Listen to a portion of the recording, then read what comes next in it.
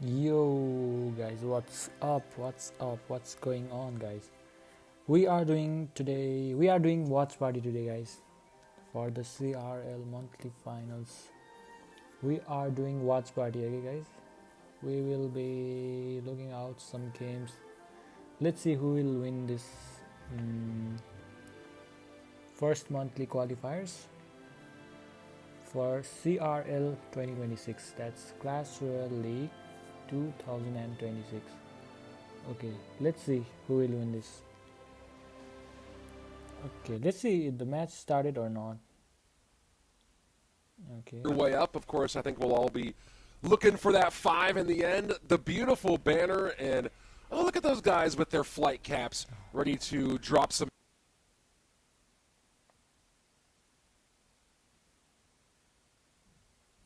Okay, what's the problem now?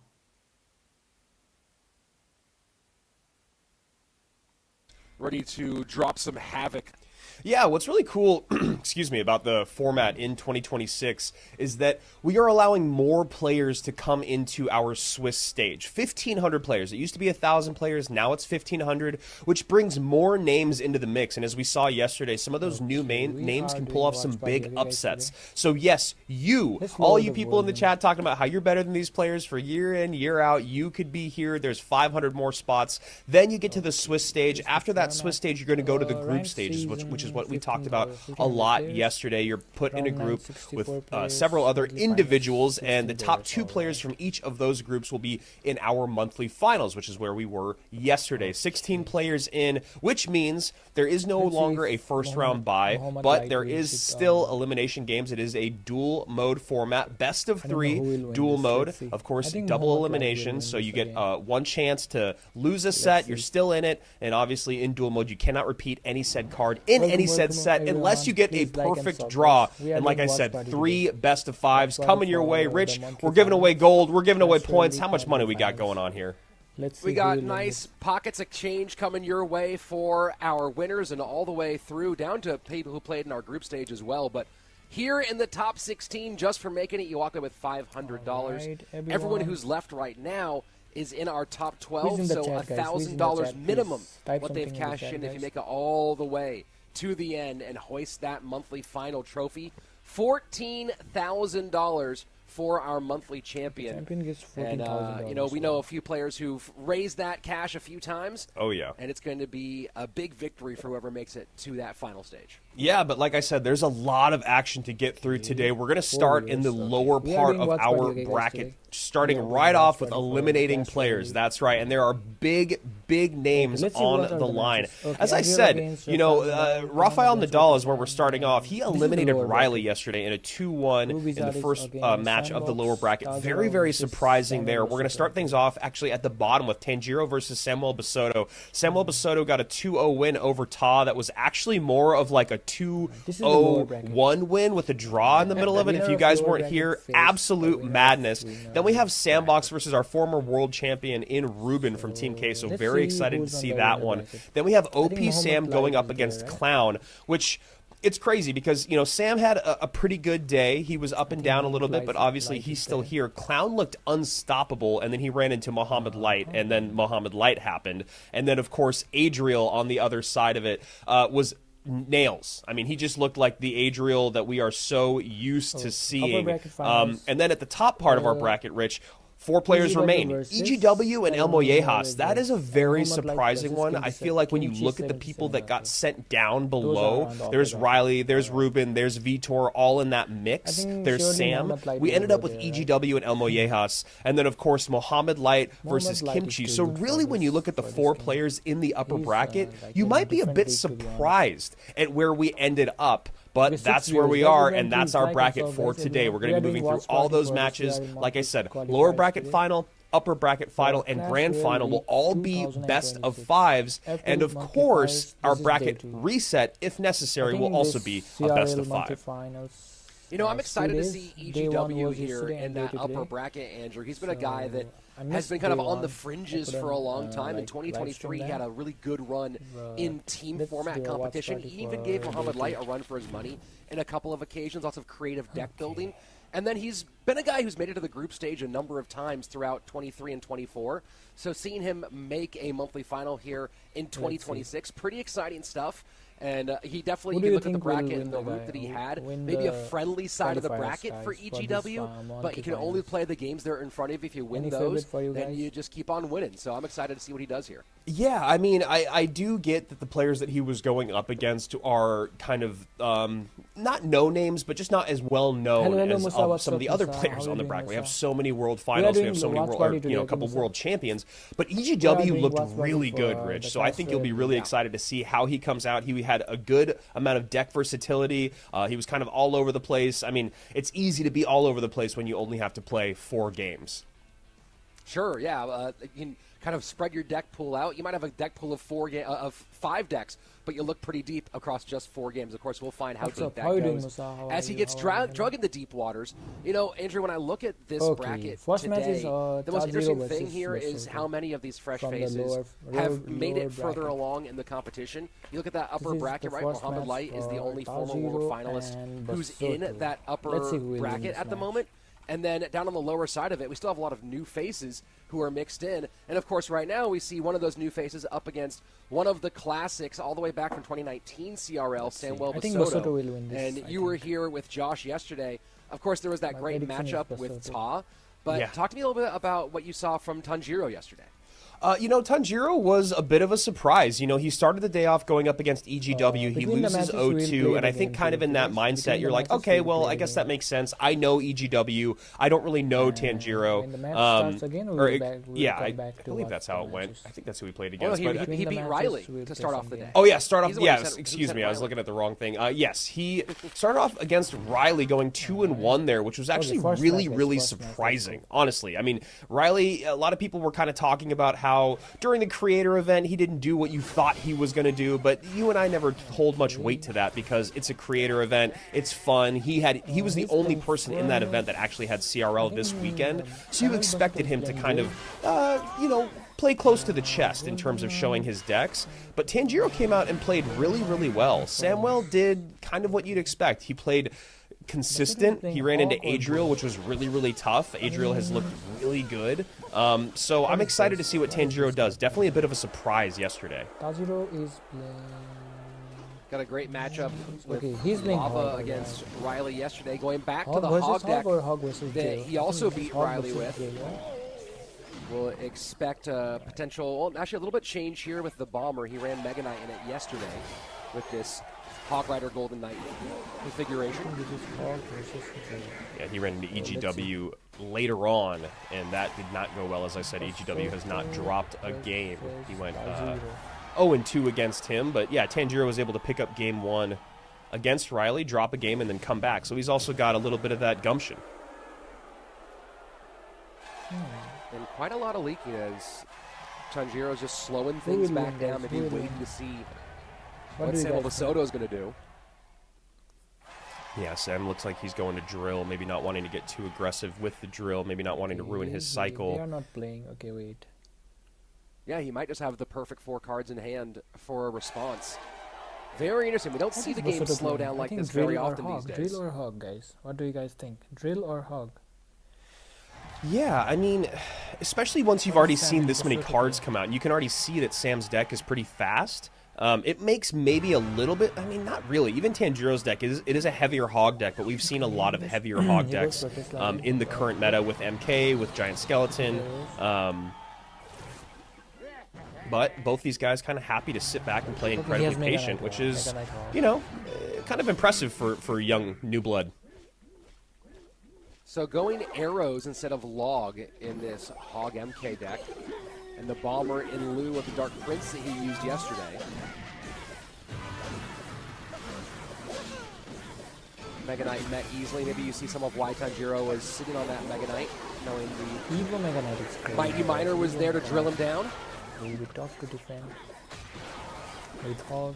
Yeah, I mean, yeah, makes sense. I mean, he obviously does want to get to the Evo Mega Knight, but it's just too much to spend in single when you don't really have a plan, especially when your opponent can punish.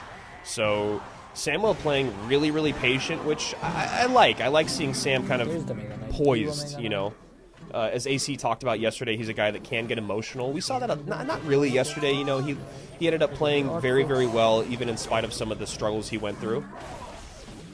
Drill might be good against. Evo Mega Knight on the right-hand side. Hog going to go right past as the Tesla goes down. Drill to hold mixed with the Evo Snowball, and that will prevent any Hog shots on the left-hand side. So far, very slow play from both these two, very methodical. No one really getting over-aggressive. That might be the most offensive move we've had so far. That connects, though. That's a big connection for Sam. Yeah, I mean, considering that Sam has only used his drill on defense, the fact that he's actually in the damage lead is probably a great showing of why he's okay to play so patiently. You know, drill is one of those decks that just because it's a fast cycle, it doesn't mean you have to play hyper aggressive. One of the worst things that you can do is kind of send in uneducated drills or drills that just give your opponent an elixir advantage. Can go with the poison cycle. Final 50 seconds. Poison will do more right now, 25.93 top left, bottom right 22.80. He's going with early Tesla. Taniro has not been aggressively getting the earthquakes on tower. Instead, you see him go Look again at that here. Tesla placement there. Earthquake higher on the Tesla, hoping to sneak a Hog through, but of course, the drill has been effective defensively. It's crazy. Even with 30 seconds remaining, Sam only has a 300 HP lead, and he's happy to poison the weaker of the two lanes. He's using his Evo Snowball basically only defensively, and he's cycling his Mighty Miners like crazy. He's letting these Demolishers just create a little bit of pressure, and that Hog gets... Did it get a hit? Got very close. Did not get the hit, though. I don't think he got the hit, yeah. Right there. And look at that. I mean, Sam... Okay, Hog is on tower. Oh, the Hog is there. The Hog is there. The Hog's going to get another hit. Oh my goodness. He won, man. Taniro won. And I was just going to say, this is something that we saw from Sam yesterday, as he has played like kind of lights out for 4.5 minutes or so. And then just in the final moments, just making a few errors that cost him the entire game. That was one of the most passive, crazy losses I've seen in a while. Okay. Between the matches, we'll absolutely play some, astonishing, Andrew. I mean, you know, I understand matches, trying not to let, games, and okay? this is the hard part, right? He's working up against an earthquake, so the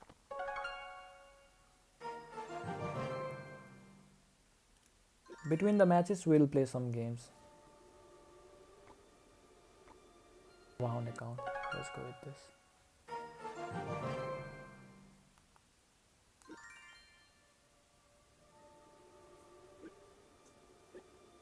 Between the break, we'll play some matches.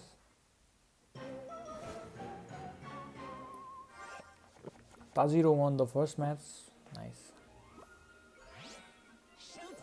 Okay, let's go with that.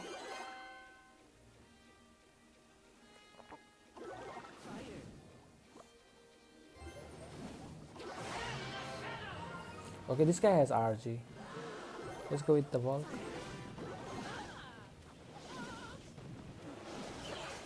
Okay, let's go with the balloon. Oh no! He has oh, balloon will not get any damage now. At least the death damage. Nice.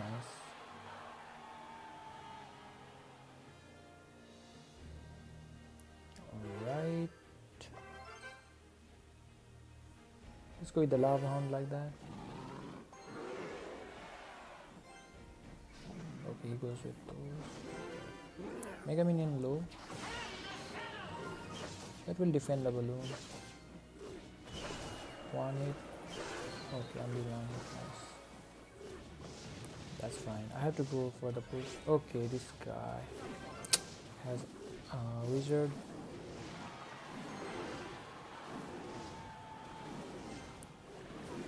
At least I got some damage with that.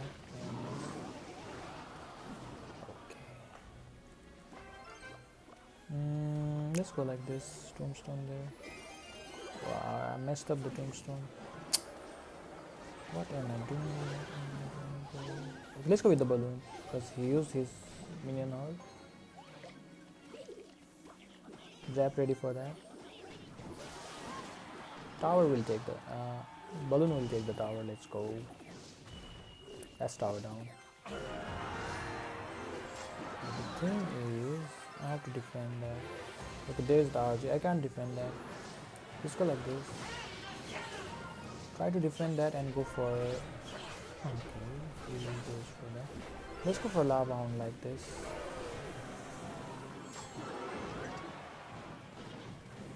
Skelly tracks there. Grab that. Inferno drag.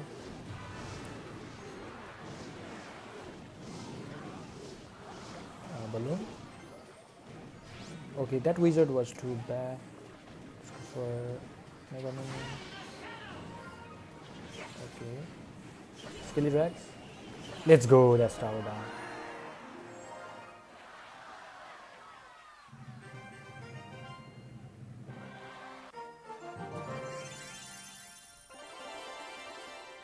Nice. Let's check if the match had started or not. Let's check, okay. The BM is still happening, and you can see the look on his face. That's the look on the face of a man that knows that he got a little ahead of himself. This is still Samuel Basto we're talking about. And look, he did something smart. He went and got the tower advantage. He got the tower down. He sold out. He didn't sell it to the point where he lost his king tower the opposite direction.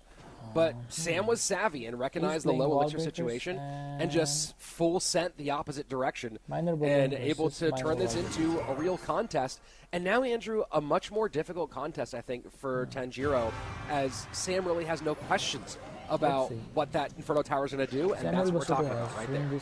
Yeah, the Inferno Tower was something that we talked about a good amount yesterday, just wondering how much more it was going to show up in the meta just because of how heavy the meta is right now. We're seeing so much lava, so much Mega Knight, so much Giant Skeleton. You have to think about what can be another way to get around these big beatdown decks, and Josh was talking about how the Inferno Tower could be a great answer.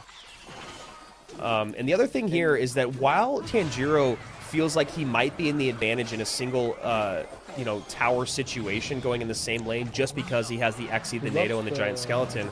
This is Sam playing Quick Cycle with Inferno Tower, as we were talking about. He's very, very good with these types of decks. The Exi creating problems, Zap for the reset. Sam has to get back around and distract this Executioner and have the bats ready for that balloon. And the Executioner and Zap, those two things together, not to mention the NATO.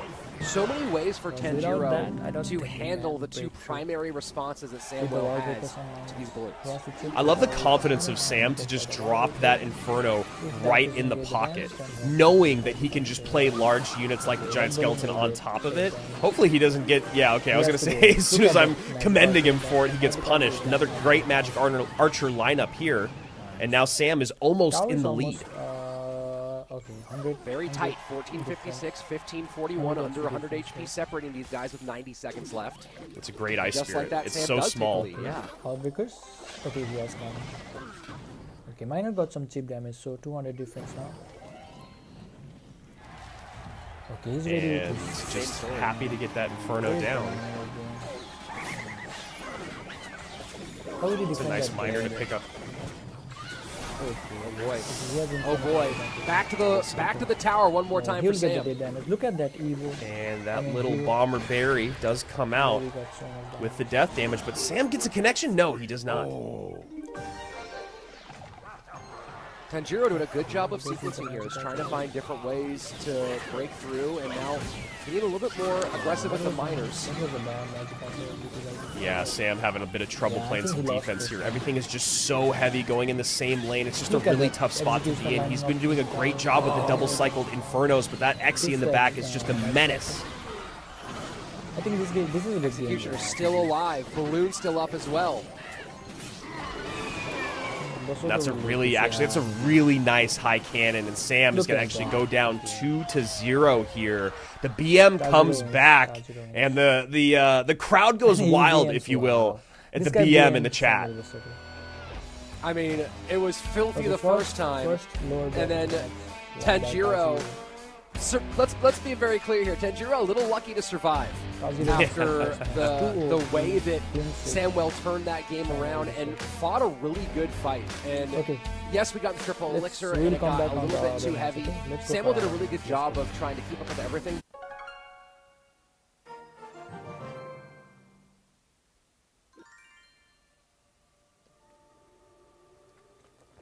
Okay, we are playing Lava Hound here. Let's go with the Lava Hound. Let's go with Mega Minion. Okay, bro has Mega Knight. Okay here. Okay, all the tower is lining up nice. Should I go for balloon? Okay, wait. Let me see his all cards. Okay, he has EVs. Okay. Skelly Racks at the back. He has Electro Wiz, Mega Knight. Let's see. Okay, there's the wizard. Okay, I will go for a Lava Hound there. Okay, he has reached to. This will be so tough, guys. This will be so tough. I won't defend the wizard. He goes for minor at the back. Alright. Let's go for this. And zap this. That will kill that witch. In that way I can maybe get some damage on the tower. Inferno Drag, go to the tower, man. Okay, Magic Archer there. Let's go for a Mega Minion like this. Mega Minion is on Magic Archer. Let's go for that. Look at that Mega Minion. Okay, that's tower down. Let's go. Okay, nice. Okay, he goes with the wizard again. I will set up for the defense now. Tombstone low. Let's go for Tombstone low, then I have to defend it. Let's go for Skillyback like this. Look at that wizard. Okay, Valkyrie there, nice. Okay, Valk will defend that witch too. Okay. I'm waiting for his Mega Knight. If he goes for his Mega Knight, then I will go for my Inferno Drag. So let's go for Lava Hound at the back. Let's not care about the Mega Knight. Okay, he has barbs too. Okay, I can't defend that, right? Can I defend that? I can't. Let's go like this, try to defend some. And then we will go for our Inferno Drag behind the Lava Hound. Okay, there's the Magic Archer. Skelly Drags like this. There's the wizard. Mega Minion, go to the tower please. Okay, it's almost, we took almost, we took most of my tower. Is that that? Okay, is nothing there. Okay, I have to go for a Valkyrie like that. That might be trouble for me. Okay, let's go in guys. Let's go for 3 crown. Try to 3 crown this time. Really like that. Okay, there's the Mega Knight. But Mega Knight is too late. Yeah, GG's. Let's go.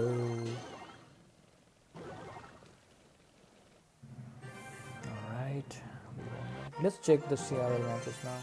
If the match has started or not. Let's see.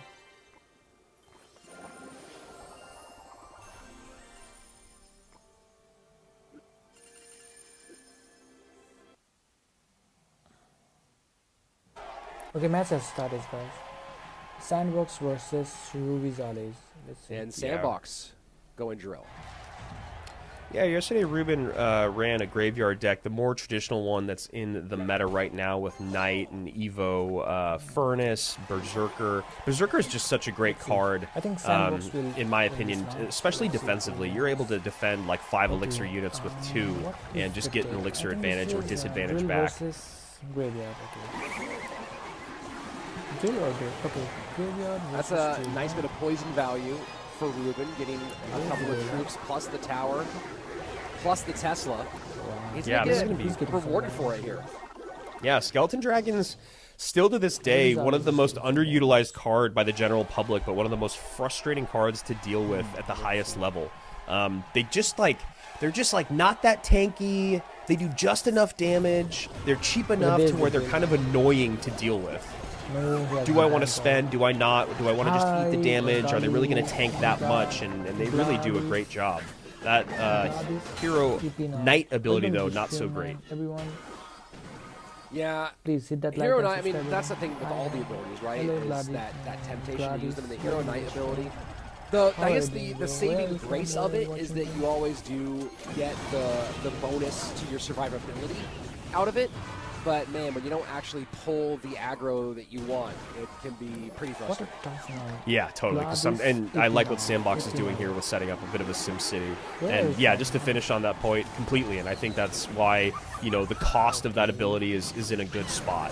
You should be punished for using it incorrectly because you're still getting a benefit. Evo Drill might get some damage, yeah. Evo Drill and Poison supporting. Nice. Look at the damage. He got 23. And again, that ability from Sandbox not 600 quite there in time to have any sort of He goes efficacy. with another drill. Yeah, I don't know if I'm missing something here on why he continues to play it the way that he does. But I don't know. You know, Sandy is a man with his own plan, apparently. But down by about 500 HP. Skilly Drax. Okay, he going with the graveyard. Graveyard on the right-hand side. Okay, he goes with the graveyard. And he's just happy to continue to clean up stuff There's with the poisons. Evo Drill is there. The poison value Goes with has the been bomb. significant Okay, no enough Evo Drill.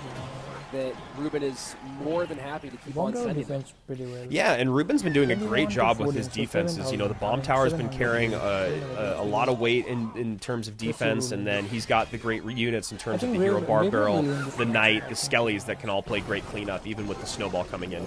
Okay, there's the Evo Drill now. Drill I like in. these Drill at the back. skeleton dragons at the bridge. They bait out that Tesla, or they demand that Yes, Tesla. Okay, he goes for the snowball. Look at that goblins. Goblins on tower. Let's get some good damage here. Yeah. He goes with the poison. For Sandbox Okay, there's the finally, as he graveyard gets on the poison in left as side. well. And he will take the lead. Okay, he didn't get much damage. He gets Sandbox Yeah. getting a ton out of that Evo Drill. Too skinny. Really nice, and that's exactly what we're talking about. Is you need to get a little There's more the drill aggressive with those again. Evo drills. You need to make sure He's that on Hero the Knight lead. ability Wow, has he goes for any sort of target, and it Goblins did on that tower? time, Look pulling at the Knight that. away. Look at You that. saw That's how on much the Ruben tower. had to drop, Poison and there we is go. there. I mean, that's the thing about Evo Drill is it's a fast cycle deck. You can get some damage in. You need to keep up your aggression throughout the game, but in Triple Elixir, this deck becomes so incredibly difficult to deal with. I would have actually loved to see that graveyard in the opposite lane from Ruben. He's got the Knight there. He can keep going in with the Skeleton Dragons, and now he kind of recognizes, oh, I should have maybe put that pressure in the left-hand lane, but a little too little, too late. If he lets And him you know, go- we're seeing a very different story. Obviously, a totally different kind of deck that he's facing here okay, for Sandbox wins the Sandbox. first match. But you know, when you think about drill Sandbox play, wins the and you first think match, about the okay. difference in the Evo drill and when it's in its Let's go with regular our form. matches. I'm a We big will come fan back after of one defensive match. drills. When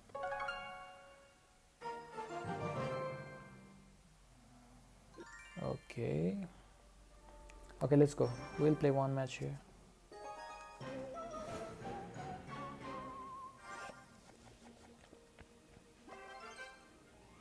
Okay, let's go with the Lava Hound.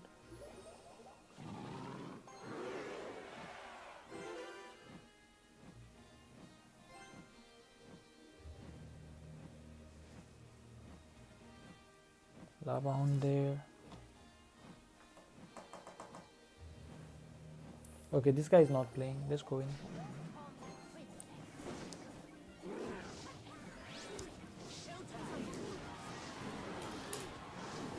Okay, he goes with that. I think he lagged or what? This guy was lagging. Skelly Drax like that. Okay, he goes with Mini pick. I have to go full wall. Kill that back, kill that. Nice. I think that will take. He has to do something, or otherwise the Skelly Drax will take the tower. Okay, he goes with that. Right, let's go with Mega Minion to defend that. Nice. Right, let's go with the Inferno. 8 people in the chat, guys. Everyone, please hit that like and subscribe button, guys. Let's go for 1700 subs, everyone. Let's go Lava Hound at the bridge. Because I have my Inferno Drag tanking there. Okay.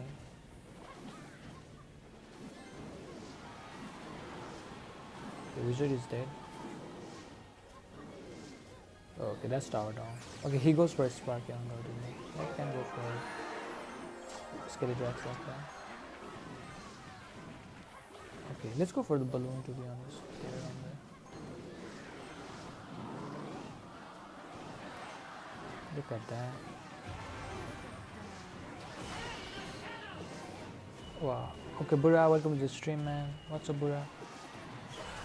welcome to the stream. And we are doing watch party today, Bria. We are doing watch party for CRL, so I don't know if you guys like that or not. I have a question. Does morning come after night or night comes after morning? Okay, bro. Evil Zoda. What's that question, man? I don't know, man. But I know AM comes before PM. I don't know night comes or day comes. Hi Buddha, what's up? We are doing watch party today for this. Really got me there. Okay, wasn't expecting it, and he's not really up by much. A nice defense here with the E-Spirit. Those aren't the hero goblins, so that's going to do more than enough. And this is the Sandbox that we saw in the second set yesterday, kind of vibing. I think yesterday when he first came out, he was feeling maybe a little nervous or something, but in game number 2, you saw him dancing, vibing, feeling himself, even when things weren't going his way. And, you know, we've talked about this year in, year out. Sandy is a guy that just needs to have confidence, and then he's going to play the game that we're all expecting him to play. Let's see who will win this. Sandbox won against Rocket in a lava matchup with the same deck yesterday. Yeah, you know, Sandbox, it's really interesting when you look at his deck pool. I think he's leaning pretty far away from Royal Giant. We saw him play very, very little Royal Giant in the group stage. A guy that was kind of starting to be known as a one-trick RG player. Sometimes he almost would paint himself into a corner in best of threes because you knew it was going to come out. That is not the Sandbox of 2026. That was kind of an unfortunate hog rider before Sandbox, as the timing just let the Hunter completely take care of business. And he's going to have a successful defense here, but he's going to spend a ton on this defense, and Ruben's not going to have to do a lot when he decides to go ahead and fireball instead. Not going to have to do a lot to clean that up. Ready? Yeah, it's really interesting because these Lightning Hog matchups are with RG can be pretty tough for the RG player. You've got a fast enough cycle. You know, your Monk isn't reflecting a lot of things. The Lightning coming in can actually be really, really effective against those units that are usually behind the RG. Whether it is the Monk in front or the Fish Boy plus the Hunter behind, the Lightning can really kill those pushes. So curious to see, you know, how Ruben's going to break through. He's a guy that is, you know, over the last few years, we've talked about how Mugi is the best RG player in the game. Ruben is not far behind. Lightning to try to clear the way. Hog gets completely gunked up, though, as the mass of that Monk clogs the lane well. 1764 to 2312. Sandbox comfortably in the lead as we go into the final 2 minutes. But this is where Ruben can turn up the heat.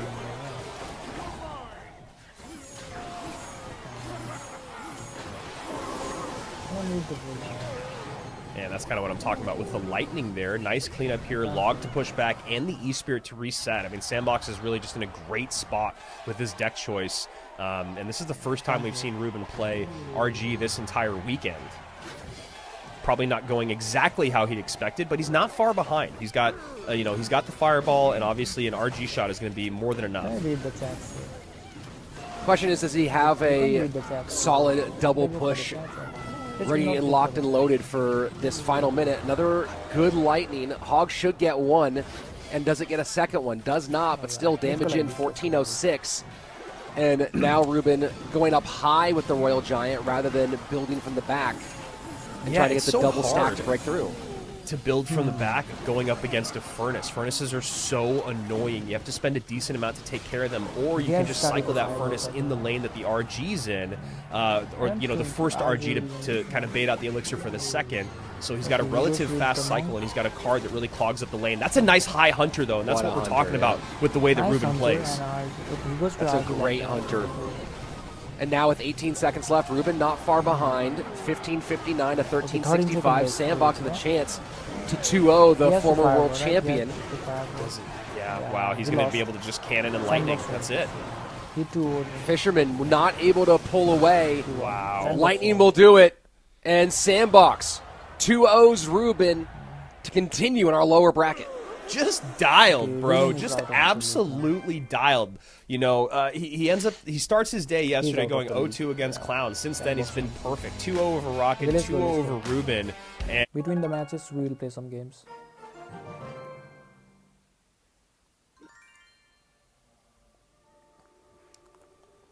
Okay, let's go.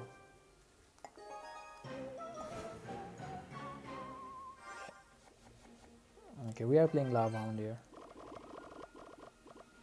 The lava at the back.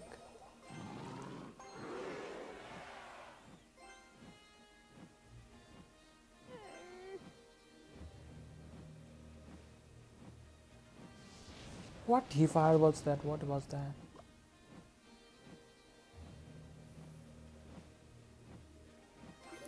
Okay, let's go actually. What? He arrows that? What is going on, balloon? Okay, he goes with Mega Minion. Okay, that's tower down, right? Yeah, this guy couldn't defend that.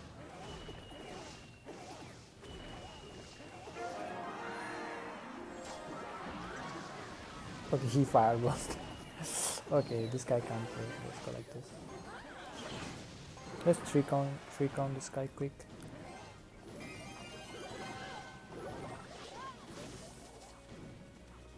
Yeah, this is GG's.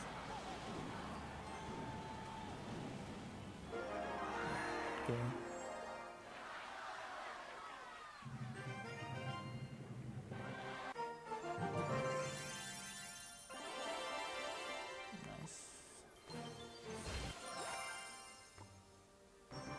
Let's go.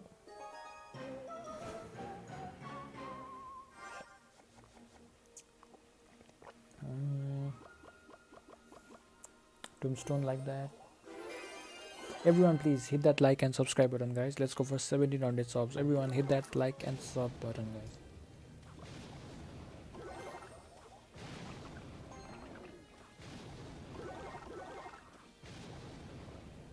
This guy's not playing. Let's go for a balloon.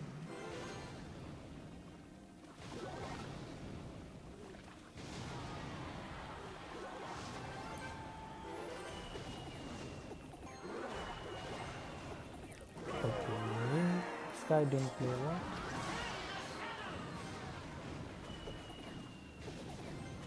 What was that? What was that?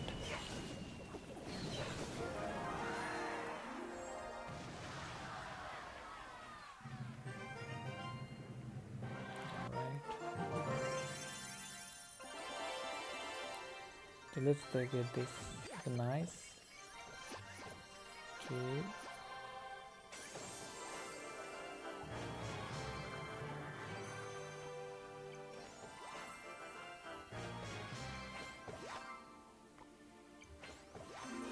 I need both of these. I think I will take 70 means I will take the Mega Minion. Balloon, yeah, balloon. Then let's see. Okay, I don't need both of these, but I will take hi Stihad. Hi Stihad sir, welcome to the stream, Stihad.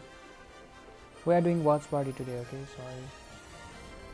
Okay, we can't play much match. We are playing. I mean, we are doing watch party. Let's upgrade this. Nice, level 10. Let's get it to level 10. Nice. Let's upgrade the minion for Skeletrax. Hi Stiar, what's up, man?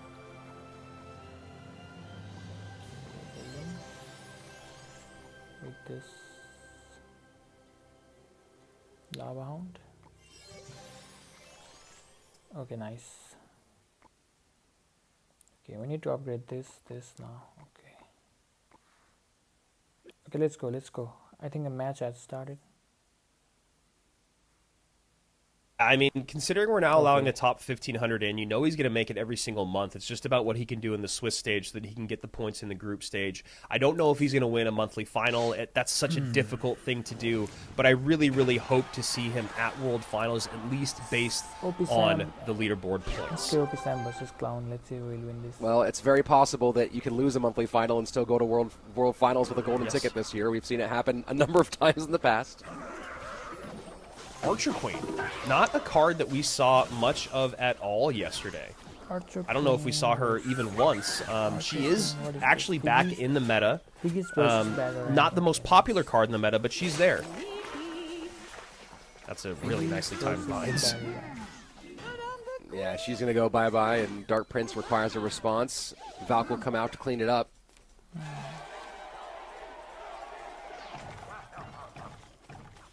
Let's see who will win this match.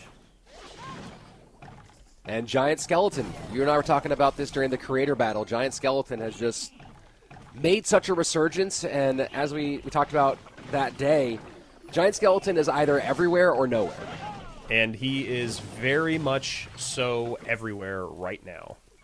Actually shocked we didn't see him in the earlier 2 sets. Okay. I think Better M can win this matchup. Mad Scientist always doing Mad Scientist things. We talked about that mirror deck yesterday. Yeah. one of those ones that I would have loved to see. Yeah, it didn't work out too well, but it was definitely a fun one to watch. Sam has too many good counters. I don't know what the lore is, but it does feel like there's some relationship, maybe younger sister happening between the Valk and the Berserker. Oh yeah, totally. I wasn't sure where you were going there. I was like, are we talking about Sam or Clown here? And then the Valkyrie and Berserker made more sense. There you go. Clown yesterday started off his campaign going 2-0 over Sandbox, running RG and Lava. But going with a Drill Goblin Hut deck here, which is just a really, really unique deck. It's one of those decks that you look at and you're like, are you trying just a little bit too much or are you brilliant? And as of right now, defense is making him look pretty smart, but the game is still very, very close. Very new. Well, you know, Sam has played a lot of like Battle Ram, Hog Rider, Royal Hogs, and he knows he probably has to cover those style of decks. He's at least maybe preparing for that throughout this best of 3.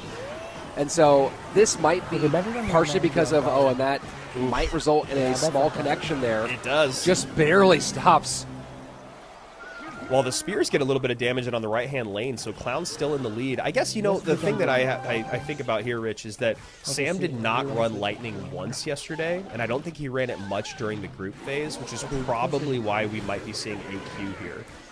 Lumberjack is on his side. Yeah, I don't know who's coaching or who's like helping Clown with deck picking, but you know, you think about not worrying about the Lightning. You think about going with a non-traditional building option for Drill because he probably knows he has to cover certain cards that require building responses in later games. And it definitely seems like someone's out there doing their homework. Yeah, and the Goblin Hut is really difficult to break through. That building is actually very, very HP heavy, and obviously the spears coming out just give great support. Didn't see as much Goblin Hut as I thought we might see yesterday, but starting off today, wow, this is a tough push to deal with. Only 4 elixir. Maybe he gets back to Valkyrie. No, he goes back to his Goblin Hut as I'm singing its praises. On the right. Yeah, and that's just trusting what you have in cycle, right? The Evo Snowball able to roll everything back up. Has to drill defensively here. Ooh, this is a really nicely constructed push by Sam. Delivery comes out with the Snowball. Wow. I mean, that was good by Clown, but it feels like he is fighting for his life right now. I mean, he's facing true bridge spam right now. It just is relentless. For the first time, Sam gives him a breather. And, I mean, that was about 90 seconds, maybe 2 minutes of just relentless pressure at the bridge. Yeah, and still just barely behind is Clown, even though he hasn't been on offense in what feels like forever. Obviously going to be a bit difficult just looking at the responses that Sam has, but more so the aggression. You can see Clown with a shake of the head, as that is a big breakthrough on the left-hand side. Yeah, and the writing was on the wall there when that second hut had to come out. Right in the thick of everybody. That was going to get evaporated, completely disappeared. Some Chris Angel stuff. It was gone. And next thing you know, so was the tower. Yeah, I mean, that's the... Let's play the game.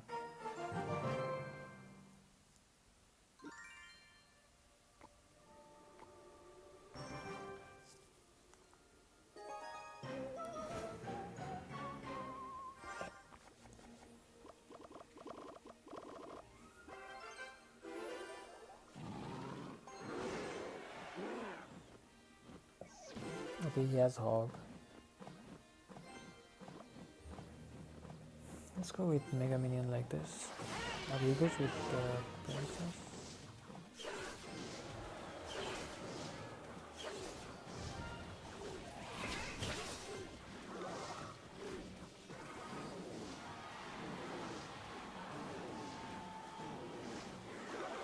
Let's go with the Tombstone like that.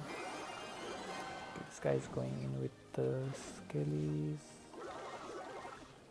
Scarmy. Okay, Volk there.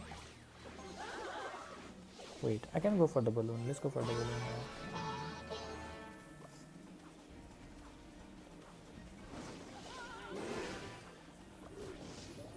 Skelly Drax to kill the Minibeka. Wow, Minibeka gets the spawn. On tower. Let's go with Mega Minion like this. Kill the princess. Okay, at least it kills the princess. He might go in for the hog now. Okay, he is BMing me. Okay, bro. I'm gonna drag. Tombstone there.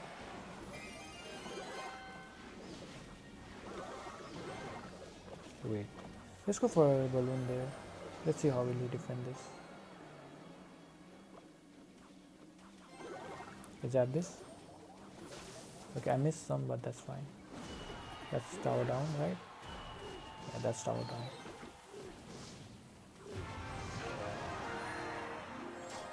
Let's go with Mega Minion there. Okay, there's the princess. I have to go for the Skellies. I mean, Skelly Drags. Okay, he going to it there.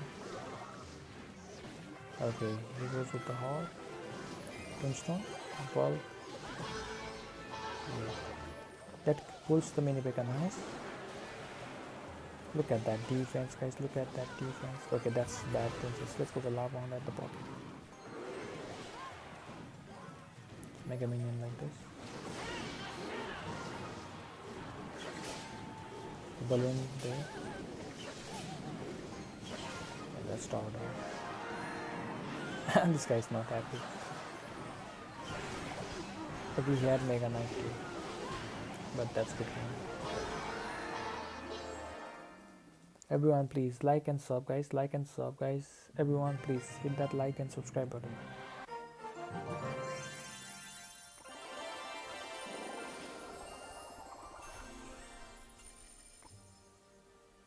Nice. Okay, let's go. Let's check the matches there. Prince usage is a lot to do with that.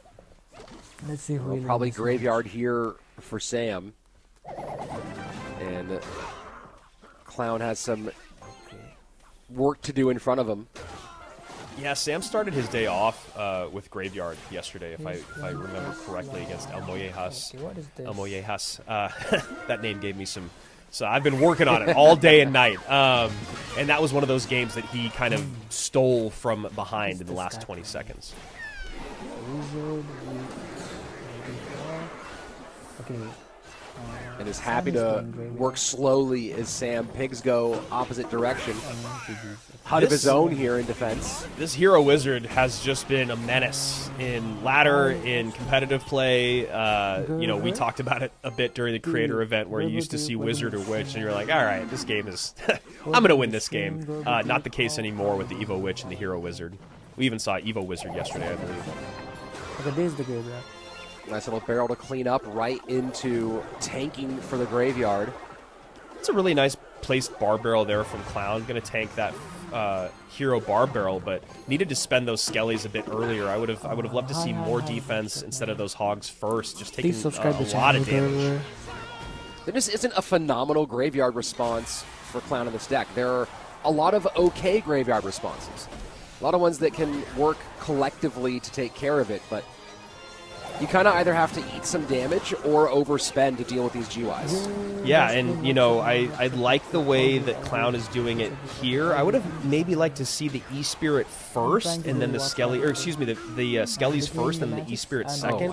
The Barbell has to go up high on that Evo Furnace, but yeah, WoW is right. Just so much damage in already as these Evo Piggies come down the lane to try to narrow the gap for Clown. Well, to add insult to injury, you saw that last Fire Spirit leap onto the Dark Prince as it got away from the Furnace, and that one was one of those ones where just a little extra damage you'd love to have back. Yeah, that we saw that yesterday too, where it was just like the Fire Spirit from the Furnace baited out 4 Elixir because there was no better response, and you just can't eat that fireball's worth of damage late game. But it ends up being a -4 trade, which is just insane to think about for something. 0 from your opponent, 4 from you. Just tough stuff. And so here goes Evo Tesla plus Skellies to deal with the Graveyard, but you know, you don't always have Evo Tesla. That's part of the problem. The other thing, too, is that Sam has been one of the best players with the Hero Barb Barrel, which is a card that you can be, like, it does deserve that level of conversation now because of how offensive it has become.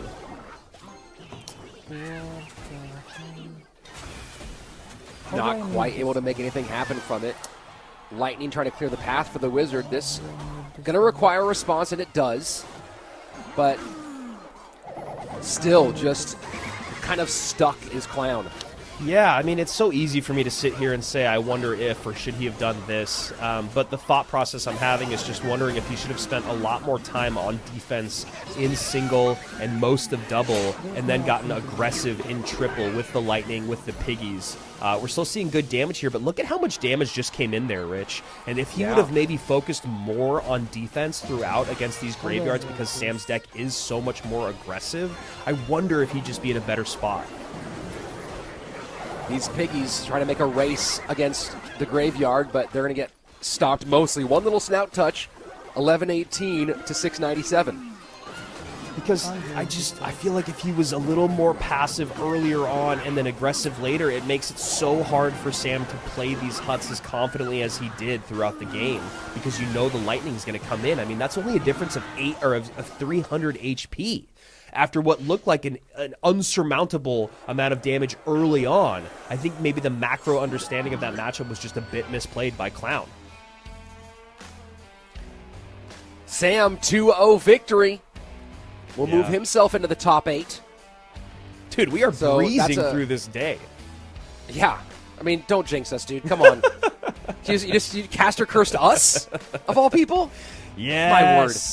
I got nothing better to do on this Sunday. All right, here are the 2 games that we saw from OP Sam and Clown, who has just been eliminated, walking away with a little bit more cash, a little bit more points, but obviously going to be pretty disappointed at the... I couldn't fix the volume, guys. Is it fine here? Hello? Okay, now it's fine, but I couldn't mute the YouTube. I couldn't mute that. How to mute that? I don't know. I couldn't mute that dustbin. It's working fine in the game, but I couldn't mute that on the YouTube. I don't know how to do that. How to mute it on YouTube, man? I couldn't mute that.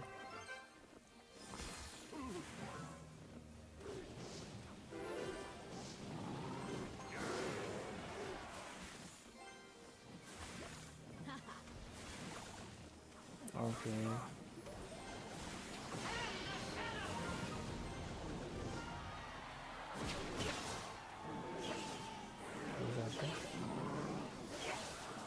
Look at the damage, guys. Look at the damage. Let's start down. Alright. Work there.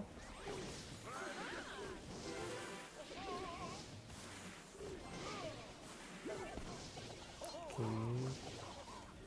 Let's go for that. Everyone, please hit that like and subscribe button, guys. Let's go. Hit that like and subscribe button. Let's go, everyone. Lava on there.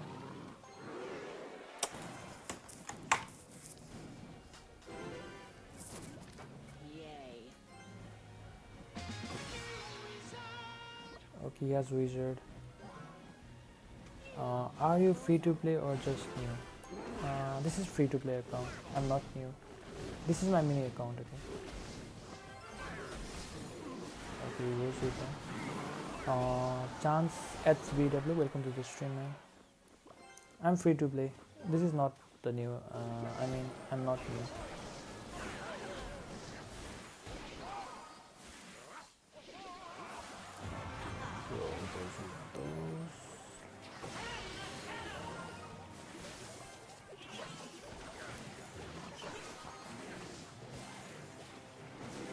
Okay, he's spamming now. Do that. Use it like that. 12 to defend.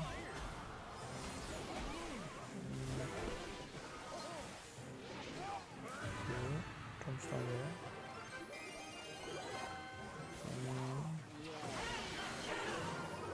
Skill attacks. Kill the princess, please. Jab this. Nice. Good defense. Not bad of a defense.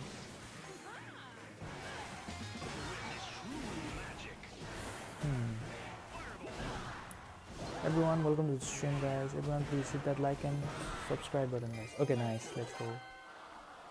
GG's. Okay.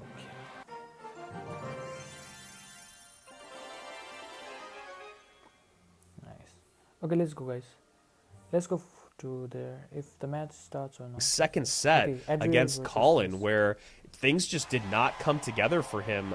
Colin had a really great deck pick in game number 3, where he played Evo Royal Recruits, Skeleton Dragons, Ram Rider, and Adriel just had 0 answers for that. It was an insane deck pick, actually.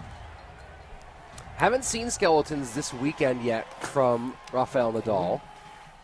Very interesting as the first shown card from him in this one. Yeah, Nadal was a little bit all over the place. You know, he played Piggy's 3M, he played Royal Giant, he played Minor Poison with MK. I think the only thing he repeated was RG, and he played very similar versions with Monk. He also played E-Giant, which he lost to EGW with that. So both these guys looking a bit heavy at the moment. Curious if we're going to finally see our first battle in the skies today. We saw a good amount of lava yesterday. The only deck in his pool from this CRL campaign, or that he's been running in the last 18 hours, was a Giant Skeleton Hog Rider deck with that Evo Skellies. Anyone know how to mute this? Yeah, and, you know, we did see a good amount of RG and EG, Royal Giant, Electro Giant, from Nadal. Tombstone makes me think, well, I was going to say lava, but then we see the Giant Skeleton, so now I really don't know. Could be Loon, could be GY. Adriel versus Rafael Nadal. And now the exit. We've seen... Okay. And it is Loon. And, yeah, there you go. So we've seen how successful the Loon can be with these two cards already today. Miner gets in front. Tesla's second one does get down. And it's going to stay up. Wow. That should get a hit. I'm actually shocked with the double Tesla in. That snowball was so effective. Adriel just breaking through what seemed like a pretty impossible feat to do. It felt like he was kind of just pulling out an elixir and setting up for the next, what could be another Loon push, or just kind of feeling out his opponent. But a great breakthrough there, as this Giant Skeleton does get pulled back. An aggressive Minor Loon. Evo Tesla this time, as he uses the ability, trying to see if he can break through. Not going to do it. I know. I think that ability is just in the right place, honestly. Not in terms of placement just now, but in terms of balance. It's not too strong but when used correctly, it is incredibly frustrating, and I feel like that's kind of how it should be with heroes. Shouldn't be game-breaking, but it should make you think twice, and that's a really nice Magic Archer from Rafael Nadal. I mean, that's a ton of damage out of the Magic Archer, and we're going to try to deal with it here with the Exi. And those last two shots were just absolutely devastating, and one of the things we talk about is how strong the Giant Skeleton is. Well, it's got a massive hitbox, and it is very slow, so just prime cannon fodder for the Magic Archer.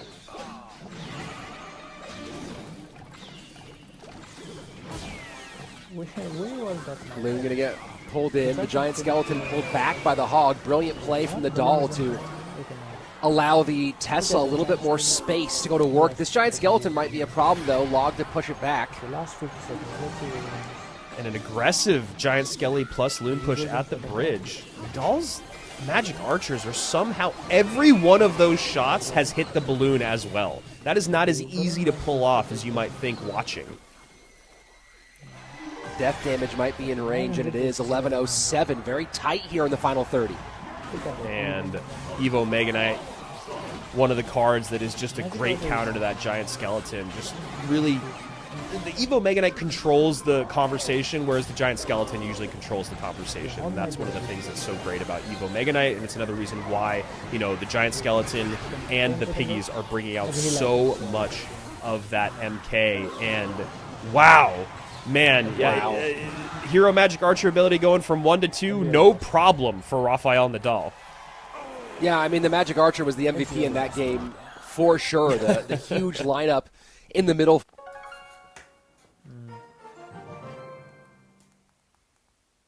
That was a close game. Adriel lost. So Adriel lost the first match. We'll come back to the second match after the match, okay? Let's play a game here.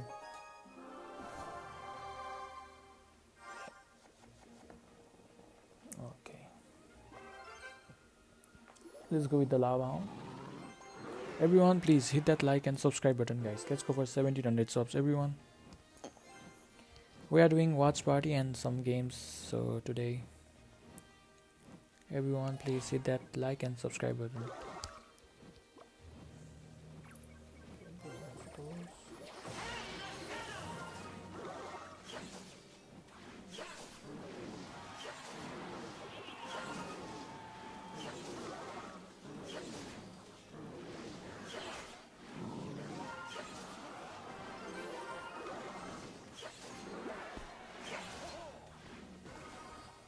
Okay, he goes with the knight.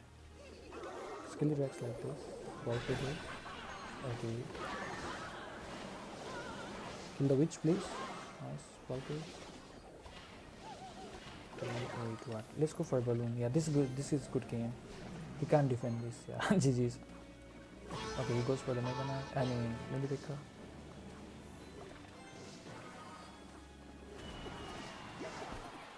Okay, he goes for the knight. Let's go with lava. Let's quickly 3-count this one. Okay, he goes for that. I won't defend that, right? I won't defend that. I will go for the 3-count. You might go for the bats. Where are your bats? Okay. Jab that. Kill it. Nice. That's tower down. Okay, he goes for the bats and protects his tower. Alright.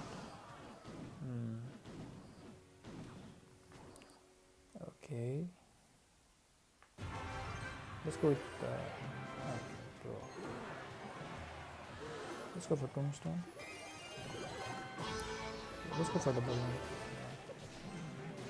I don't think he can defend this. Okay, let's go in. Jab the tower. Good game. Let's go. Okay, let's go to the second match, guys. Let's go to the second match. We are doing watch party today.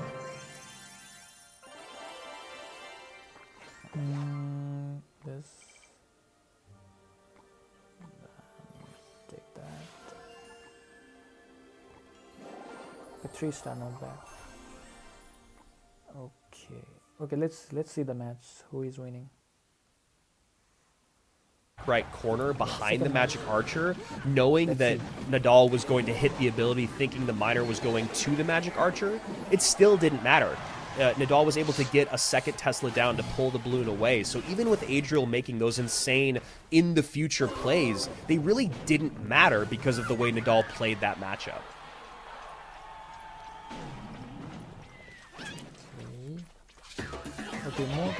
That is one of my more satisfying things in the game now, is when you send a spell to where the Magic Archer ability is going to be, or like a miner. It's just cool. It's like a prediction that didn't exist before, and that's a thing that I always like to watch. It makes you feel pretty genius. That's yeah. Even though in Adriel's case it didn't help him win the game, it won some style points.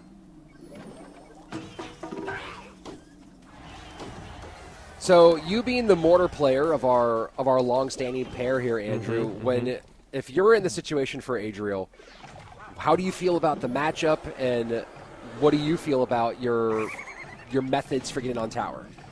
You know, the nice thing here is that you can play your mortars offensively. That's something we were talking about a little bit yesterday, which is just like the inability to play offensive mortars because you have to have your mortar be a tank for like an RG or a hog or something. So that's one positive. This deck, in general, is going to match up pretty well against Graveyard, just because you have the goblins, you have the rascals that you can split, you have the Dark Goblin. But the biggest thing is about breaking through. How do you break through that Goblin Hut? How do you deal with those Evo Bats? So I'm just curious to see how Adriel's going to play this out. But I do like that he's running this version. I like that the Mortar can get on offense. I like that he can still send out Skelly Barrels to bait out those Goblin Huts. And then when poisons do come down, you can start to stack your heavier units like the Cannon Cart and like the Rascals. Cannon Cart goes down in the backfield. Will he pop the Goblins on the left? And, of course, Nadal has to sit there and stare at that for a minute and eat some mortar damage. This is kind of what I'm talking about. The poison's out. Goblin Hut comes back in cycle. Goblin Hut, when it's not super effective, starts to kind of eat through your elixirs. You can see a bit of an advantage for Adriel there. And the aggressive fireball on top, I don't mind this, but that is a beautiful hero barb barrel. It does get a shot on tower, but you saw how much Adriel had to spend. Gets the shot on the tower, and you see Adriel popped the hero Goblin's ability a little late and didn't even prevent the shot from connecting. Yeah, and I think the other part of this conversation is that Adriel has to be really okay with keeping up the dual lane pressure just so you can't get that gigantic big beatdown push, and then the Graveyard comes in behind. Final 80 seconds. Slight lead for Nadal in that left-hand lane, 24-33. Log will get some chip damage and make it a tad closer, but we keep seeing those giant skeleton bombs making the ability to create counter pressure, especially out of that cannon cart, almost non-existent. Wow, and again, that hero barb barrel ability just baiting out the rascals, making Adriel have to spend, now switching lanes again. It's fireball versus poison, or it's fireball log versus poison at the moment. You know a Graveyard's going to come in right now. Right now is the moment. That Dark Goblin is so high, it should be able to still help out, but you saw it as soon as that second giant skeleton comes in. And look at the damage. Yeah, log coming down, trying to let those skeletons pile up, but that's the problem, is the skeletons did pile up. Good damage on the right-hand side, and now a full send on the left as the giant skeleton comes down. Poison trying to stop it. Nadal, though, knows he's going to get got here for quite a bit. Fireball in, and he sees the writing on the wall. Skelly's still down, tower down, and Adriel steals that one back from Nadal in just one big flurry of action. I'm a fan of Mortar. I'm a fan of Adriel. I'm a happy man right now. So well played. Actually saw a little... There will be the third match. We'll come back on the third match. Let's play one game here. Let's go.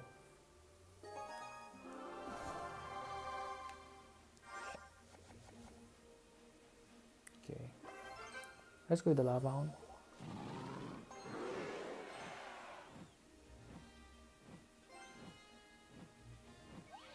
Okay, he has wall breakers. Go for the Volk. Everyone, please hit that like and subscribe button, guys. Everyone. Wait, what was that?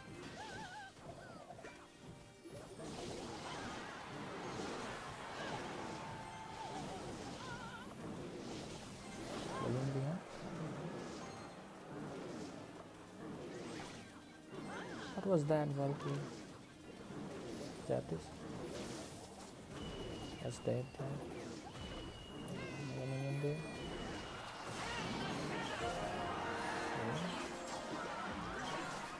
That connects, but that's fine. Look at the tower. We can trick on this guy. Oh, he arrows. Alright. Okay, he goes with the mini paper. Let's go with the tombstone like this. Okay, he uses ability there. Right. Let's go with the lava hound and trick on this guy. Everyone, 10 people watching, guys. Everyone, please hit that like and subscribe button. Let's go for 1700 subs, guys. Everyone.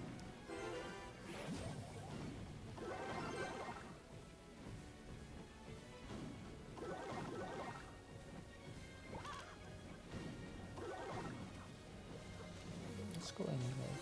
Let's trick on this guy quickly.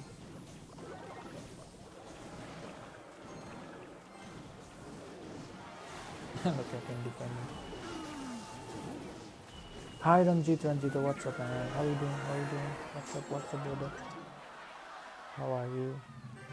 Welcome to the stream, everyone. If you are new to the channel, guys, please hit that like and subscribe button, guys, everyone. Okay, let's go. Last match. Let's see the last match. Dude, he loved to talk a little bit of trash, but he would literally be playing a game, and someone would make a move, and he'd be like, oh, that is such a mistake. They're going to lose. Watch this. They're going to lose now. And that's exactly what you're talking about, Rich, in terms of tempo control. The greatest players, yes, you track cycle, you track elixir, but the point of tracking those two things is knowing exactly what your opponent has in hand and how much they can spend on it. And Adriel did just that, recognizing you don't have the response you need and you barely have enough elixir to survive. Now I have to go full pedal to the metal. Because we always talk about these methodical players. Just sitting back and being passive like we saw from Sam in game one, not to go too hard on Sam here, it just doesn't work out. But if you're going to hold for 4+ minutes, and then when your opponent plays the wrong card in the wrong moment, you have to be able to have the recognition to punish. And that's exactly what we saw, and that's exactly what Lapo was talking about 7 years ago. Nadal, looking at sort of ways he might go, he has the Three Musketeers Royal Hogs deck that he won with yesterday open. That's one option. Of course, with NATO out, he's not as worried about having all the 3M pulled to the same side. He has a Royal Giant deck open as well. Okay, last match. Yeah, I wonder if we do see lightning from Adriel here in this game. Looking like he's already going towards RG, and looking like Nadal could be going to lava. Maybe.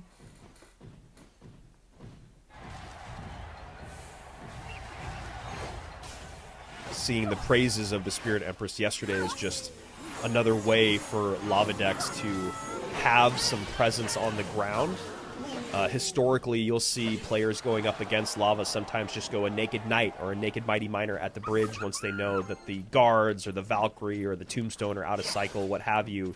But now the ability for a card that is excellent in the skies and excellent on the ground in the Spirit Empress to kind of fill that gap so your opponents can't just go hyper-aggressive on the ground opposite lane. I will say another conversation that we had yesterday, and I feel like it might come into play here, is just these lava decks don't really have Loon because people are holding Loon to play with Giant Skeleton, as we saw Adriel run earlier. But the threat of a lava deck without Loon is substantially less, in my opinion. And that's a bad Gob Cage. Yeah, definitely a direct counter to the Hog Rider when placed correctly, and Nadal may be starting to show some cracks in the armor as the stress starts to build. Yep, and that is a tough place to be in when you're going up against Adriel, because you know that he is not a guy that feels any sort of pressure no matter what situation he's in. And that's a great Mega Minion ability. Yeah. The retarget from Tesla, the ability to take care of the furnace. And wow, you see Nadal tilt his head back going, really? You have delivery too?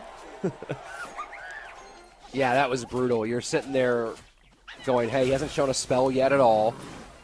Maybe anticipating lightning as the spell. You know, logs out, which makes the Hog Monk deck all that much more interesting.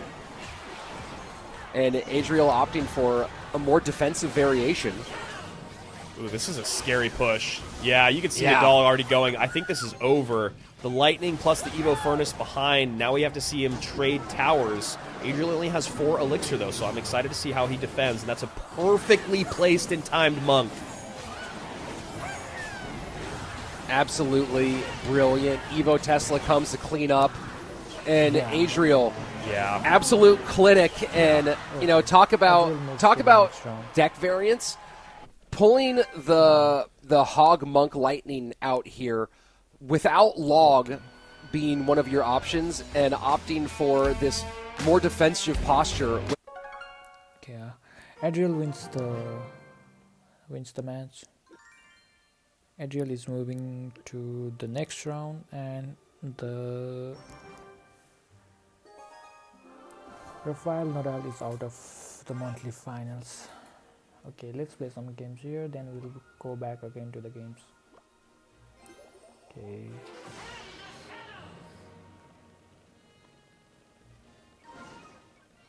Okay, let's go with lava on this side because okay, nice.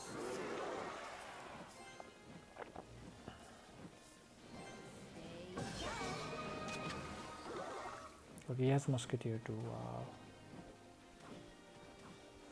I have to go for Valkyrie like that. Kill the witch, please. No, the witch stays alive.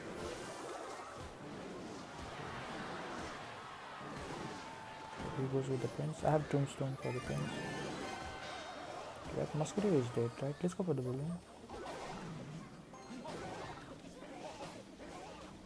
Yeah, he couldn't. Okay, wait. Should I go for the Mega Mini? Wait. No, let's not go for that. Yeah, look at that balloon. One more hit, one more balloon. No. That's alright though, that's fine. Okay, he goes this side now. Let's go with Skitty Grass. He might go in with the witch, so I'll go for the lava one at the base. Yeah.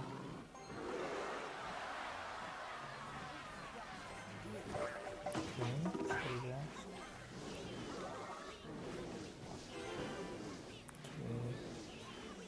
Shouldn't have gone for the lava hound. This is tough. I have to go for Valkyrie there. Is that everything? At least his prince is level 8, so okay, Mega Man there. Okay, he goes with the Miniteka. Okay, nice defense. Yeah, nice defense. He goes with that, so let's go for lava on this side.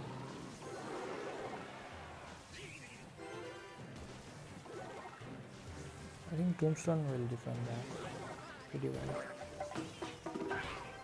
Let's go for that. And Valkyrie. Because I have to defend that prince. Still he works like this. Tombstone here. Okay, that's tower down, right? Yeah. Mega Minion there. Lava Hound again at the base. Yeah, good game. We might go in for the last push with the prince. Let's go with the vault there and end the match. Yeah, nice. Good game.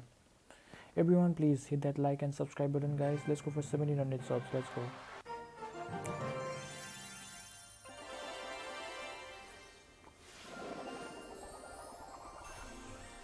Okay.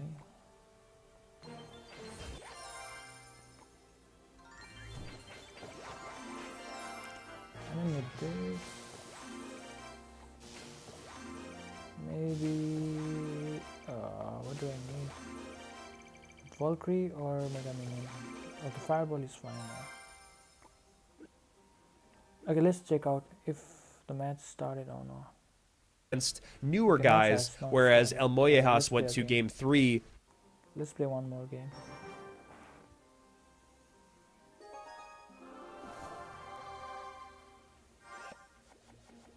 Okay, let's play one more game and we will continue our watch party. Let's go with that. Okay, he has those jab back. Skelly drag. Kill the witch, Skelly drags.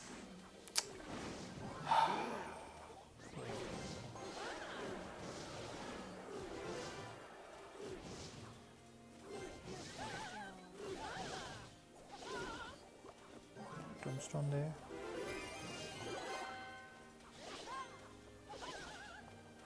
That will defend the Valk. Okay, he has magic arch. Alright. I won't defend that, to be honest. Let's go for Lava Hound. Okay, he used his ability. That was bad by him. He might get 2 more hits, but it's fine. Okay, he goes for the witch. I have to go like this. Skelly drags.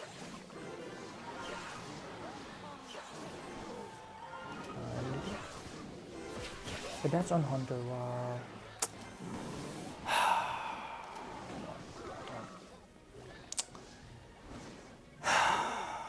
Man, what is this matchup?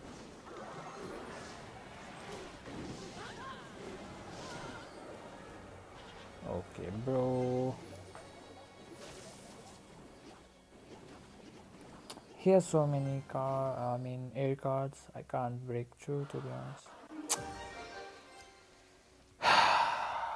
Bro.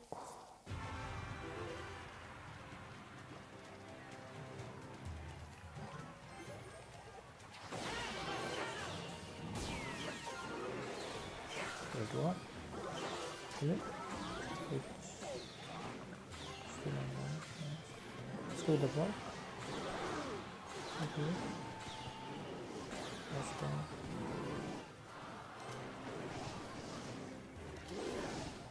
Grab that. That's tower down, maybe. Take the tower, please. Nice, that's tower down. I have to defend this. Wait. Skelly drags like that. Vault here. No, he has the evil hunter. Man, I can't. Okay. Oh. 6 more seconds, please. Magic archer. Let's go. That was so close.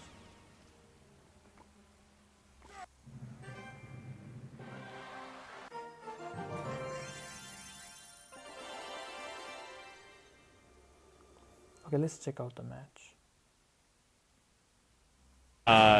It is interesting, though, because if you can see right now, it is changing the pace of the game a little bit. We're seeing a bridge spam moment here in Golem, so we're going to see a reset now after a perfect defense. And if I'm Sandbox, I go in at the moment. I mean, you're about to tick to 7. Can he do it? He doesn't. He decides to reset, and hopefully that won't come back to bite him in the butt, because you know that his opponent is going to go aggressive. So here we go. Dark Prince to work across the board. Good pickup by the Berserker from Sandbox. Ice Spirit to hold everything together. This looks like it could be a successful defense as long as that Dark Prince does get taken down, and it does. Yeah, and you can see that Sandbox is in the damage lead, and he baits out, trying to bait out the response, and he goes with the late Graveyard. I like that. And the NATO King activation attempt fails, and that should be it. Yep. That should be the final swing. Of course, we have to do some cleanup duty here for Sandbox, but that is a brutal 3 elixir to spend for nothing. Yeah, totally. And, you know, you really want that graveyard King Tower going up against graveyard. You really want that King Tower activation to come in, but Sandbox just recognizing I'm going up against something heavy. Who in the beginning, maybe it was going to be lava, but it didn't really look like traditional lava decks, especially with, you know, the Dark Prince in there and the Hero Bar Barrel, but the Golem ends up coming out very, very... We'll be back again for another match.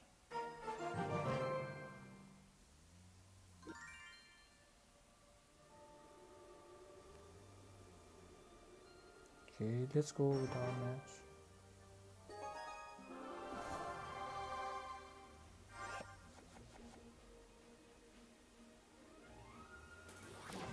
He goes with mini Pekka and balloon. Let's go like this to defend that balloon. The balloon will be there. Let's go with our balloon. Okay, he has Inferno Drag too, but he has to defend that. He goes with okay, is this a mirror matchup? Okay, he will get some damage there, but that's fine. Let's go with Lava Hound at 10. That's level 14 now. Can't defend it. Level 14 cards, man. Okay, there's that. Let's go for a skill reaction.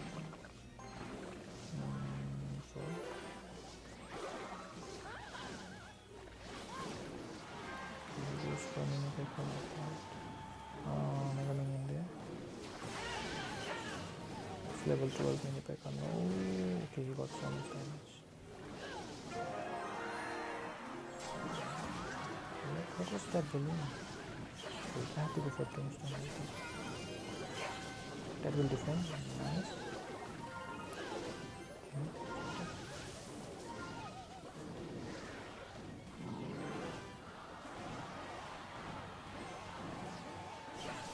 Wait, this is so close, guys. Okay, he goes in. Have this. No, Skeletrax. Please kill the minions. No, man. Let's go for the balloon. No. Balloon hit it. Hit the tower balloon. Let's go. That was so close. Let's go.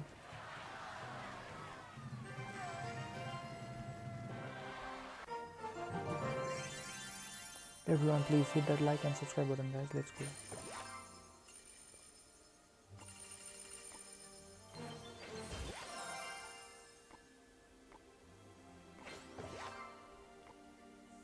Okay, let's check the match. Long time. It's been the Skeleton Barrel. We're starting to see, you know, different versions with Hog, with GY, with Miner once again. You always need that secondary win condition, but the problem in this matchup and what we kind of saw yesterday is sometimes it's very difficult for that Skeleton Barrel to actually be effective when the mortar can't create a lot of pressure. The other thing that if I'm Sandy, I'm thinking about is do they not have a big spell with arrows coming out? So once you recognize they don't have a big spell, that's when you kind of have to take control of the map with your cannon cart and with your rascals. And Sandy opting to just fully eat that damage from the hero goblins. Wow. And takes one from the hog, too. Wow. Yeah, that's devastating.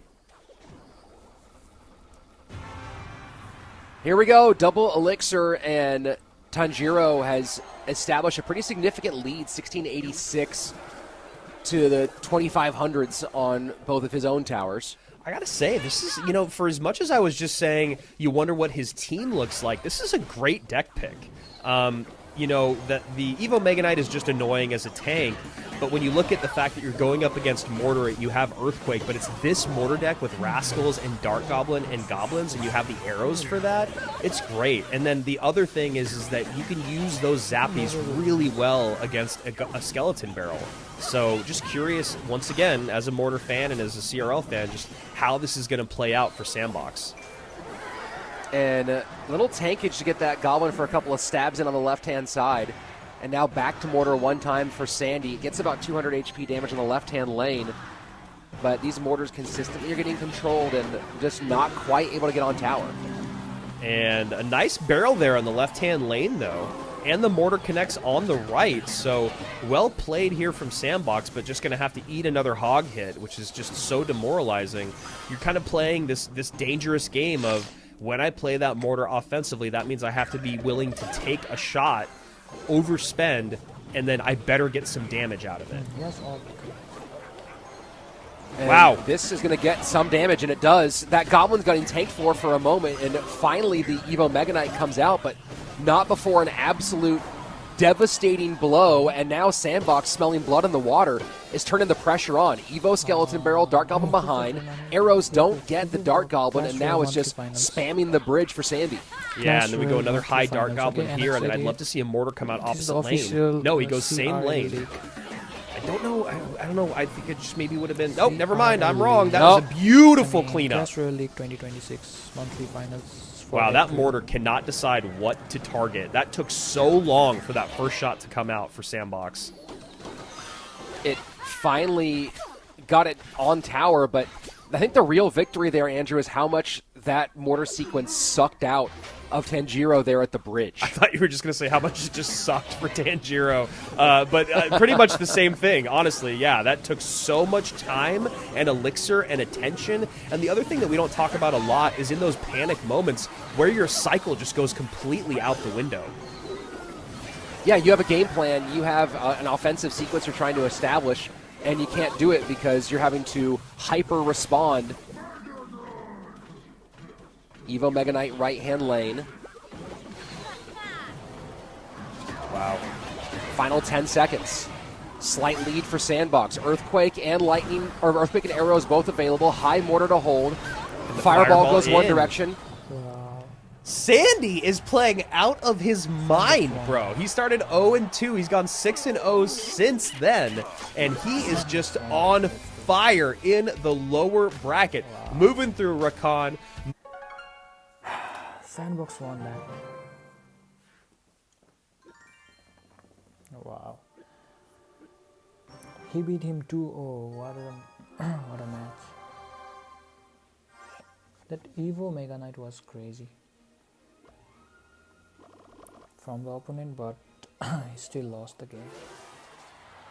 Okay, we'll continue our watch party, but let's play some games in the break.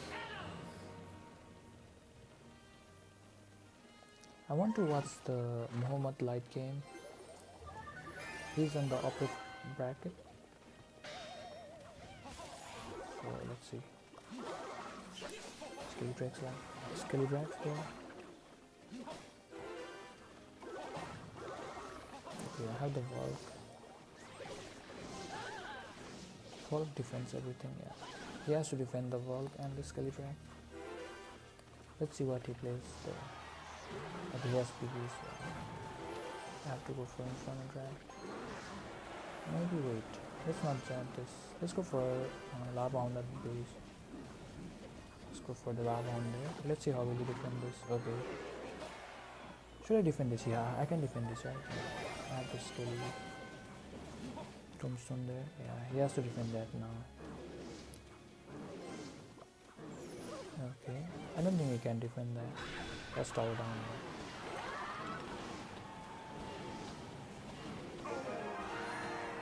Kill the witch, please. The witch is not there. Let's go for this. Everyone, please hit the like and subscribe button, guys. Everyone. We'll work it like that. Nice. Defend the witch, please. The witch is there. Almost there. No, kill the witch. Nice.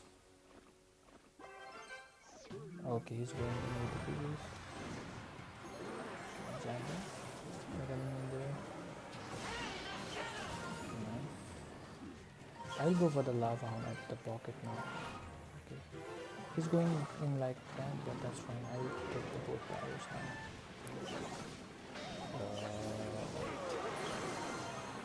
Can mess this up, guys. No, I don't know, lose like that. Yeah, jab this. Okay, nice. Kill them in a bit. Okay. Nice. That's tower down, maybe. Oh, that's tower down. Let's go like tombstone there. Okay, there's the prince. Skelly drives there. Let's go, we defended that. Let's go, GG's bro. Linux,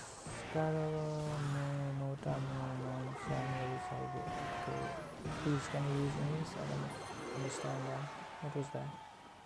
Welcome to the stream, Linux. Okay, let's go. Okay, let's see the match. Before your matches come up is like when they have the TV and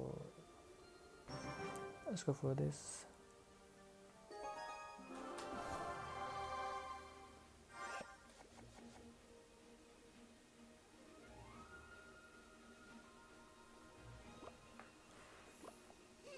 No.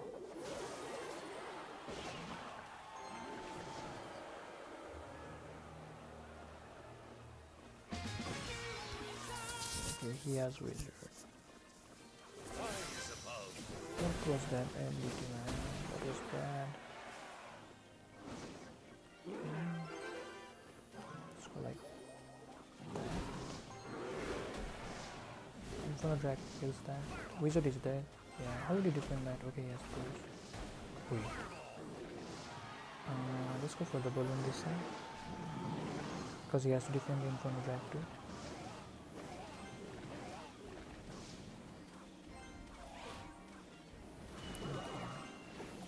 Just jab the tower. Nice, good damage.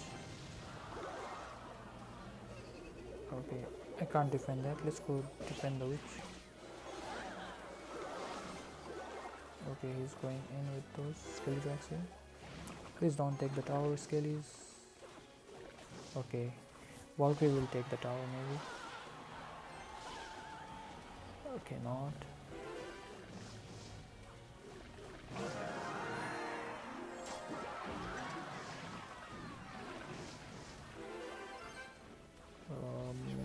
What did I do?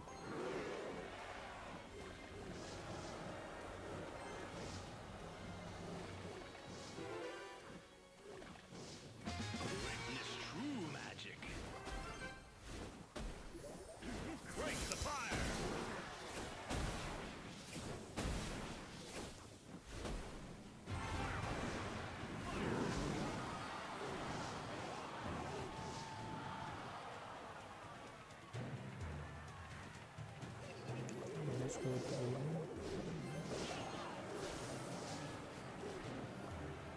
Remaining there. That's that. No, which is not there.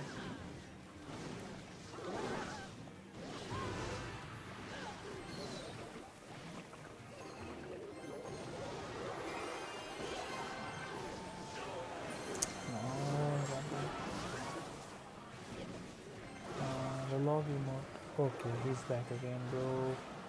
I'm losing there. Pull that, please. Yes, that kills. Kill that, please. No, I lost. Try this. Okay, bro. I'm losing this. I need my fork. Bro. No, I lost. Okay, bro, I lost. Yeah, good game. That was so close. No.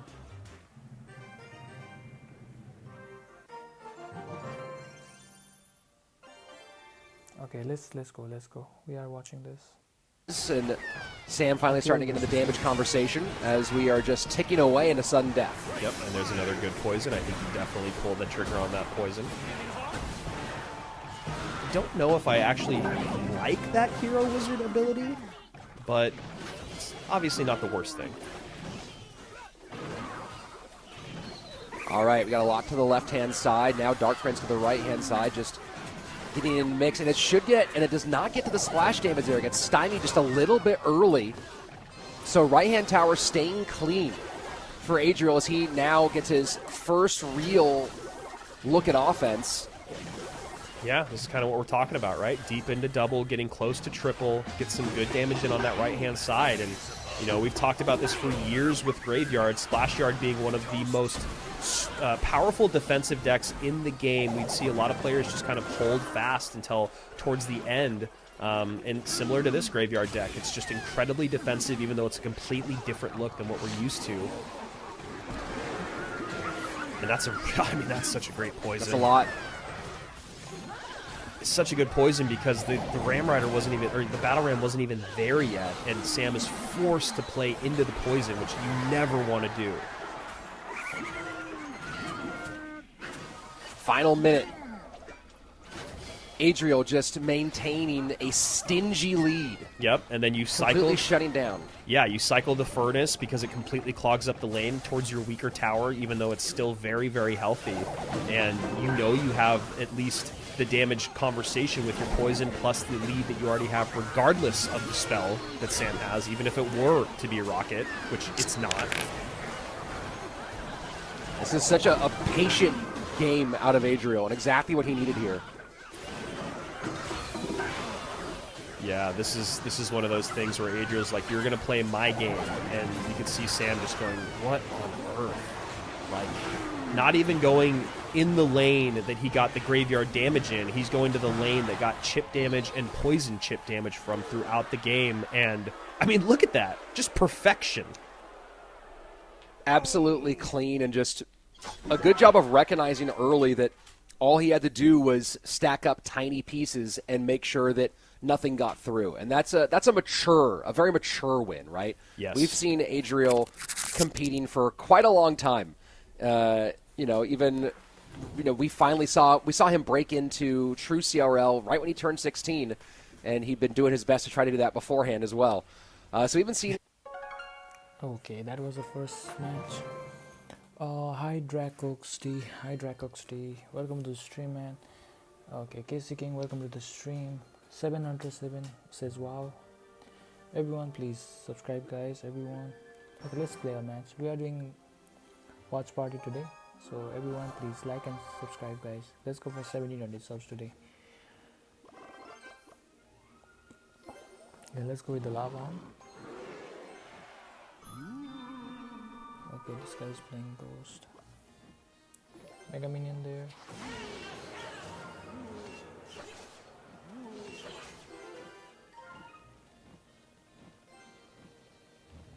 Let's see what he plays there.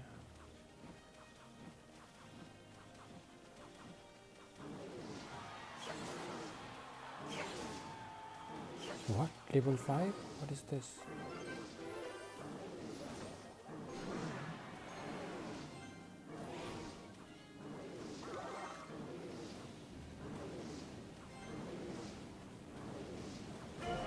What is this guy doing?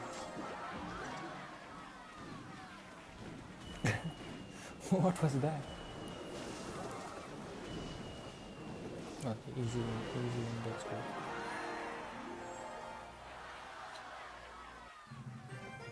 Okay, the match has not started. So let's play one game again. Everyone, welcome to the stream, guys. Please hit that like and subscribe button. Let's go for 1700 subs, guys. We are doing the watch party for the Clash Royale League 2026 April monthly finals. Okay, go. Skip it right. So everyone hit that subscribe button, guys.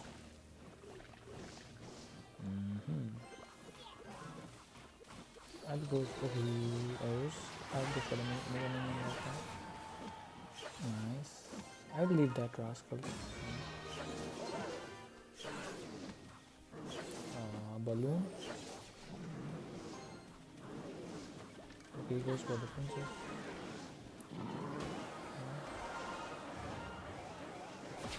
Okay, that was bad.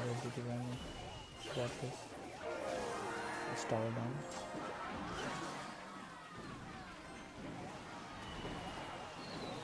Okay, good damage. Good damage, good damage. I will go back to the match, okay guys, after this game. Okay, bro is stamina. Okay, kill the hawk, please, Valkyrie. Okay, nice. He arrows, but that's not enough.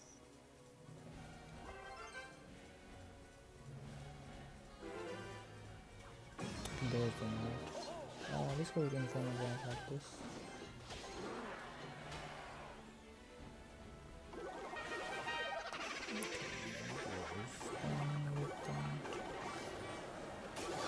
Bro, there was a man. He has a heart to replace. Let's go. Okay, let's go with the win. Placed one more heart in his chest to support the other heart, but one heart got attacked, so second got two. He could not bear pain. Pain kept increasing. Okay, bro, chill out, man. This demon game, this guy is something else. So no math problems today, demon gamer. I think he got bored with the math. Now he's back again with some philosophy classes, I think. Yeah, that's bad. Let's trick on this guy with the balloon. Running ability to kill him. Okay, nice. Yeah. Let's go.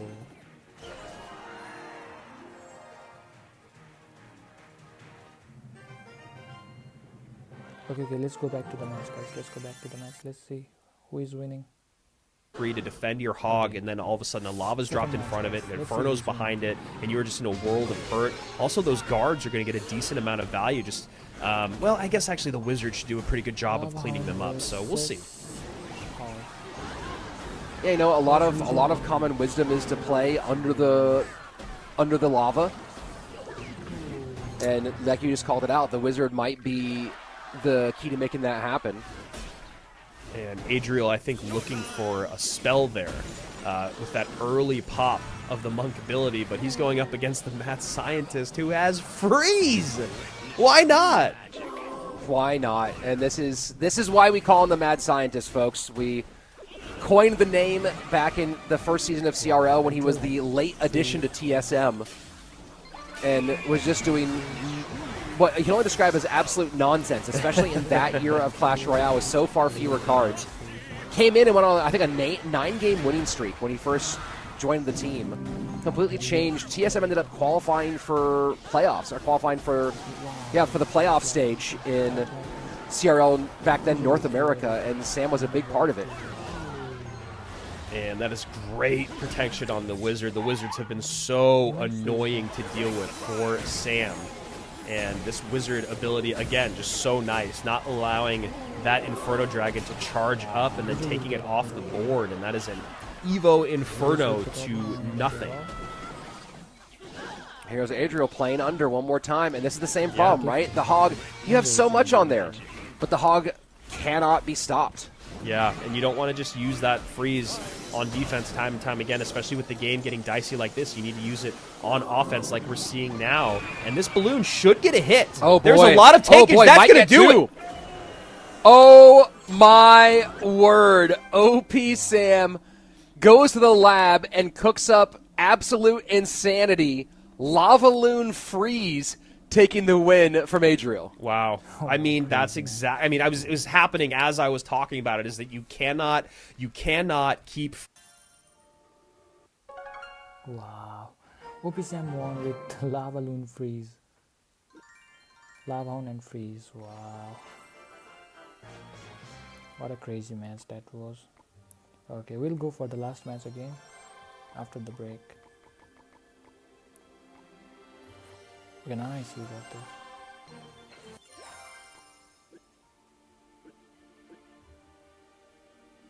Nice, let's go.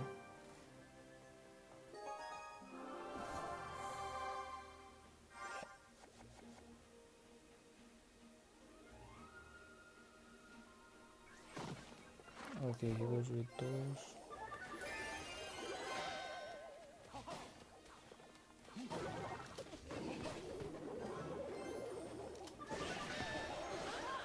Wow.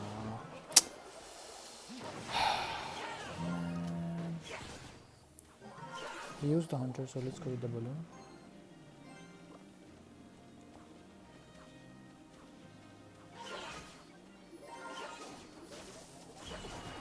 Balloon is on tower. I can't defend the minions though.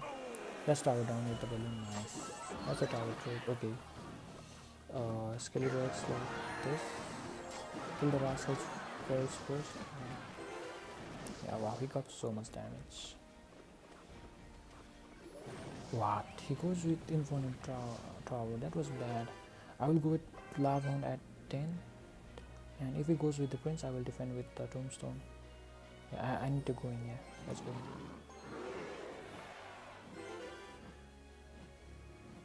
Prince? Where is your Prince? No Prince.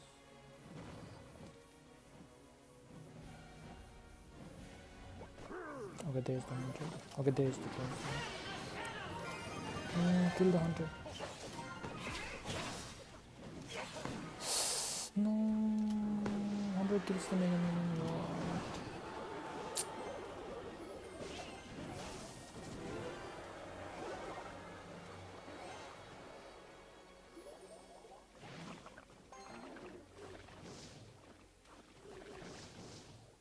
Kill the Mega Minion. No. Okay, he goes for that. Okay, let's go for Inferno Drag.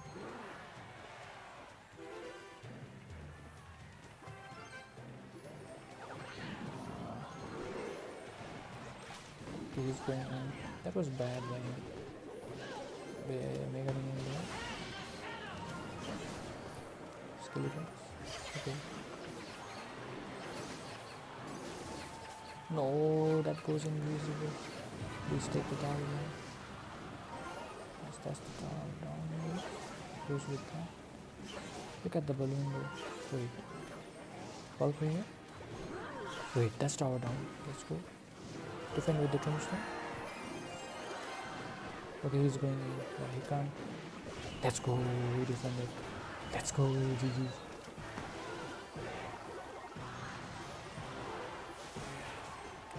Nice. We won that. Let's go. Everyone please hit that like and subscribe button, guys. Okay, let's go to our match, guys. Let's go for the third match. Let's see who is winning. Royale Ghost earlier. That deck, I'm looking at what Sam's played so far. That deck is open. So as someone who is friends with and training partners with one of the all-time bait players in Morton, you could see the possibility here as he sends that Skelly Barrel right into a Mother Witch. Yeah, I really like this pick that Sam went with because in my mind, I thought that Graveyard might be a good place to go for Sam. Instead, it looks like he's going to Mortar, which it looks like Graveyard is something that Adriel was thinking about, seeing that Mother Witch come out early. And then the other part of this is that Josh and I had this conversation quite a bit yesterday. Is we were surprised we weren't seeing more Mama P.E.K.K.A, but she does seem to be a good card to bust out in Game 3 because the Giant Skeleton, the Mega Knight, they're both kind of weak against the Mama P.E.K.K.A, and they're both so prevalent in the meta. And so while Sam has played the Giant Skeleton, he has not yet played that Mega Knight, so we see the P.E.K.K.A coming out here in Game 3. It's a little bridge spam variation out of Adriel after we saw it in the first game from Sam. What's P.E.K.K.A.'s target going to be here, though? That's the cannon cart, I guess. Cannon cart versus P.E.K.K.A is kind of the story. I think in this matchup, I think it was a tough pick. I think he was, trying to cover his bases, especially because we've seen so much MK. We've seen Sam play MK Lightning plus Hog, and I think Adriel is maybe thinking about that. He's got the slow and the stun with the Ewiz. He's got the Big Mama P.E.K.K.A. He's got the Mother Witch for Graveyard. So I think he was going to a lot of the things that Sam has been playing and just picked wrong. Yeah, I'm trying to see the last time that we saw bridge spam out of Adriel. Hasn't been this weekend. Yeah, he played some... he played, I think, very little of it even in the group stage. He was a guy that leaned more towards the Royal Giant Piggies and just traditional Hog Rider. Yeah, some Ram Rider MK, but bridge spam, not so much. Not a single play of a Battle Ram deck in the group stage or this weekend. Those minions can always pull out those arrows, or else they'll just be really difficult to deal with for Adriel, as that Evo Battle Ram gets some good damage on that right-hand tower with the barbs underneath. Yeah, that barb escaping is just one of those ones where you're like, hey, that's just one barb. Can I kind of tank that with the tower a little bit? And it always ends up being just a tad bit more damage than you had hoped. This Golden Knight is a pretty great pick, though. It's something that we haven't really talked about. You know, the arrows are going to do a good job against the minions, but that Golden Knight is going to do such a good job against the Rascals, the Cannon Cart pile-ups, being able to deal with the Skeleton Barrel if you don't have the Mother Witch or the Ewiz in hand. So, you know, this is an interesting deck from Adriel because it actually covers a ton of bases. Sam resummons the goblins to keep this lane clogged up. Oh! The Lumberjack escapes anyway. That's a ton of damage from the Lumberjack. And the Ghost and Sam knows it. Yeah. Oh, boy. That's game, man. Oh. That is so well played by Adriel. I mean, again, we've just talked about how these mortar decks can really, really struggle when that mortar can only be used for defense. And you want... Okay, Adriel won that match. He is too good for a player. He's too good of a player, guys. I think in my prediction, I will predict Mohamed Light versus Adriel in the finals. Let's see. Okay, let's go for our match here. That was crazy.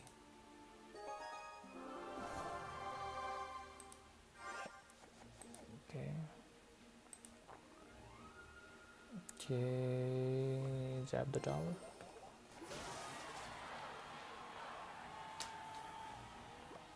Mega minion.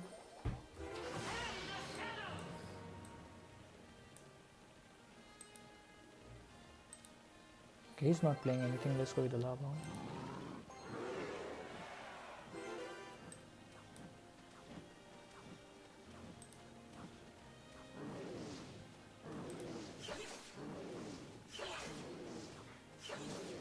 Okay, he's offline. Let's take the tower quick.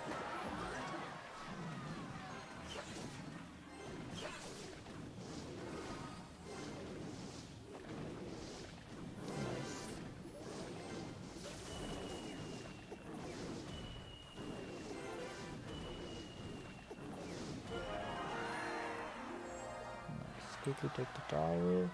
Okay, let's move on to the next match.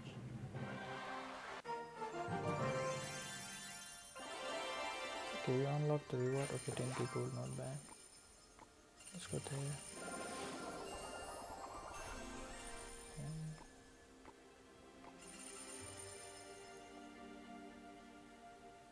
Okay, I am invited by so many players. You have been invited. Okay, bro. Let's continue.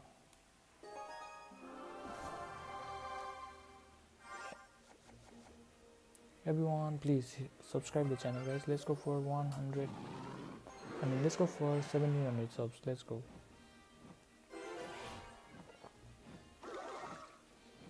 Okay, everyone is playing witch.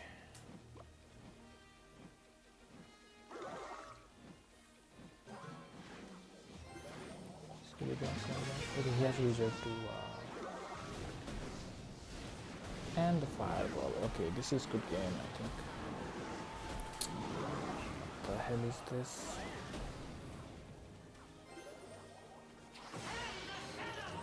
Okay, he has expo.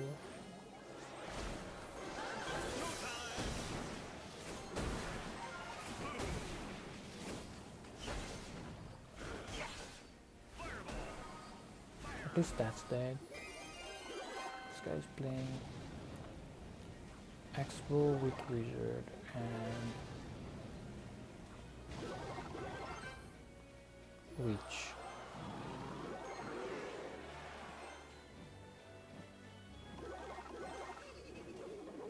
Okay. Jab that. He has to go for witch, right? Yeah. Skeleton. Kills the enemy. Skeleton, please kill the witch. No. Okay, he's not fireballing to what? So, Valkyrie balloon. Okay, this is not working.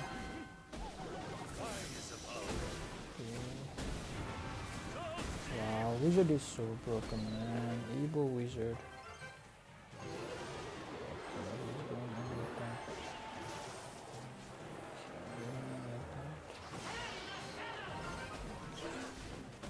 Let's go with the lava on. Wait, is he messing this up? No. Kill the wizard, please. The wizard is dead.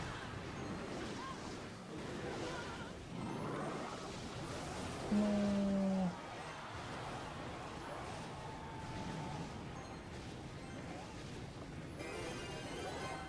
Please, let me take the tower. That's enough, right? That's enough. Let's go. I can't defend this now. Skill checks like that. Let's go. GG.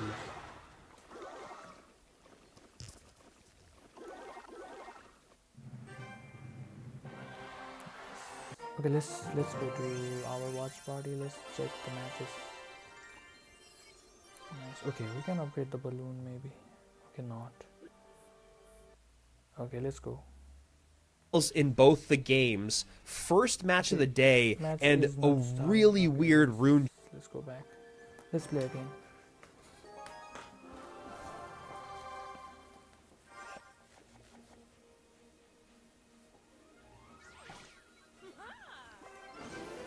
Okay.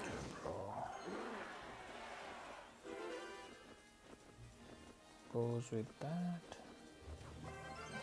I'll go with the lava hound. Not bad of the lava hound. Kill the archers, mega mini. Nice. Nice. Okay, he has to defend that too. Let's go for the balloon.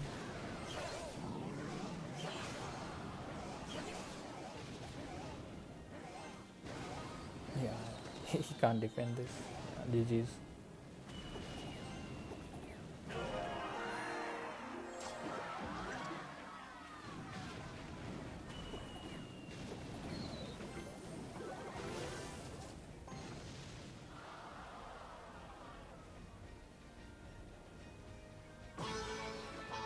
Tombstone like that.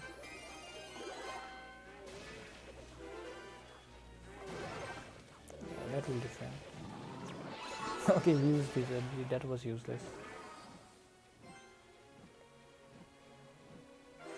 Everyone, please hit that like and subscribe button, guys. Let's go for 1700 subs. Everyone, please subscribe, guys.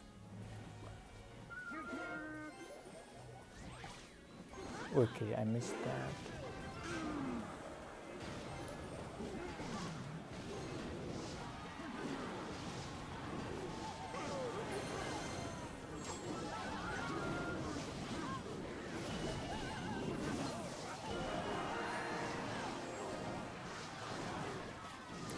Nice.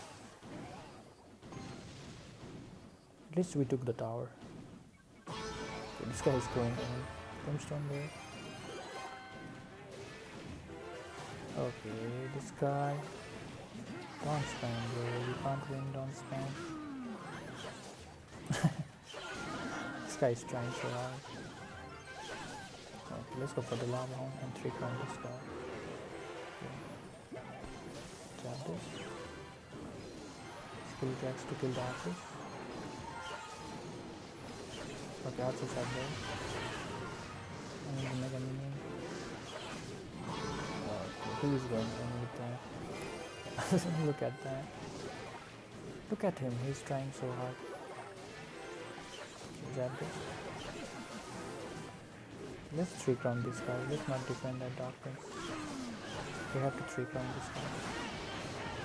Okay, let's go. Good game. Okay, let's go to the CRL live now. Let's go. Let's watch who is playing now. Let's watch who is playing. Kind of, I mean, here's the thing: is your opponent has no direct damage, right? In Elmojas, you have very little direct damage with Snowball, NATO, and Minor, but you at least still have the option if you're EGW. That's something that you can always hold on to hope for when you're going up against a deck with no direct damage. Good little chip damage from the Minor on the back left-hand side. Wall breakers pressure at the bridge as we are now into sudden death overtime. And that okay, I was going to say not Valka. The Executioner could have led to a troubling lineup, but does not. West Stone for the breakers. Moon's going to get death damage on the right-hand side. Wow. Doesn't connect. We are razor thin here, Andrew, with that bottom right-hand tower taking one more shot. Elmojas trying to keep the pressure up. Recognizing there's no great counter to these bait troops, and that was a massive connection. Yeah, huge. And I like this Minor obviously going for the Inferno Tower, but the Skeleton Dragon tanks first. But there's no reset for the Inferno, so you see the balloon going right-hand lane. This balloon should get a connection, and it does. Oh, wow. And the little bomber berries on the tower, and the tower should be close to down. Bomb going to go off, but still damage remaining. He's got to play some stout defense. Is there a snowball? No, there is not. 78 HP to 69 HP, 38 seconds left. NATO. Oh, such a good Needs to NATO. get a Minor on tower. Does he have a snowball here to defend against this? Oh! EGW doesn't have it and loses by 53 HP. Elmojas wins the nail biter. Oh my goodness, man. So this is exactly what I was talking about earlier. Your opponent does not have direct tower.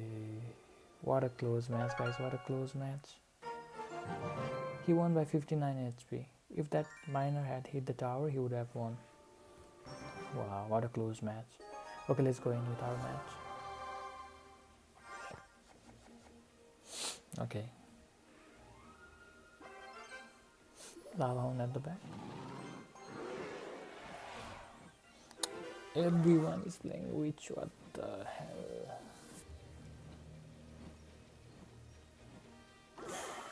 Bro.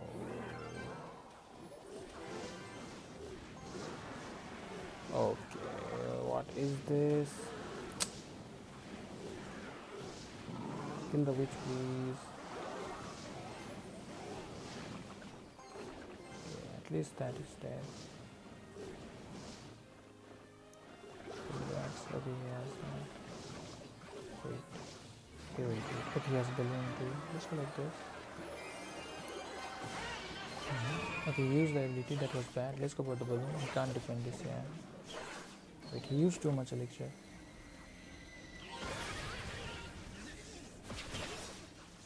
Click. Nice. Balloon will get the hit. Nice. Mega Minion is on tower. I think that's tower down. One more hit. Okay, nice. Not bad, not bad. Oh, this guy is angry. Look at him.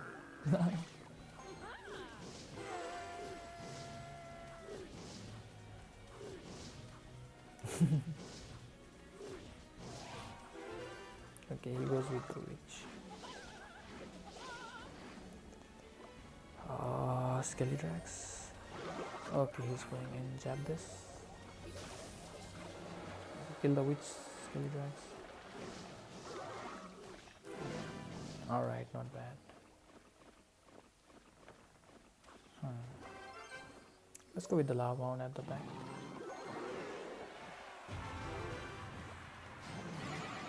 Let's go like this. Alright, bro, please target the balloon. I have to jab this. No. Okay, he has nothing. This guy is funny. Hey, balloon. Okay, that's down. Let's quickly 3-crown this guy.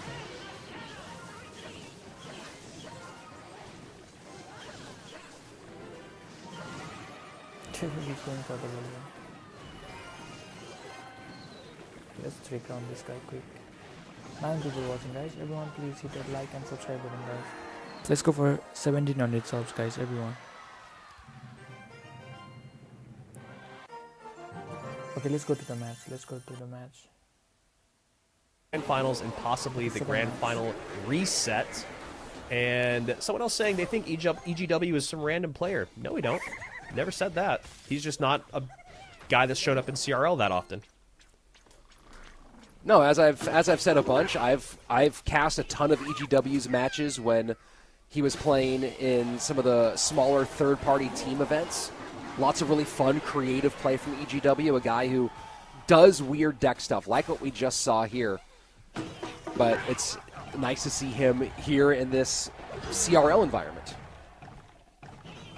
So looking like one of the graveyard decks that has been pretty popular in the meta, top of the screen.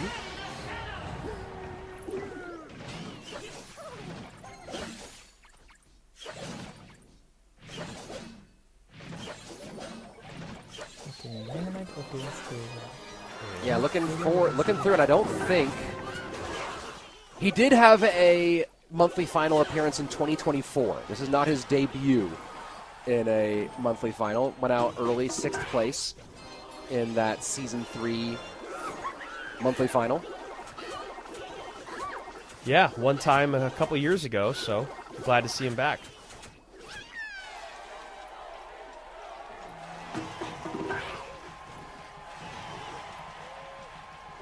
So, variations on a theme here, Andrew. Do you have one of these two versions that you like better than the other? It's tough because, you know, the Mega Minion is going to do a good job when it can of sniping the Furnace, but it's easier said than done because of the goblins and the little fire spirits that are going to come out. The Evo Mega Knight is going to be a great response for giant skeletons at the bridge, so that's one thing that you feel like goes in the advantage of EGW, but these Evo Bats can be a really big problem. So I'm just really curious to see how Elmojas wants to punish with them and how EGW wants to deal with them. The poison coming out on top of that Evo Furnace, you can see EGW pretty unhappy with. Yeah, it's actually pretty tough here because the thing is the bar barrel also from Elmojas gives him the ability to always have a tank, even if that Mega Knight is stopping the giant skeleton. Berserker Bar Barrel going to work on the defense against that graveyard. Poison getting some value. Wow. And a huge Evo Mega Knight slam. The giant skeleton just getting a little distracted by the graveyard spawns and opens up a door. And that Mega Knight just jumps right through it. Yeah, Mega Knight Berserker played on defense here. Should get a couple leaps from the Fire Spirit. No, High Ice Spirit comes out. And while he did take a good amount of damage, I like that he uses the Mega Knight to get it back in play to defend so that he can then try to get a counter push out. Nice setting of the line here up high with that giant skeleton. Now Elmojas has to think about how that Evo MK is in play and what he wants to do with it. Against it, I should say. You like the theory there with the Hero Mega Minion, right? Seeing the giant Skelly Bomb at the bridge, using the ability to get past it and try to get into the backfield. Went and targeted the Bar Barrel, which wasn't the first target that you want. Didn't get really much damage in the way of tower damage, but you like the idea of what EGW was going for. And giving great poison value up high, obviously not on tower, but I'd be very happy to take an Evo Furnace and a Goblin Hut off the board.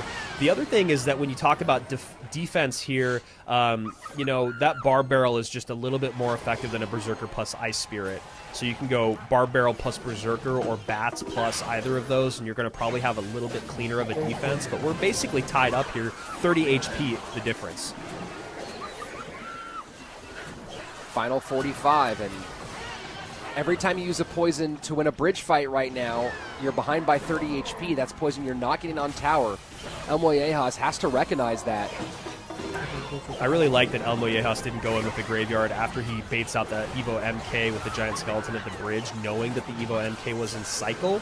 But it did allow EGW to get on offense. But this push coming back it was almost like a bait of, here, I bet you think I'm going to play graveyard, but I'm not. Let me get your MK out of cycle, and now I can punish you. This is an overwhelming push at the bridge, Rich.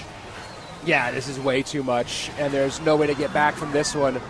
Elmojas Wow. dancing his way to the upper bracket final as he stymies EGW in back-to-back games. This kid can play, man. This kid can play. He has been playing so well this weekend. He has played against really tough competitors. EGW, you know, we talked about maybe had a bit easier of a... Okay, that guy won. Elmojas just won the match. Okay, let's continue with this while we are in the break.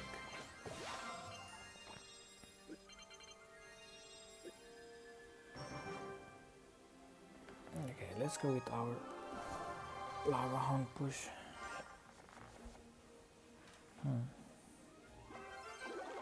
Let's go with lava hound at the back. Okay. I think now he will play against Mohamed Light.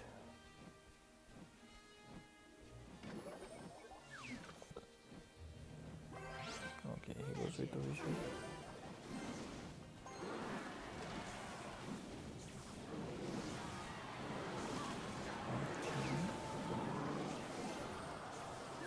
Zapdos.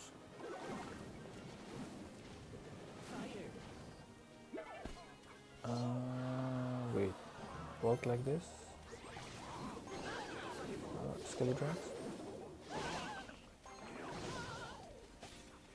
Yeah. Wait, let's go for the balloon. Can you defend this?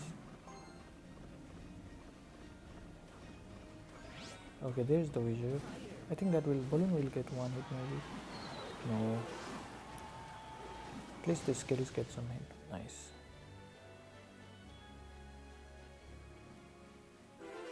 Have to defend the wizard, right?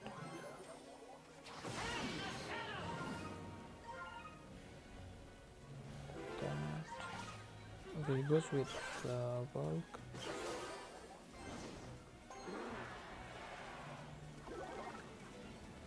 Okay. Wait, he has no wizard. Let's go with the lava on at the bridge. We can go with the archers. Okay, there's the Tesla. Okay, there are the archers. Let's go with the Skeletrons. Okay, jab this.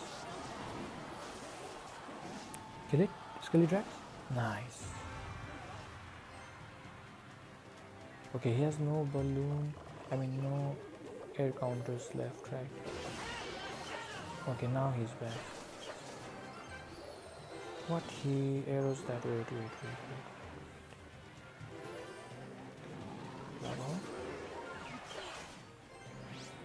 Mega minion. Okay, he's the wizard. Take out the wizard. Nice. Skill grab. Jab this. Okay, he goes with the arrows. Wait, balloon. Mega minion here. Look at that inferno track. That takes the tower almost. Okay, that's tower down. A Volk here.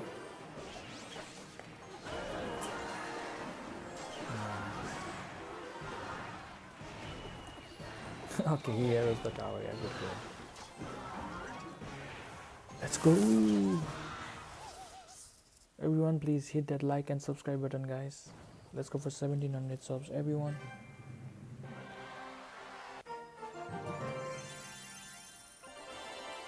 Okay, let's check the match started or not. Really impressive. Ta is a great player, and then as we've seen with Adriel and how well he's played. Let's go again.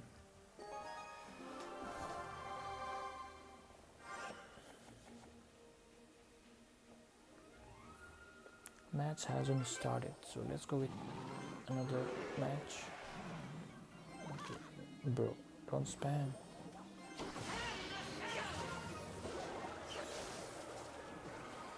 Okay, that's there. Okay, he has reached to. I hate that, man. Wait, I can't defend this. Let's go for Skelly's drags. Skelly drags. Okay, he has knight. I think this is GG's first now. Yeah. Please kill that. At least that's dead. bulk here to defend. Wait, he has archers, right? Let's go with the balloon. Okay, there are the archers. Mega minion. Okay. Jab this. Mega minion hit the archers. Nice. He has to defend the balloon. He has to play the witch. Okay, he fireballs. One hit balloon, please. Let's go.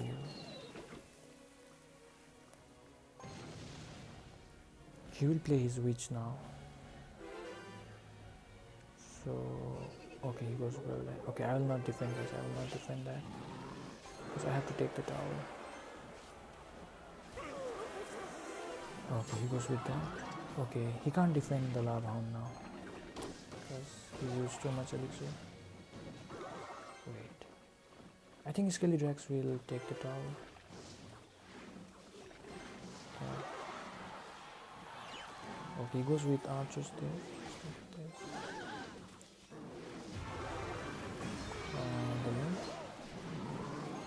No. Yeah, good game.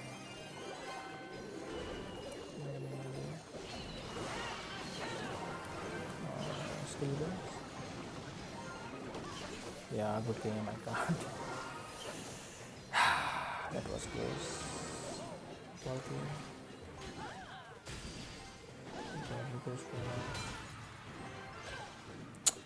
Yeah, GG's.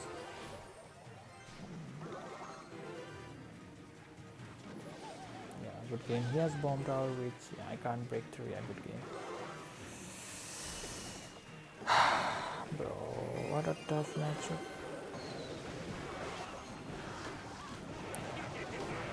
He's laughing now. Good game.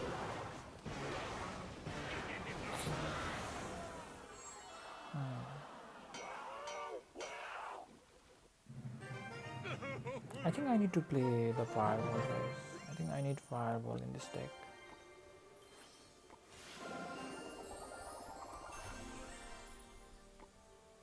Okay, let's check who is playing now. There's dreams.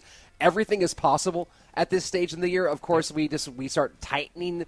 You tighten up that rope a little bit every month that we go on. Okay, there's one golden ticket down. Okay, this guy has put up a whole bunch of points. Oh, I didn't get enough points in that month. Right now, it's all just possibility, which is really exciting. You talk about possibility. You talk about a guy like Kimchi, who it feels like every year there's a Japanese player who just shows up. Yeah. Right? And then suddenly there's something, right? We had Ta as someone who's back here this weekend, but I remember when we first saw him pop into a monthly final, I remember that we all said, okay, yeah, that's just a random. We'll never see him again. And, of course, now Ta has been a mainstay in CRL ever since then. So it does feel like every once in a while there's like a sleeper Japanese player who just turns out and goes hard. And right now, Kimchi's the guy. Yeah, I mean, that's the beautiful thing about Clash Royale is you never know who's going to come up in the next year of competition. There's always the roster always changes at World Finals. We've never had the exact same players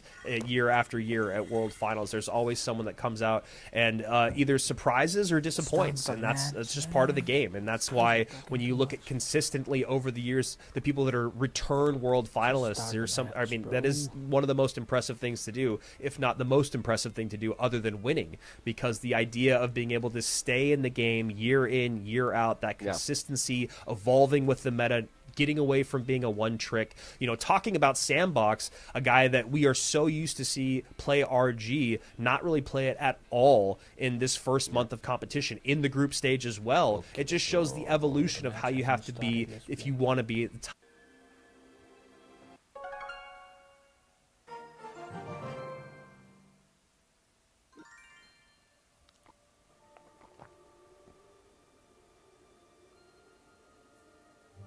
Why is there so many requests, man? Okay, let's get to the other account.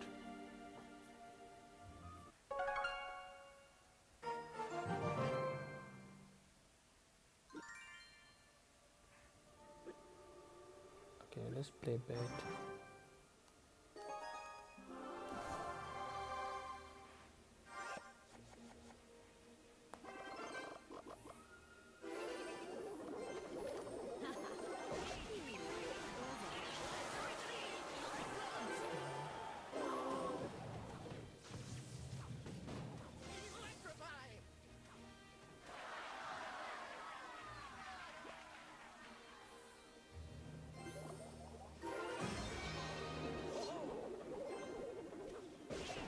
Okay, he has Mega Knight.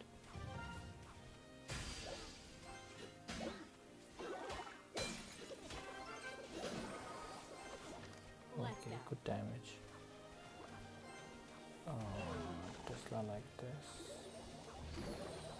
What did he use? Okay, lock this. Okay, nice defense, nice defense. Good defense, not bad.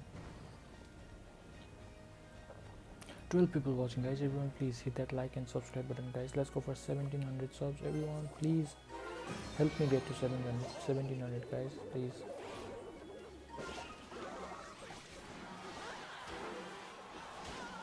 No, I'm in trouble now. Just leave. Yeah.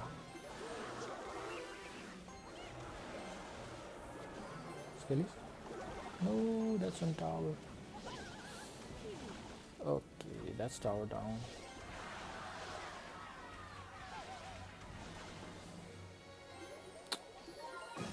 So here is it.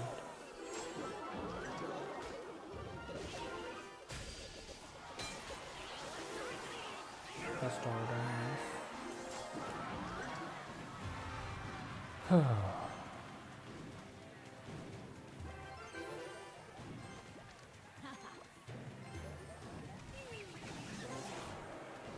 Okay, drop it down.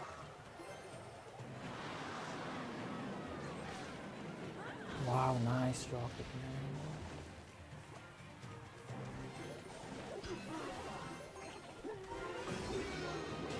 Okay, that will defend, right? Yeah, those are really skilly.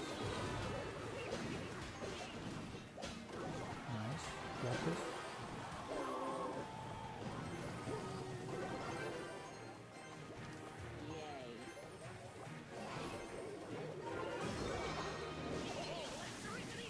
Drop it. Oh, I missed the magic option. Nice. Let's go for this. Hi, I have to go, but I came to say hello. Hi, Michael. Welcome to the stream, man. Thank you, Michael. We are doing watch party today, Michael. Watch party of CRL monthly finals. And in the break, I'm playing some games. Okay? Let's go.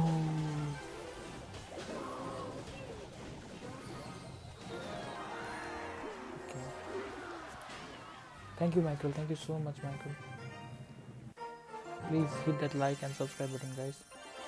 We are doing the watch party for the CR monthly finals. Okay, let's go. Let's see the match. Push, so it's not necessarily a missed track. It's just unfortunate how much you have to spend to get that out of cycle so that you can try to get on offense in the final minute. And here we go, a slightly lighter weight loon push. Nice Valkyrie.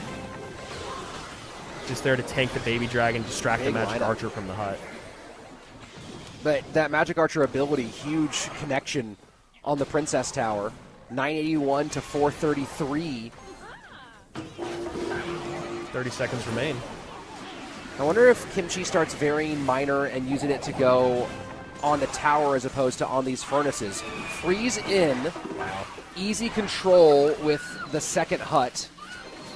He'll get death damage. Yeah, I was going to say the freeze makes the retarget come in, and the little bomb guy, the bomber Barry from the balloon, was tanking it, looked like, for a bit, but Mo Light able to seal the deal. It never felt like... there was the moment in the beginning where you're like, huh, this isn't looking great. But as soon as Mo took that first initial bit of damage, it felt like he understood how he needed to stay in a small lead for the rest of the game.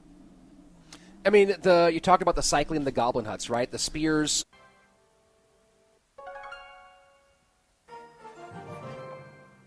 Okay, Moonlight won the first game, so we'll come back to the second game after the match. Moonlight won the first match.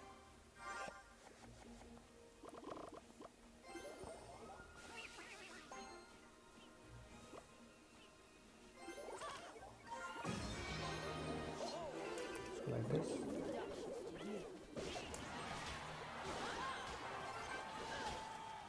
I'll go Tesla like there. Okay, he has PVs. Wait, what? Look at this. Wait, I missed the roll queen. No. Okay, lock is the princess. Wow.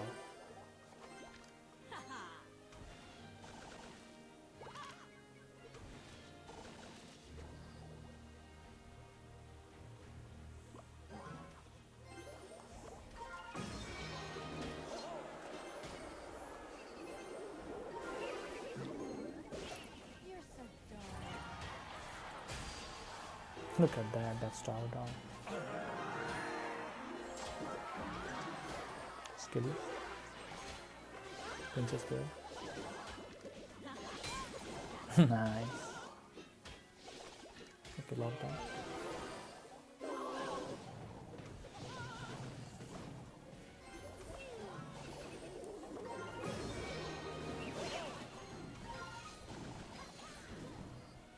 Look at that, that's tower down again. Everyone please hit that like and subscribe button guys, let's go.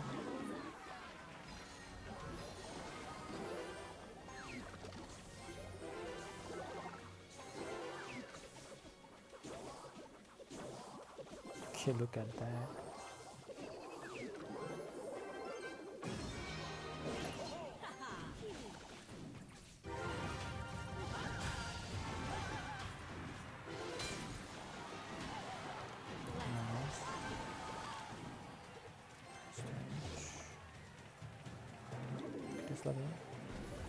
We'll lock this. Evo skills. Okay, he goes with the balloon.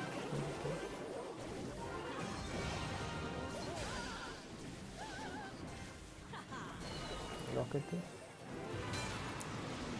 That's on tower. Let's go.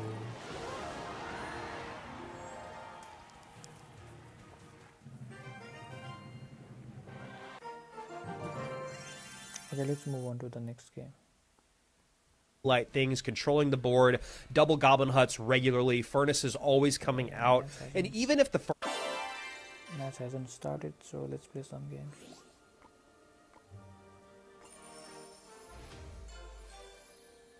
Everyone please hit that like and subscribe button guys, let's go for 1700 subs everyone.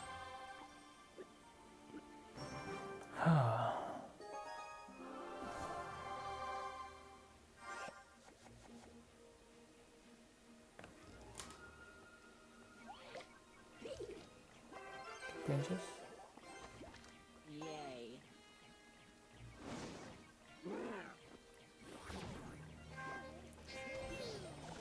There.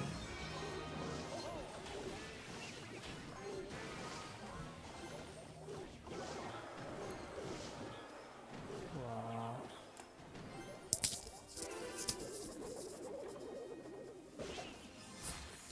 Okay guys, ISIS. Nice damage. Okay, he goes with the giant skelly right there. Maybe lock it. Electrospray. Skelly. No, giant skelly on tower. No, man. Let's go.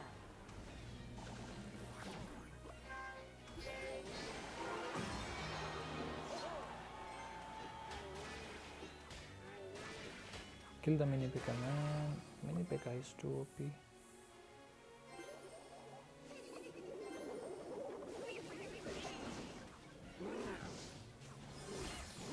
No, Tesla like this. Tesla will kill that too. Okay, let's princess at the blue. Okay, he goes with the bomb. Okay, giant skelly. That was bad. All that. Skelly. Evil skelly. Look at those. Look at those evil skellies. Rocket that.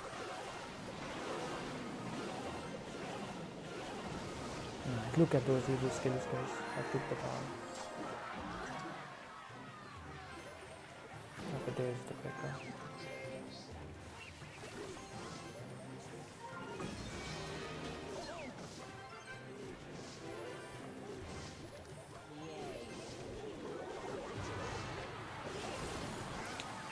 I tried to predict the bomber, but that didn't work.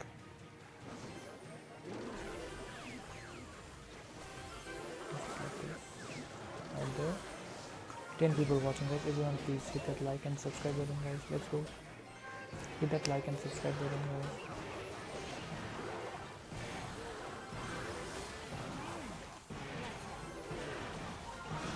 Yeah, good game. Everyone, guys, please subscribe, guys. Let's go for 1700 subs, everyone. Okay, let's continue. Still perfect through the weekend. Okay, Mohamed Light already. And, you know, of all the people who are involved in this tournament, obviously Kimchi may be the most disappointed in what happened just now. But I can tell you right now, Elmojas, the second most disappointed person, as he really was like, hey, maybe I have a true just path to the grand final. And now he's going to find himself playing in the grand final against... Mohamed Light already won, so we'll come back after for the next match. Okay, we unlock the champion.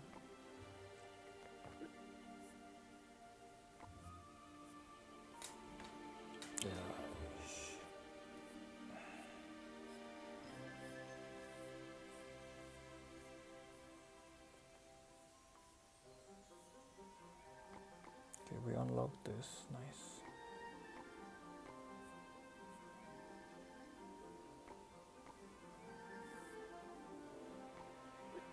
Okay, let's go.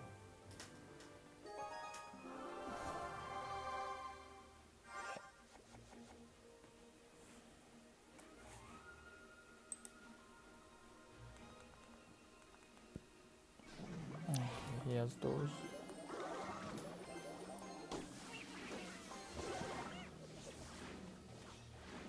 It's not bad. I love this.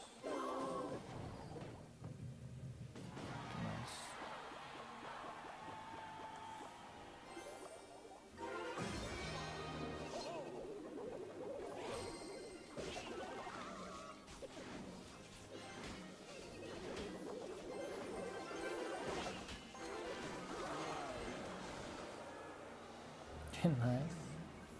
Wow, this will like this.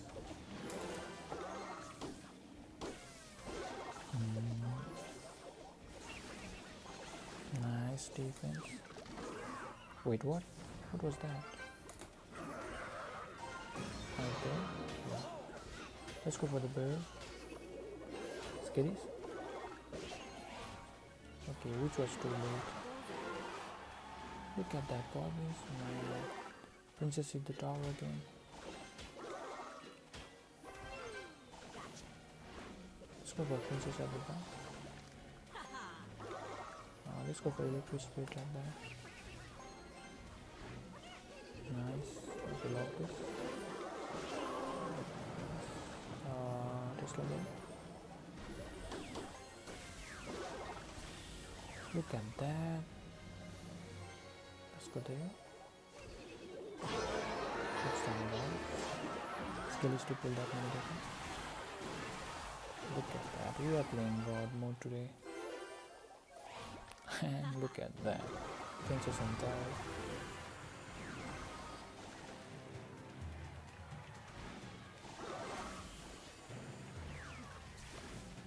We love that.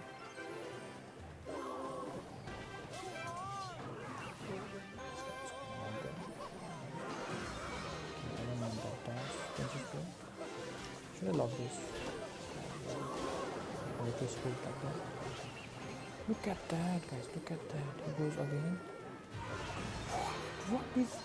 What is that princess, man? What was that? This?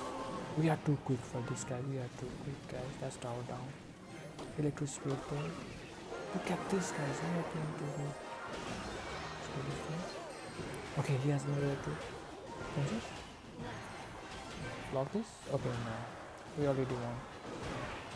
Let's go. GG. Everyone, please hit that like and subscribe button, guys. Everyone.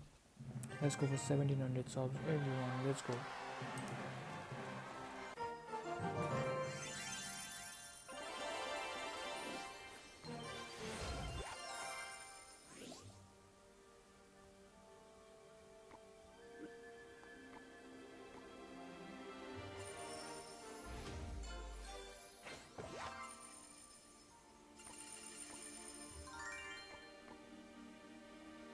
Okay, let's check the match. Who is playing? Okay, Adriel versus EGW. And Ram Rider opposite lane, EGW late with the mortar. The mortar trying to do too much here. And this is maybe an experience level thing in terms of being comfortable playing at this top level in monthly finals. That Inferno Dragon is just still hanging. It might turn back. Inferno Dragon going to be on tower here. EGW gets a tiny bit of sizzle. But the playing the mortar so high, trying to get double duty, you know, at that point, yeah, you have to play that mortar low and guarantee that you pick up the battle ram. You can't always be hoping you're going to connect offensively. Yeah, I mean, that is just a really, really tough couple of minutes to start this game. And when you're down that much against someone like Adriel, it's got to be incredibly demoralizing. He's trying to get a big downhill push here, but this deck doesn't really create damage that way, so we'll see. And mortar out, so once again, some pressure in the opposite lane. Guards will go and pick up. And mortar does connect, but again, you know, 2 mortar shots is not the equivalent of having 500 HP left on your tower. Oh, that's such a good play. That is such a good play. Adriel knows that EGW has to protect his left-hand tower from the Hero Wizard ability, and so he waits for the second that his opponent responds and then goes with the Evo Battle Ram push in the opposite lane. That is just playing 3D Clash Royale. Amazing. And this is, you know, we saw it. We talked about this earlier. Adriel has done this now a couple of times today, where he really is best when he sits back, forces you to make choices, and then punishes you for those choices. We saw it in the grave. Adriel won the first match. So let's play a match, then we'll go back to the CRL. Let's play one match, because I don't want listening to those guys talk on that.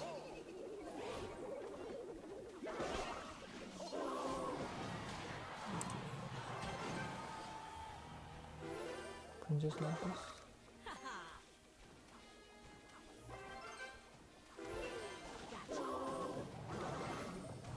Electric spirit like that. Okay, not bad.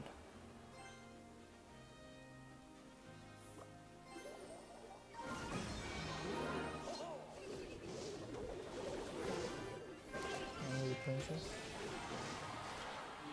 Look at the damage on the tower, man. Look at the damage. Please, princess, don't die. Nice, don't die, princess. Please, like that. Princess, hit the minions, man. Nice.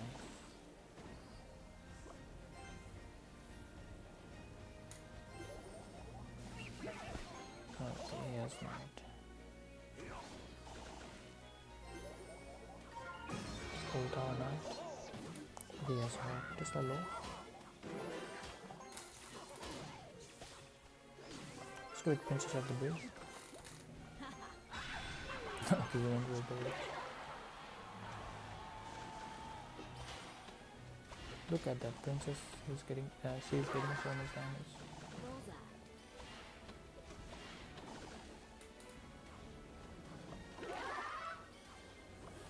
Okay, I will fireball. I will rocket this. No, I missed the rocket. I missed the rocket. Okay, oh no, man. Lock, so let's go for this. Skill. Nice, easy skills. I knew he would like that. Let's go.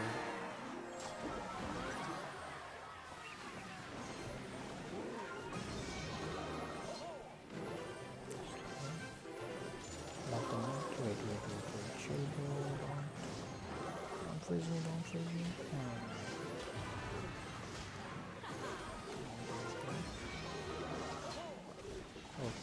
Okay, this is good game for this guy. He's strong. Look at this now. Oh, he will freeze me. Okay, freeze was too late. Let's go. This guy, he tried to. Hi Musa, what's up, man? What's up, Musa? How are you doing, bro?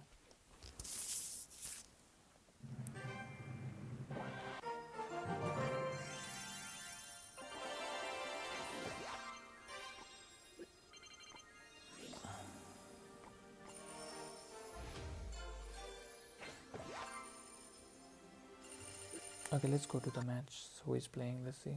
Happening here. Okay. Also, I saw this yesterday in the chat and today. Riley was number 2 in the world in 2024. Put some respect on his name. I'm sick tired of people just going, no, he was never number 2. You can't call him number 2. Is he currently number 2 in the world? Who knows? But was he before? Absolutely. And he's got the money and the prize and the title to go with it. Yeah, there's a lot of recency bias in Clash Royale, and that's the funny part, right? There's recency bias. So, hey, this guy isn't the guy right this second, therefore is trash. But Yes. then you talk about the guy who is the guy this second, and they go, no, stop Glaze. And it goes, dude, which one is it? Probably And the that's guys, why, yeah. I was going to say, probably the guys that have commentated for 9 years and have World Finals kind of memorized for the last almost decade might know that. Wow, So, imagine anyway, just a little shout out to chat there as we see EGW start things off very nicely with a huge Magic Archer connection against that Mama Pekka. I think this is our first firecracker today. Is it? I'm fine. How are you? Wow, I'm it really fine, feels Musa. like it. Yeah. We're doing what's party today. And Adriel waiting real long on that one. That was interesting.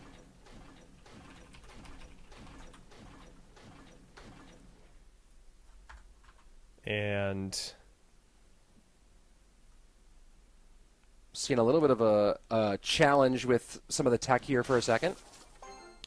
yeah, What was that? a little bit of a speed up as Adriel has taken a ton of damage. And tower down to 483, trying to get that Wi-Fi right, and obviously trying to get the elixir back for you guys watching.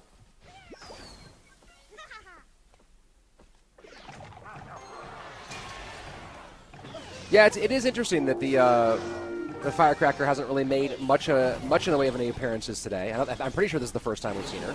Yeah, we saw a good amount yesterday, so I think that's a great call there, as this Evo Snowball actually does some really nice work on a non-Evo drill for Adriel to kind of come screaming back into this one, and a really nice Golden Knight ability to stop those Firecrackers in their track that were starting to become a bit of a problem. Well, and then you're talking about how the elixir is missing. This is maybe why you and I were both a little confused earlier, as we saw how late the P.E.K.K.A came down against that earlier push of EGW, right? There was the Golden Knight, I think it was Dark Prince push that came in, and Adriel's P.E.K.K.A came down really, really late. And I saw that come down so late, and I was like, let me look at the elixir, and I go, oh, there's no elixir. My Okay, they are going to the third match. Easy Dub wins that. They are going to the third match, guys. So we'll be there on the third match. Let's play one game.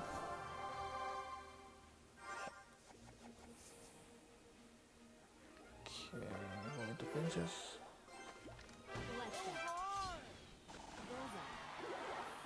Wait. Okay, love was too late. Okay, bro. Okay, we used the everything.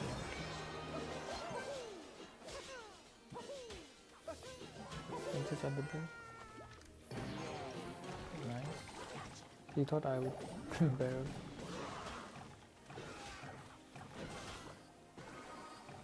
Tesla there. Okay, he used that. Electric spray. Nice. Good defense.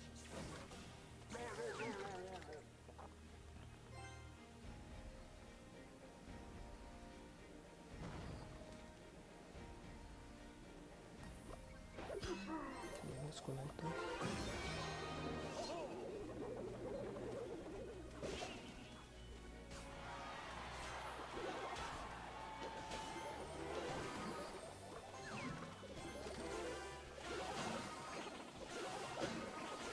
I have the evil skelly. Okay, lock this. Evil skelly is coming back for the defense. Look at that. Evil skelly.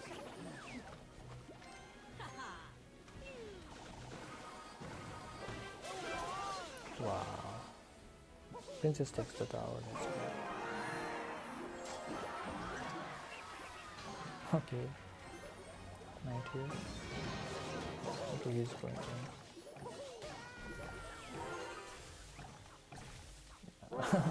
This is good game, bro. Just give up, don't try.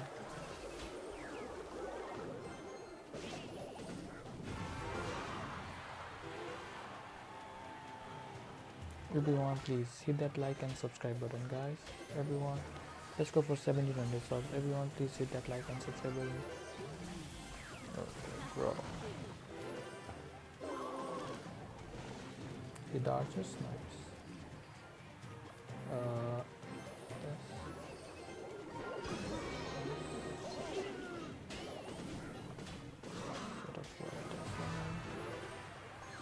Punches at the back. Okay, electricity there. That's at the back, right? Yeah, that's at the back. Right there. Look at the defense, guys. Look at the defense. Punches at the back.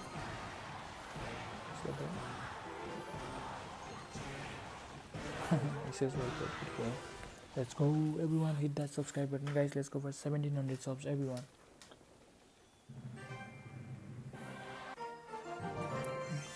Good play. Thank you, Musa. Thank you. Okay, let's go to watch the games. Let's go to watch the third game. Let's see who is winning that.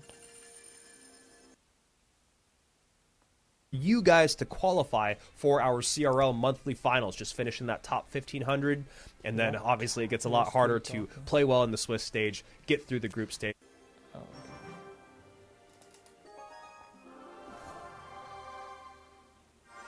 okay, let's go again.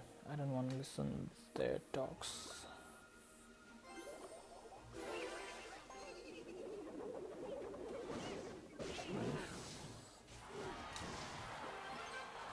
Get some hits. Schedule something.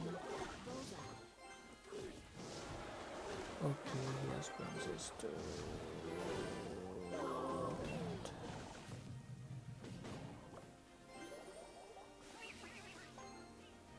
He has to defend that. Okay, he goes with the knight.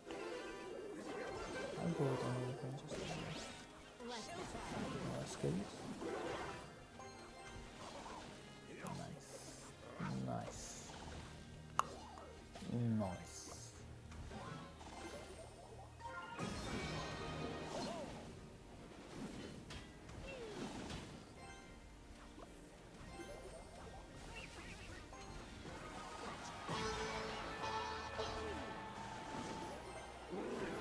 Okay. Chill out, man. Chill out. Yay. Bullseye. Nice.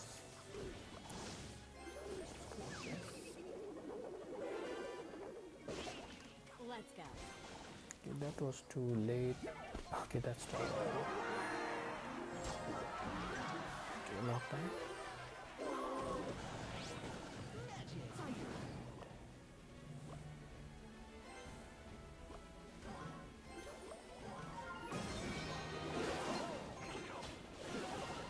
Look at those evil skills. Try Expo one game. Okay, so after this match.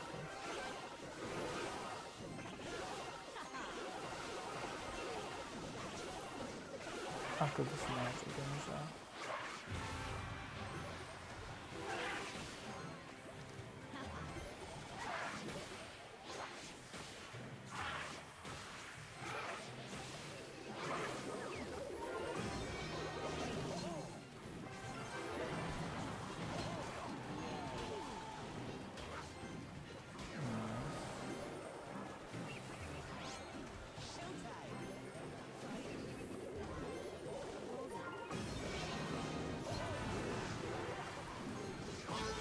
Take it out.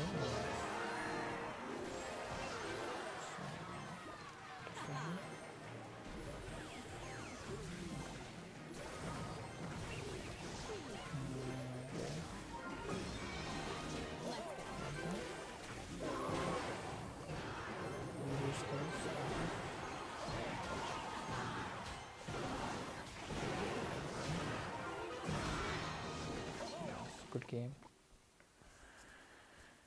Everyone, please hit that like and subscribe button, guys. Let's go. Okay, let's check the match. Okay, let's check the match. Then we will play with Expo. Okay, Musa. Let's check the match. Who is playing? Of that damage on the right hand side as this Ram Rider connects well on that Princess Tower, and the MK comes in too. This is tough stuff, man. Stays alive on that left-hand tower, just barely gets the King Tower activation. And at what cost, my friend? At what cost? That should be the Clash Royale documentary title. And the Evo Mega Knight coming into this Evo RG, never what you want to see. As EGW, you can see the look on his face knowing that his monthly finals run has most likely come to an end. 122 HP, there's the Lightning, and Adriel stays alive and keeps things going in the lower bracket. But what a great showing for EGW. And, you know, this is when you talk about getting creative with deck picks. This is the challenge, right? This is what you got to figure out is you can be creative, you can do.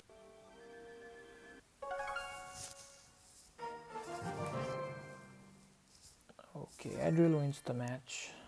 EGW is out of the tournament now. Okay, let's play Expo.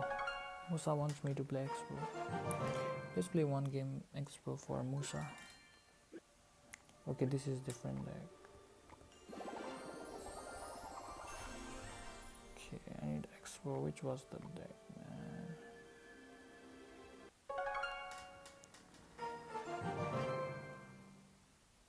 I think that was the deck.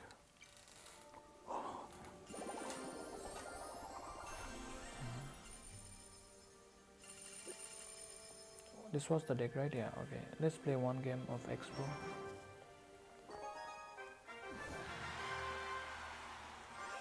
This is for Musa. Everyone hit that like and subscribe button, guys. Let's cover 1700 subs, everyone.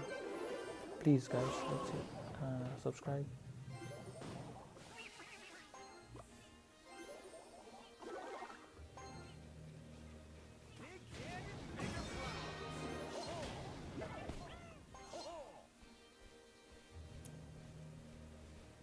That's level 16. Wow.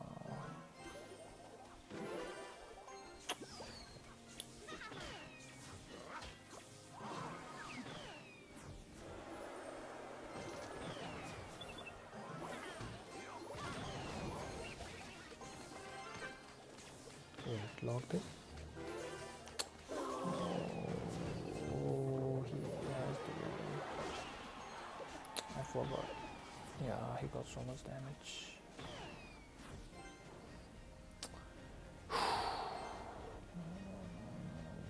He's not. He has knight now. The mirror. Wow.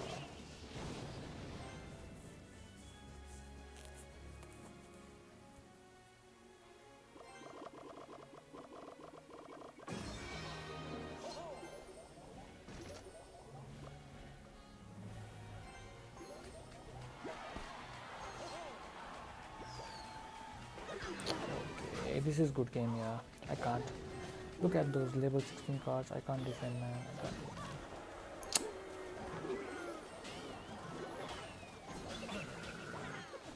Yeah, GG.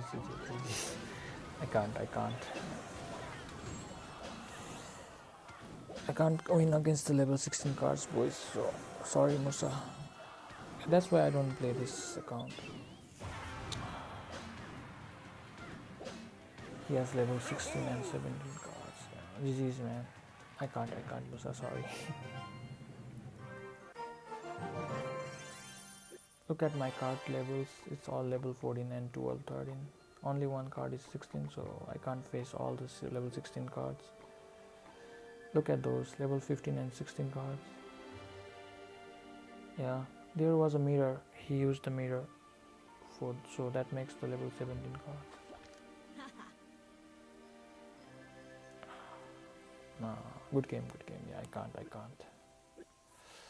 That's why I don't play on this account.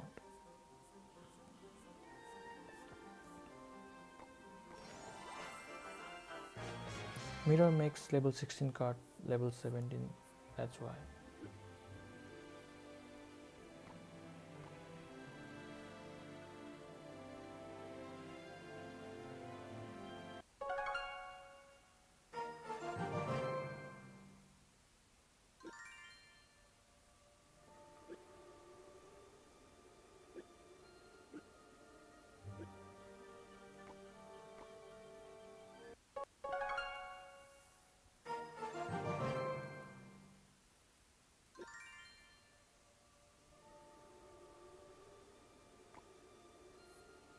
Look at this, we are 6,301 in the world.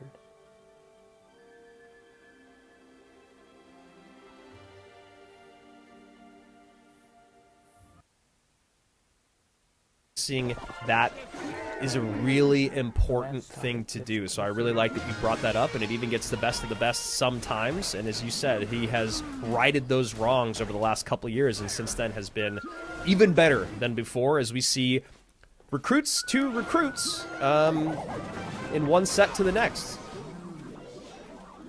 Yeah, you know, we talk about weekend metas. You see someone do something, and sometimes you think, hey, I should try something similar to that too. So here we go. I don't think this is going to be recruits Royal Giant, though. I think you could be right. Although with the caster curse out there in the world, it's just going to be now. Yeah, it probably it's is. Not.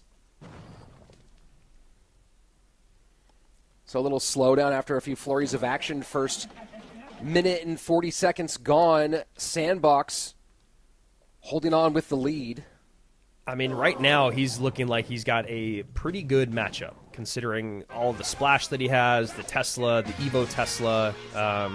Not a great way to get on top of those piggies when they're evolved, at least at the moment. Still have 2 more cards to show for Kimchi. I'm sure there's a spell in there that'll bring them down to the ground, but just curious to see how he plans on playing through this. As you can see exactly what I'm talking about. Wizard and Dark Prince, really nice cleanup. There's the Evo Tesla right on call. So we'll see what Kimchi's got. He just needs to make sure he doesn't get ahead of himself because he gets impatient. It's just really frustrating when you have a 6 elixir card, or 7 elixir card, that gets completely erased by the counters and lets them actually counter the opposite direction. Yeah. No King Tower activation there with some lucky timing for Kimchi. Would have been nice, but just not the case. Might use the ability here for the Wizard. Decides to hold off. Man, it's just so tanky.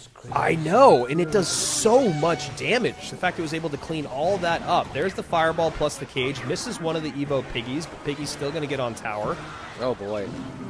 They're feasting. 1432. Sandbox has just been lights out since the start of his run. As we mentioned before, day didn't start off great yesterday, but since then has just been absolutely lights out. 0-2 against Clown, 2-0 over Rockin', Ruby, and Tangi.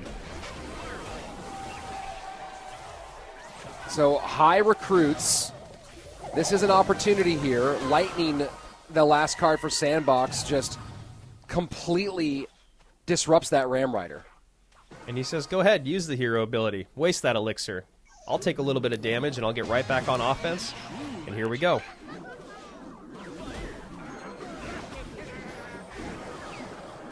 A little hyper-aggressive to drop 10 elixir at the bridge like that. Yeah, I mean, I think he just recognizes he can't get punished. This deck is so heavy that he's going up against, and it just played its win conditions. So the worst thing that can happen is you can start another recruits push that he can literally counter with this wizard. And he's not even using the ability. It's bonkers. Yeah, brutal stuff. And now he can kind of sit back. He can SimCity this and just make sure that no mistakes happen. Yeah, I mean, I literally have no idea how you win this game. You have the log, you have the E-Spirit, you have the Tesla, all of those things to reset and stun or pull in the Ram Rider, and then all of your troops do splash damage. You also have the lightning if somehow things pile up and you don't have any responses, as we saw Sandbox already do. So just a really tough spot to be in if you are a Kimchi. Yeah, and your super wizard can do super things. Seriously, I mean, that hero wizard is just so strong right now. I wonder if it needs a little bit of a balance, but as of right now, it's about the synergy and the play of it. Those two things you really have to lock in, and obviously the pros are going to be good at that. Also, isn't Kimchi's picture sweet? It's maybe the best of all time. That's right. That's pretty great. Kimchi or Robley?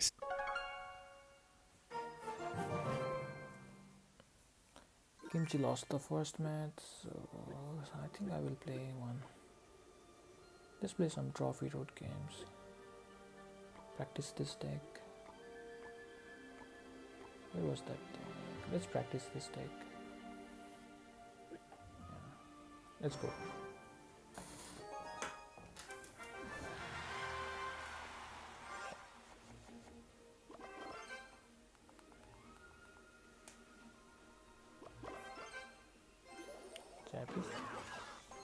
Okay, he's also playing that deck. Stream is very laggy. It's just really. I think that's because of that. I am live streaming that CRL live. Maybe that's because no stream good. Okay, Musa, alright. It's just Elvis. Try to refresh the stream. Okay, try to refresh the stream.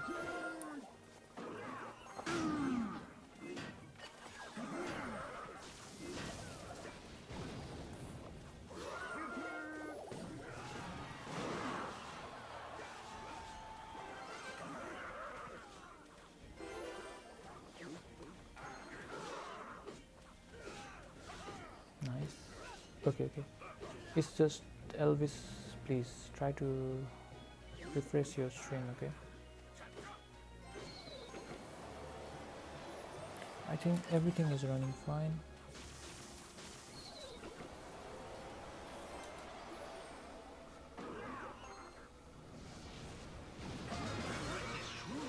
Fireballs and wizard.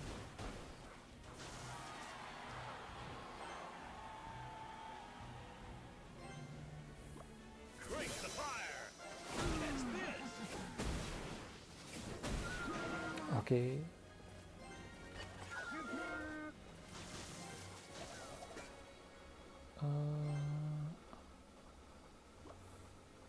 Power barrel.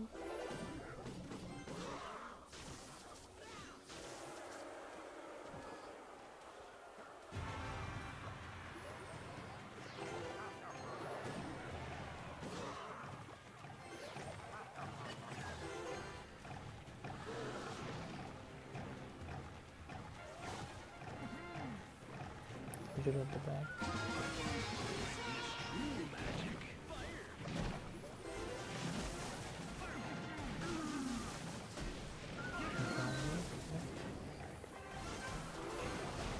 Wait, how would you defend this? Can't defend that.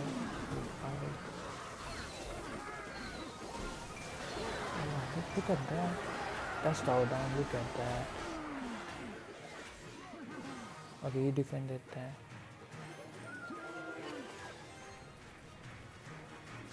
Okay, he fireballs playing. He doesn't know how to play this deck, to be honest. Over the wizard. Okay. Oh, Science Kelly player. He goes for. I'll go for everything. He has to firewall that. He firewalls him. Let's go for this. Ability. Look at that ability, guys. That's on tower. Nice. Look at that wizard ability, guys. Nice. That's tower down. Let's go.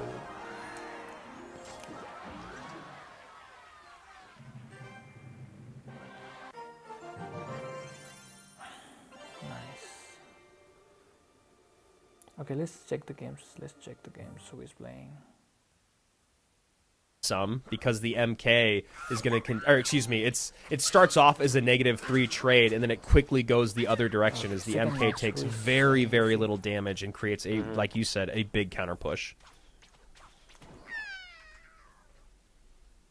I mean, you look at the options here that Sandbox has for that drill. The Berserker's still pretty nice with it. The Bar Barrel obviously can do some cleanup. Yeah, I mean, that's why Sandy was, I think, pretty happy about it, is not only does he have the MK to create the big counter push, and as you said, do good work against the Evo drill, he's got all these wonderful responses in the Berserker, in the Ice Spirit, in the Bar Barrel, and exactly what we've been talking about is happening now. Yeah, I mean, there's no better, with what Sandbox had in his hand, there's like no better way to defend that, right? Yeah. Now Miner goes to the back, getting tanked 4-2. Pretty good Hero Knight ability, but it then allows the Mega Knight to get on top of the tower. And Sandy, again, just grinning from ear to ear. Yeah, and Sandbox knows better than anybody that every single one of these months matters, right? He has made it. He has skated his way into World Finals, and he has missed by a hair for World Finals. And like like I said, there's nobody who is aware of the stakes being prevalent, being relevant in every single month more than he is.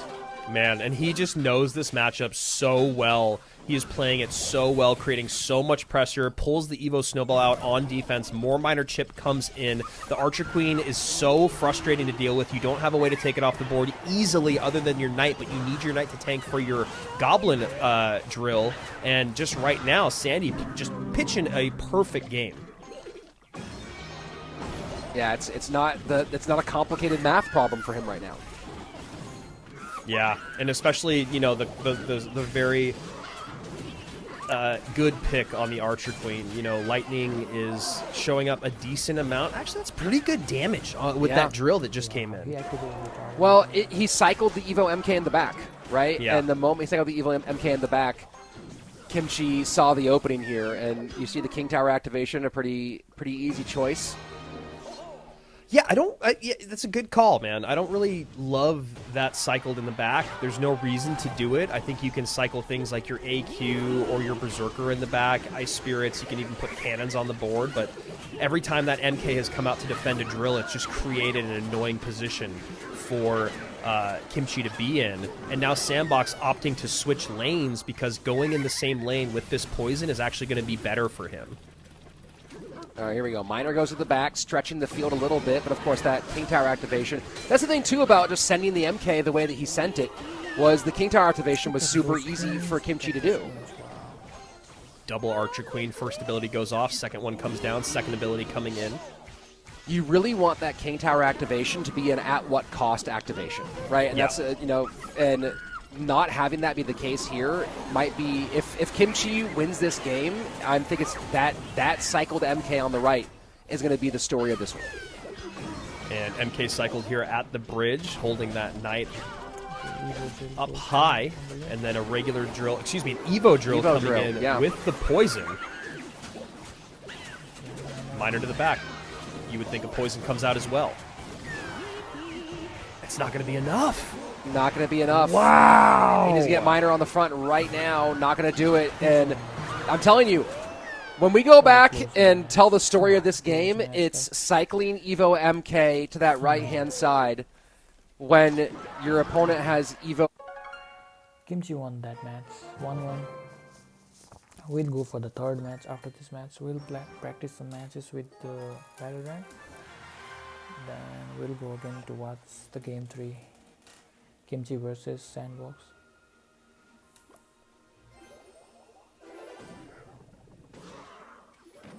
Wait, what?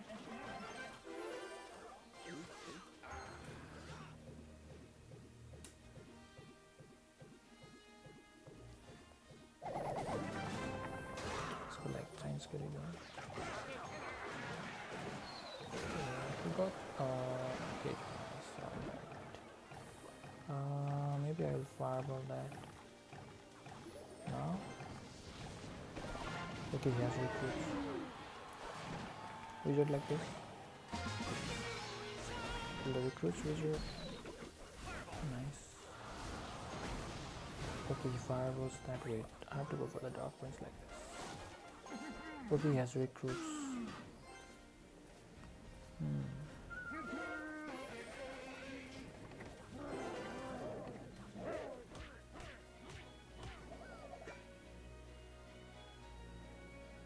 This guy is playing piggies.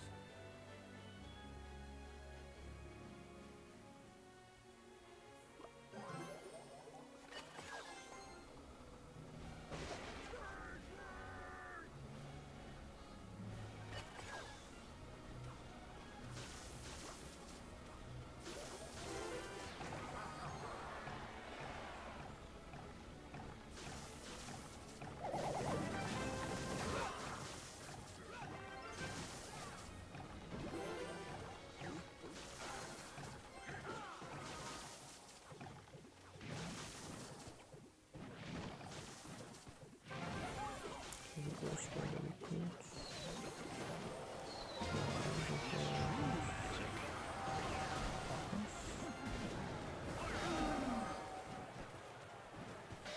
Recruits are charging on the tower, but that's why. Okay, he goes for the cave. That's on tower. That's not on tower. Okay, he goes for arrows.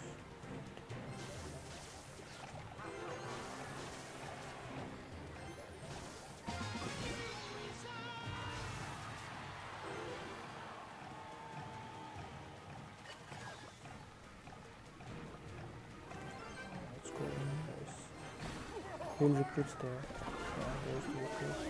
Fireball this.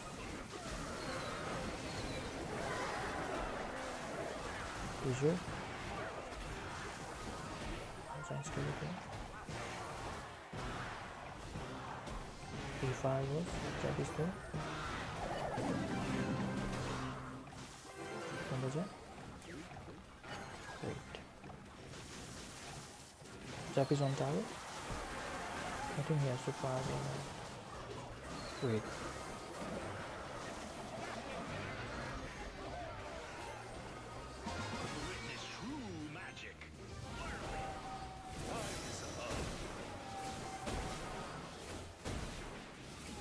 He gets the damage. Okay, play my deck for... Okay, maybe later, okay.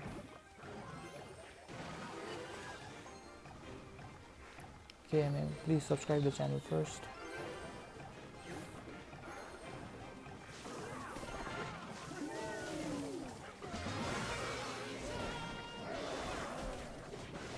Giant skill on tower. Nice.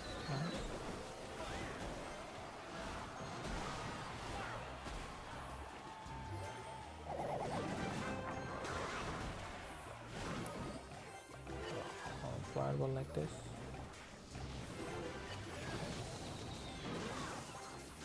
Amazon. Darkness. Jack is okay.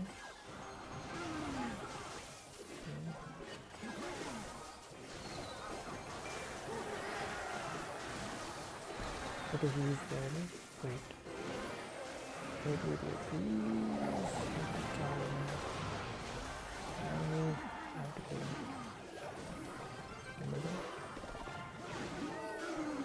Another ram again. No. I could not get the damage. That was close.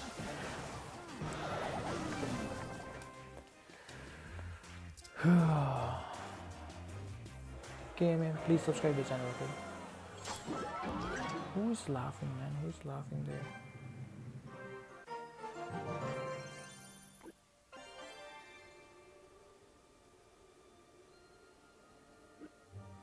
No, I don't want to play now.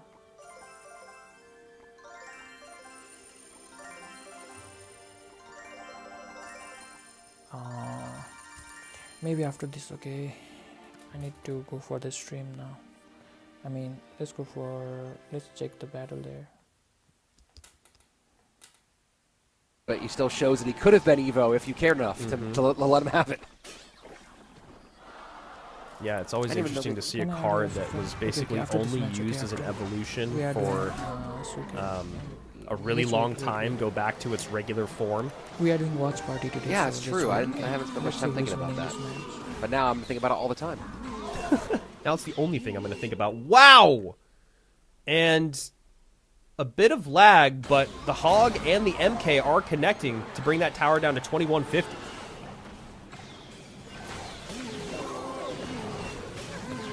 And a little technical difficulties here. Yeah, I know production's working on cleaning this one up. We were all a little worried about that giant skeleton connecting, then it teleported away. And the Evo Lumberjack, another Evo that I've talked about a good amount over this week in the Creators Tournament and in CRL, is just, it's not that much of a problem. It doesn't get on tower that often at the highest level, but it's just something you really got to be very wary of and a bit scared of. And oh my goodness, Sandbox with the complete overwhelm in the right-hand lane with that same combo of Giant Skeleton plus Evo Battle Ram that is so difficult to stop. And Kimchi's CRL journey will end here for now as he falls after making a... Okay, you support Seok, but Seok is not here. KMM says, please play my deck. Okay, let's play his deck, okay? Let's play this guy's deck. Okay, you want to add, right? You can add me. You can add me more CR. You can add me quick.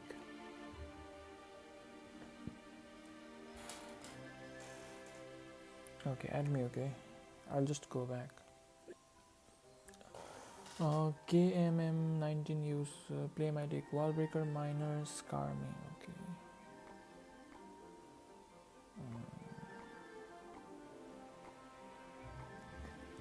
Wallbreaker, Miner, Scar me, Barbarian Barrel, Royal Delivery, Royal Ghost, Mirror, Goblin Dart. Barbarian Barrel. Goblin Barrel is there or not? Okay, no Goblin Barrel, okay. What is the deck? Wallbreakers. Wallbreaker, Miner.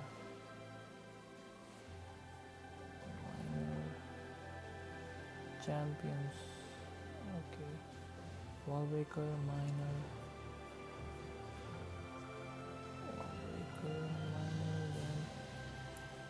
Scar me, Royal Delivery, Scar me, Royal Delivery, Scar me, Royal Delivery.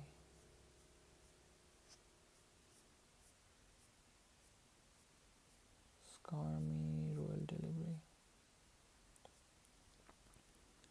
Royal Delivery, then Royal Ghost, Goblin Dart Mirror, Royal Ghost, Goblin Dart Mirror. Royal Ghost, Goblin Dart Goblin Mirror.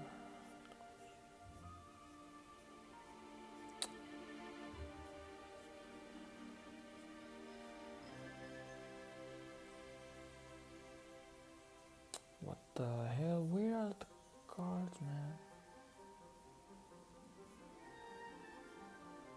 Mirror, Royal Ghost, Dart Goblin. Okay, that's it, right? I'll go with wait, I don't have Evo Wallbreakers. What? Let's go with Evo Scar.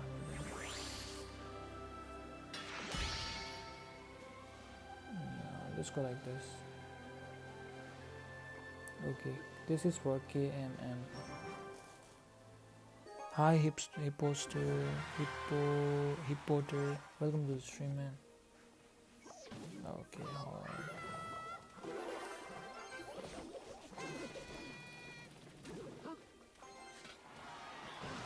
Wow, that connects.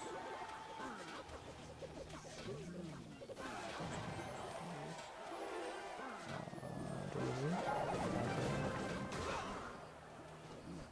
Not bad. Ability? Keep going. Keep it up. Okay, thank you. Damn, bro, you live 24. You're alive 24/7.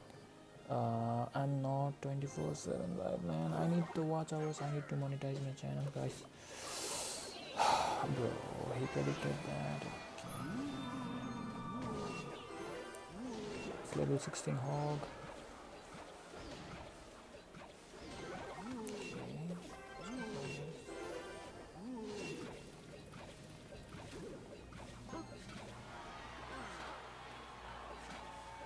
Look at that.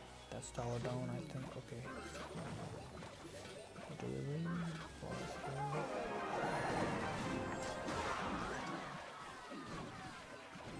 Nice.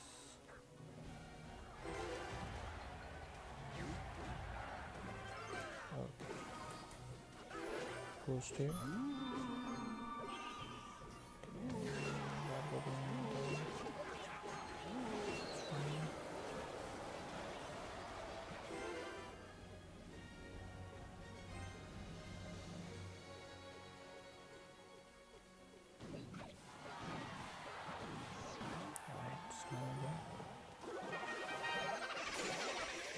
Okay, freeze that. Wait, what?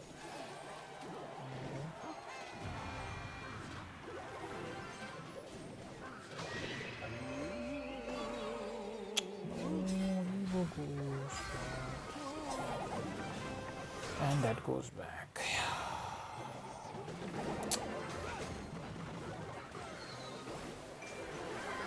Oh.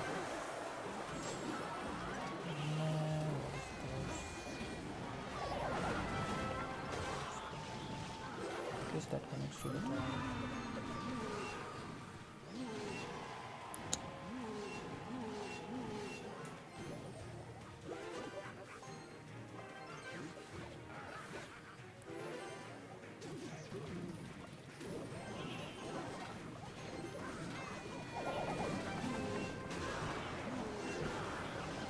Oh, GG's.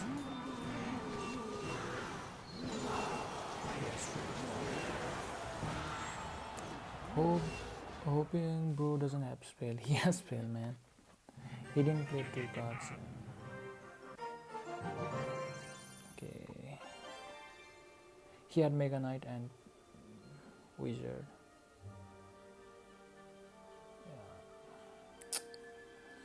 Yeah, this is. Let's go there. Lightning ready to go. I think that's going to be the big factor, right? This is going to come down to either A, does someone make a mistake in that middle of the board, that middle third battle, or does someone get ahead early on spells and then not let the other guy catch up? Yeah, it's always so hard to say in these true mirror matchups, you know, what the deciding factor is going to be. We see an aggressive push here, nice King Tower activation from Sandy, high Evo Tesla, and a clean defense. Adriel up, though, 29-12 to 25-85 on that right-hand side. Do we start getting some... Go ahead. I was going to say it's always fascinating to see pre-cycled or early-cycled buildings when you know you're going up against Hog. I'm really curious if we start getting some opportunistic Magic Archer abilities later in the game for the damage, right? You saw on the left-hand side, Adriel had a Magic Archer walking towards some skeletons, and he already has that King Tower activated on Sandbox's side, so do you start trying to activate that ability a bit more for the Princess damage? How tight is this game going to be? And a nice lightning comes in for Adriel as he widens the gap ahead by just under 600.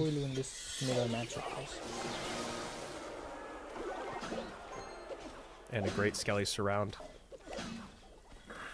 And Sandbox will take that lightning every time. Right? Very, very, very happy to get that damage. Hogs out in either direction. Tesla's out in either direction. So right now their cycles feel like they're pretty similar too. Yeah.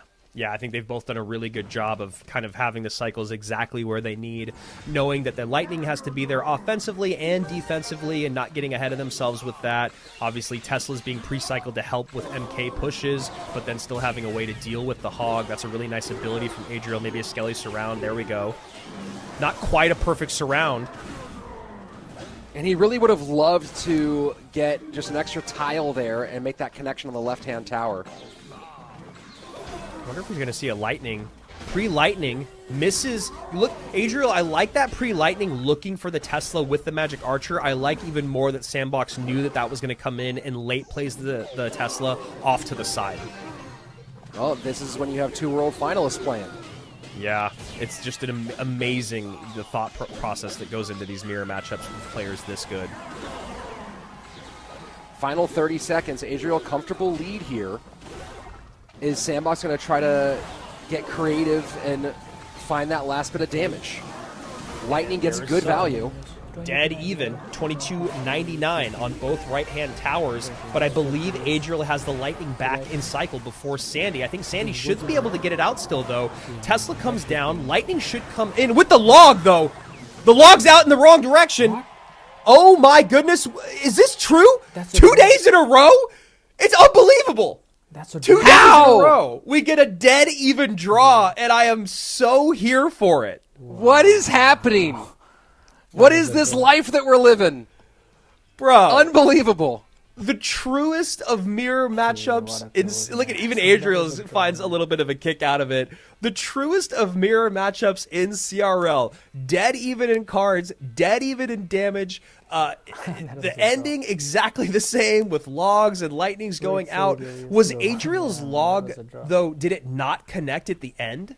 It must have been too late. Yeah, wow, what a match. That was a draw. Okay, can you play your Evo motor? Sure. I wanna. Okay, I can play the Evo motor. Let me check if I have the deck or not. Evo motor. Okay, I don't have a deck. Okay, let me get the deck. Evo motor. Okay, there's the Evo motor.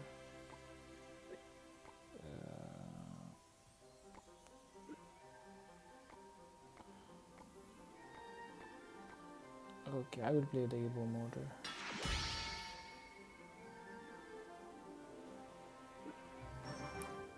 Okay, this is for mode CR. Okay, mode CR, I will play the Evo motor.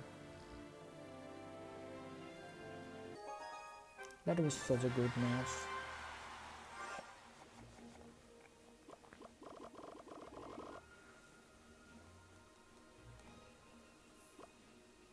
Okay, let's go with the motor.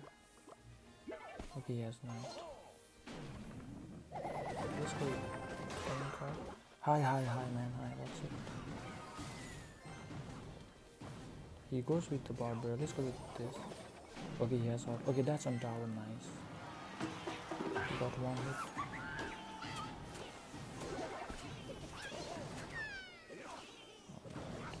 Not bad.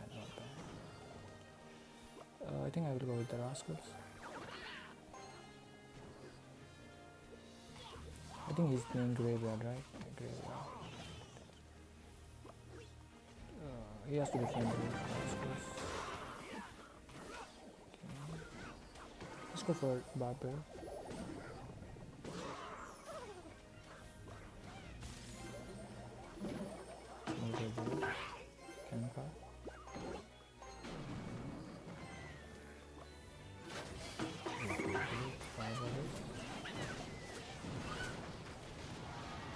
Kill the berserker.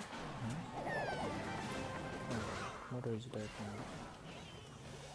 now. He will go for his ability there maybe. Okay, no. Let's go with this.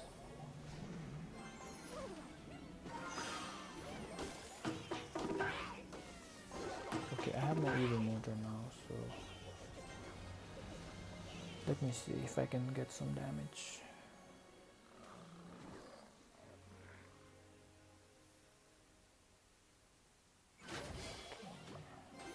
Rascals.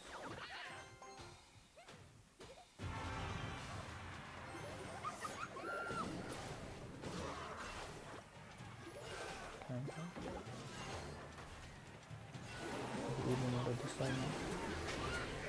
You basically do.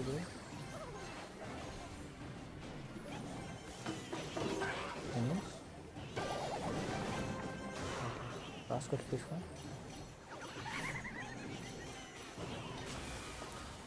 Fireball this.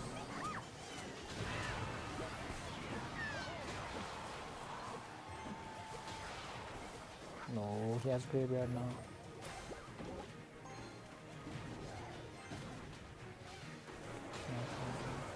Motor here again.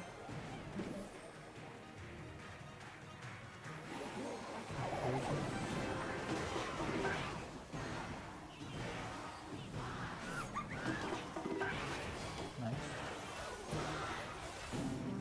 That's good.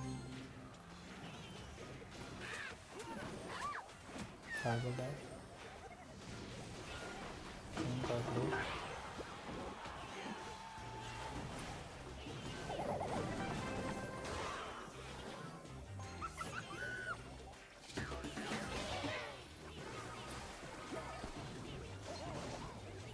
Let's go for the defensive mode.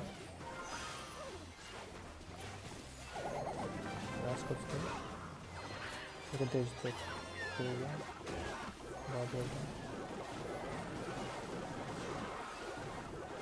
Let's go for Excalibur.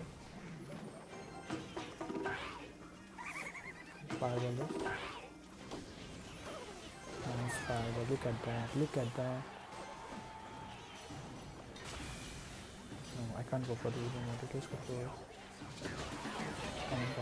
okay. Barbell this. Nice barbell. Let's go for Excalibur. He has to defend that problem.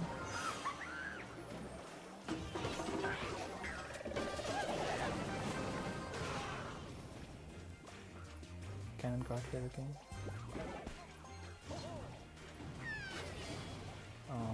Rascals there. Minions here. Fireball this.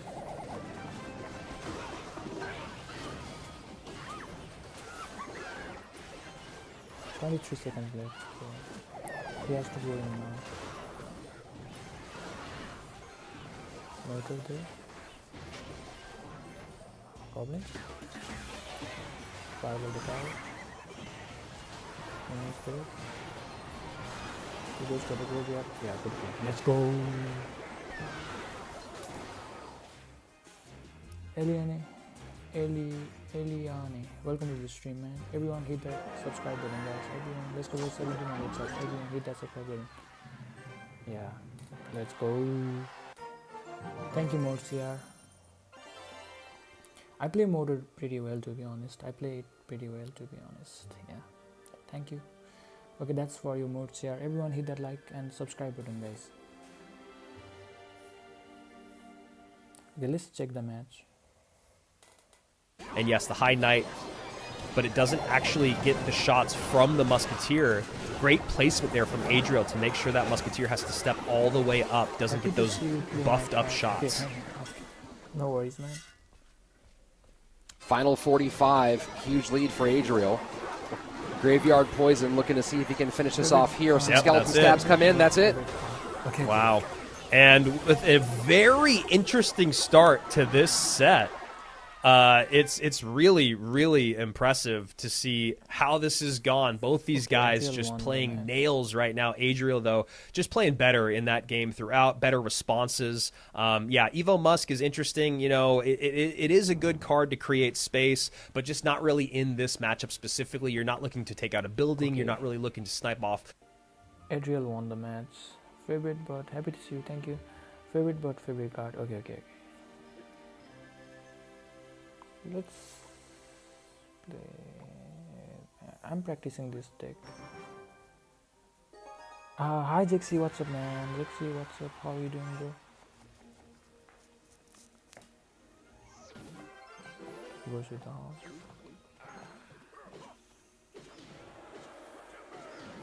Okay. Let's go for better than this side. He just used the Tesla guys. Okay. Or fireball then. Nice fireball. Bro, next game can we play? Sure, why not?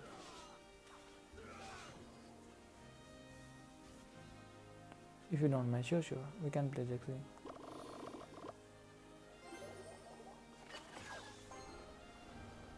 Everyone, please subscribe, guys. Let's go for 1700 subs, everyone. Okay, he has Mega Knight. Giant Skid.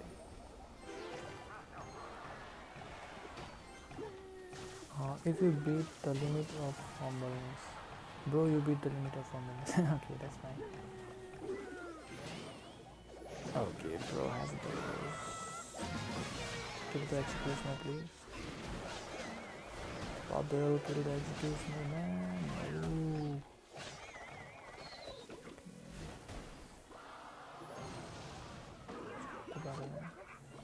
Fireball? Look at that. Yeah, look at that. Bobs takes the tower maybe. One more? Okay, not. Everyone, please hit that subscribe button, guys. I need to get to 1700. Everyone, please help me, guys. Alright. Let's go with Lumberjack categories.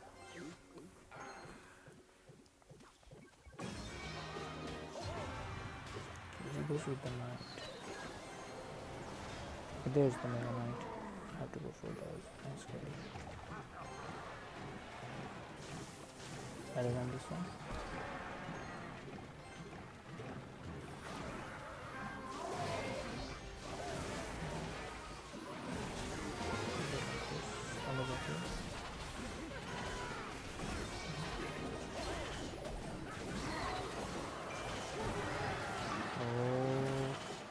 Executioner, please, man.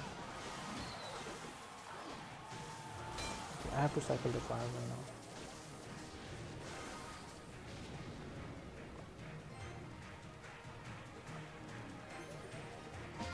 Okay, he goes with the hawk. I mean, uncle. No, please.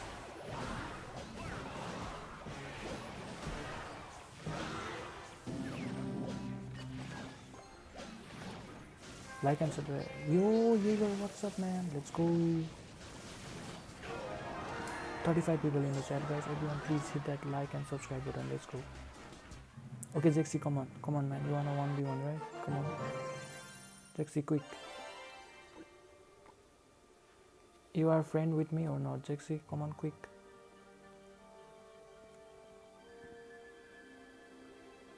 Come on, quick, man, Jexy.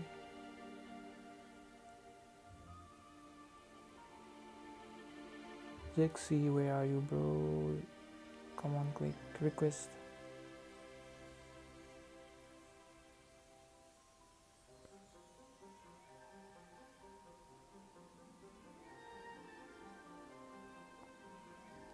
Where are you, man? Okay, I will play the match, okay. Let's see who won there. And this furnace gonna get fireballed, which is good information for Adriel to have. Is this the creepiest of the tower skins in the entire game? Adriel's rocking here. Yeah. I'll give it that.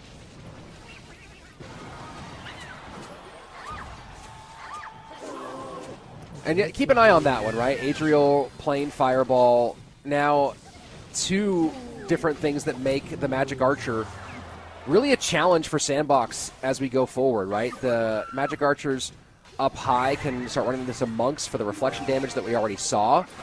And the Magic Archers down low, and there you go. See, nice reflection, going to force him to use the ability. And the Magic Archers, if he plays them low behind his towers, that's his Fireball fodder. Yeah, I'm a little surprised that we're not seeing Adriel be a little bit more precious and protective of his units strolling down the lane to give that Magic Archer damage. You know, it's always been a little bit of a will they, won't they conversation, but as of late, it's been much more of a they will. and I need to stop it. Now it's just about the fact of will they, won't they hit the ability, but especially at the highest level, you know, you always talk about pros getting like 100 or 200 damage, and you hear them go, oh, that's a lot of damage. Well, at the highest level, it really is, and to give that up time and time again is a little bit surprising. And King Tower activation maybe incoming. No, the Magic Archer ability does not hit the Monk and reflect. And now we get the Royal Giant on the right-hand side. Evo MK going to work there, but the Fisherman pulls it away. No problem as that Berserker full of damage. And the Fish Boy pulls a little Benedict Arnold there, pulls the MK on top of the tower. And yeah, this is just a tough spot to be in. Evo, oh wow. This might be a good overwhelm, though, on the left-hand side. Tesla's, I imagine, is going to come out. Yeah, but not enough elixir for it. Tesla's super late, so now Evo Tesla goes and pulls the distraction, but after a lot of damage already been done. Yeah, and I really like that E was behind because you know it's going to stun whatever defensive troop comes out. And, you know, Sandy, once again, you know, plays that Evo MK on the RG, but Adriel able to get back around to the RG. I mean, that's one of the reasons why you're going to hold it for so long is when you know you're going up against Evo MK, you can't just give away that free damage. And a very close game we have now. I think Adriel was hoping that Log would knock the Hog Rider into his Fisherman from the opposite lane. Didn't happen. And he played the E-Wiz to mitigate the damage. Still took one, and then, of course, Magic Archer damage. So now 797 bottom right-hand tower, 1225 top left-hand tower. Sandbox knows where Adriel's trying to go. Adriel might put a little pressure on the right-hand side, and he does. And Berserker does connect, but obviously not going to be for a lot of damage. Evo Furnace locked in. Fire Spirit will jump on the Hog, and Sandbox evening things up to 1-1 after 3 games, 2 on paper. And this got closer than you think here, Andrew. Look at that, down to 234. Yeah. There's one of those moments where, like, that could have been, we could have seen a... Okay, 1-1. Sandbox versus Adriel, 1-1. So last match, we'll come back later. Okay. Zexy, come on. You want a 1v1, right? Come on.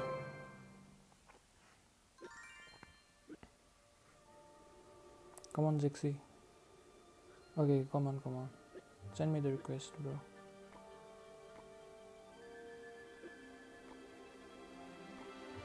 Send me the request, quick.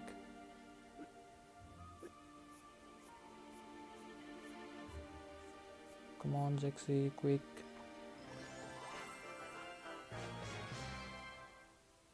Where are you, man?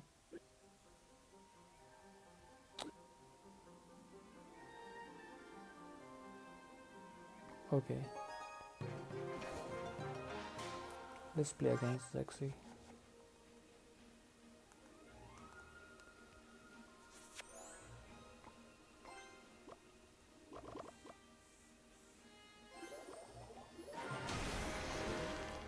How many accounts do you have? I have 7 accounts. 8 accounts. 8 accounts.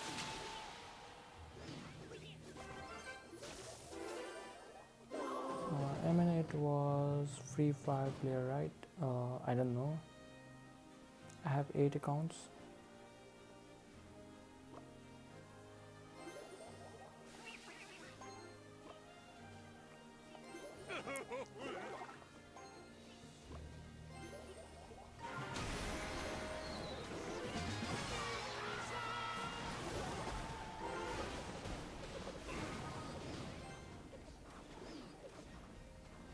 Everyone, please hit that like and subscribe button, guys. Let's go for 1700 subs, everyone.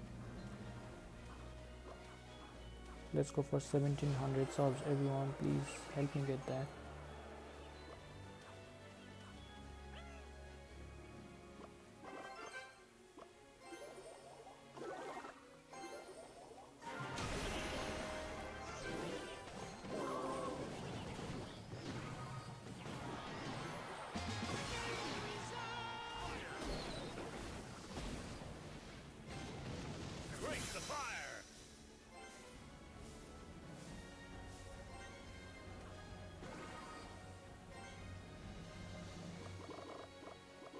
You deserve more viewers. Yeah. Maybe in future. Okay, yes, Mega Knight. Question mark. Okay. I don't know what you are saying, bro.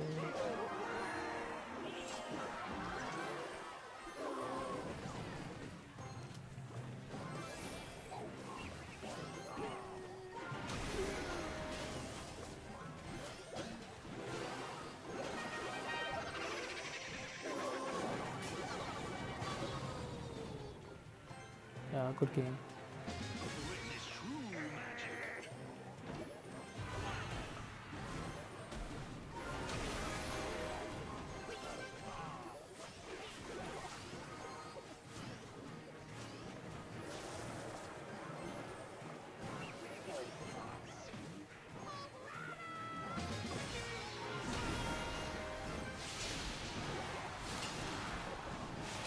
Good game.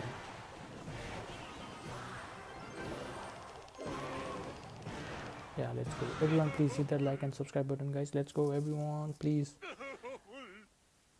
Let's go for 1700 subs, guys. Everyone.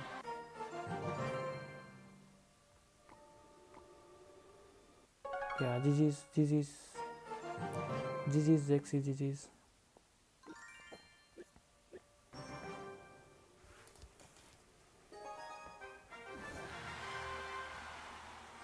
Everyone, please hit that subscribe button, guys. Let's go for 1700 subs, everyone.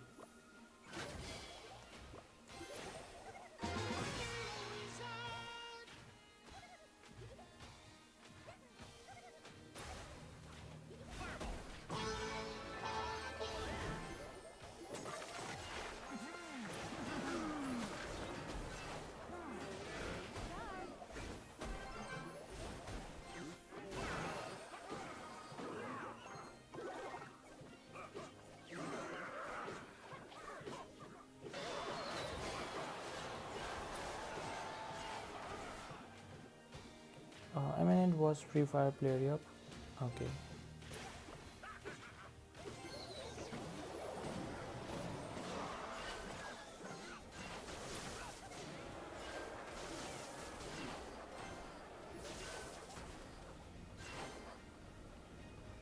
Eminem is my inspiration and April, bro. Again, I cooked. Okay, that's fine, bro. You played well. You played well.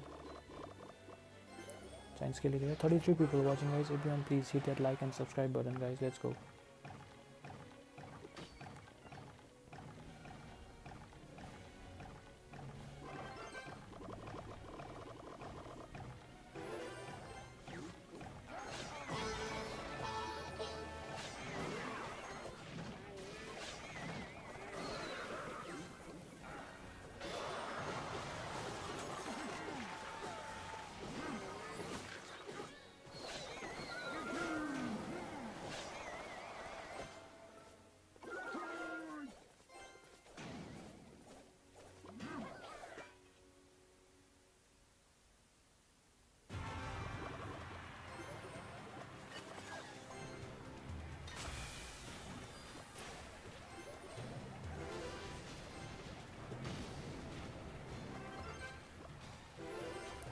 I used to play so good in 2020 and then I left the game.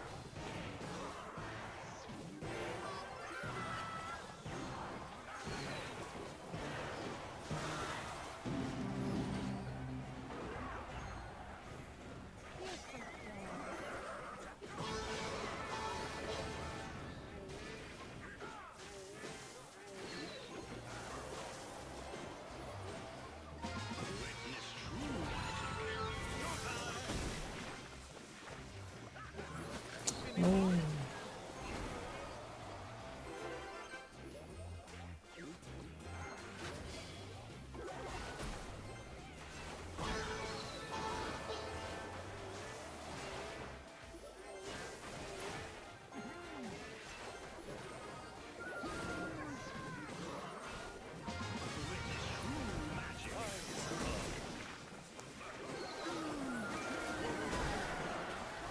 Dark Prince hit the tower? No, Dark Prince. I even defeated you together. Okay.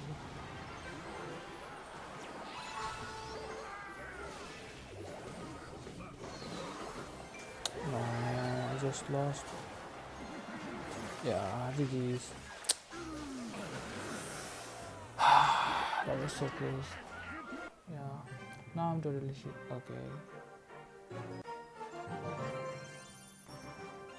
I miss the old years when I was a kid and playing Free Fire peacefully all day with friends and fully enjoying. Yeah, everyone missed those days, man. When you grow up, you have responsibilities in life.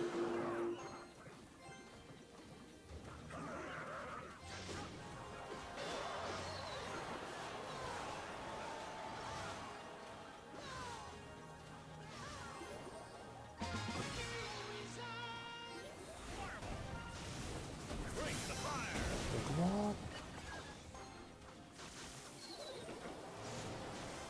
Please kill that. King locks. Okay. Bro responded with a P.E.K.K.A. Yup, man.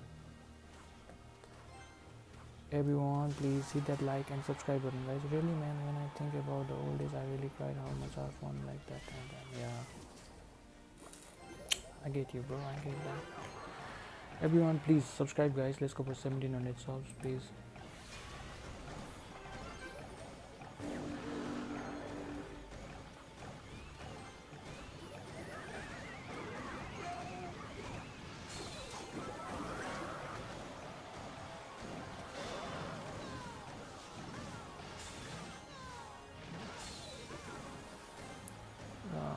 That time was like heaven. Yeah.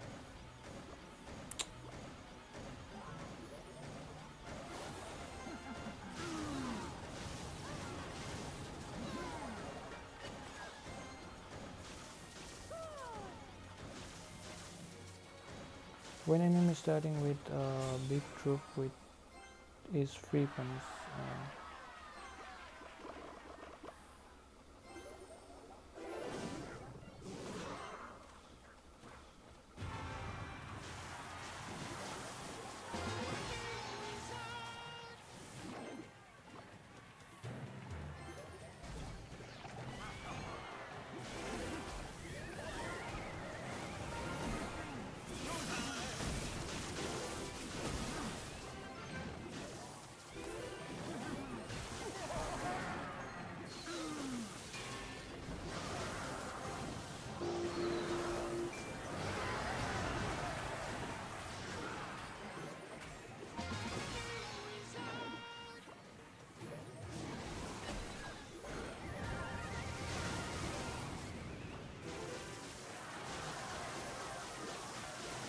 No, healer, please don't come. Ah, man. What the hell is that? Yeah, I lost. Guys, to Evos must stay or delete. Okay.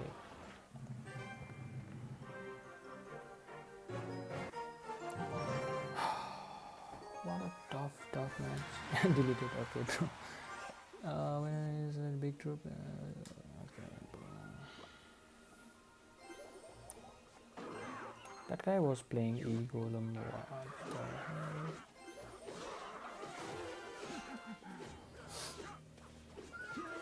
Everyone, please hit that like and subscribe button, guys. Let's go.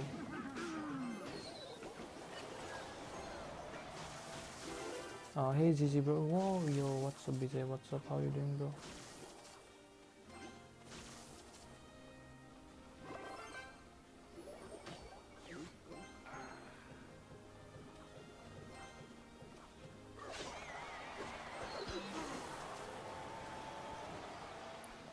Oh god, oh no, it is opponent fight and lumberjack. Yeah, man.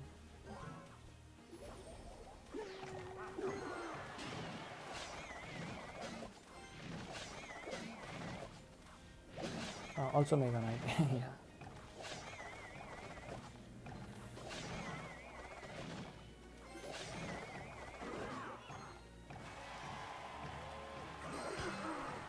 Okay, mirror, Mega Knight. Wow. Whew.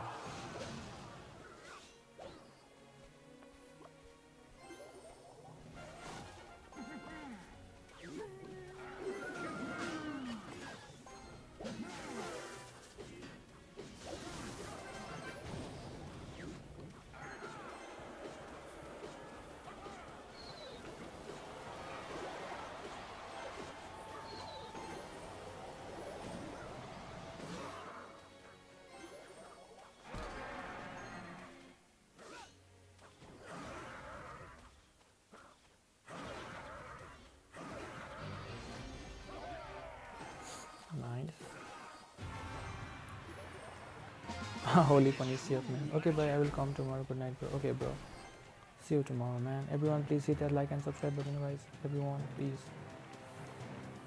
He will make a night there, right? Yeah, there's.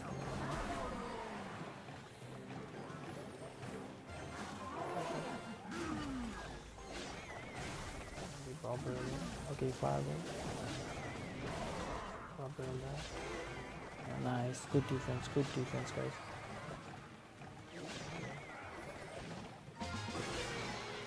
Please, don't die, Wizard. Wizard, kill it. Let's go, Wizard. Wizard, you OP, man. Okay, this guy is cooked. Let's go.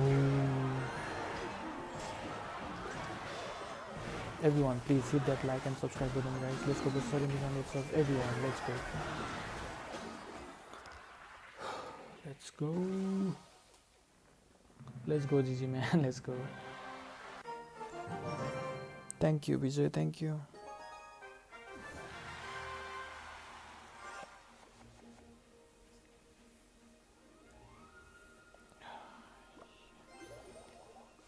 Zappies. Good planning, man. Good playing, man. Thank you, Marvin. Okay, this guy fireball.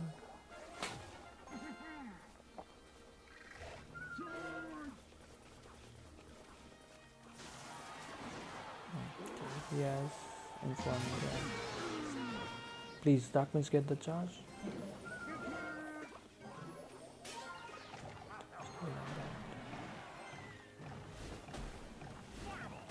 Okay, this guy is cooked, I think. Yeah, he can't defend the right. Okay, he fireball. Look at that tower damage, guys. I'll just barbell that now. Never took a waste hero. Every hero has point, yeah.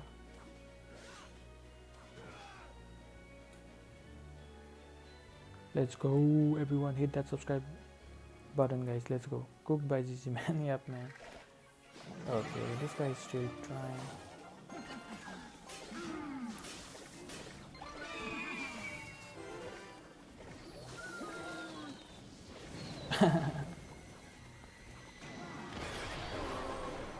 Let's go, bro.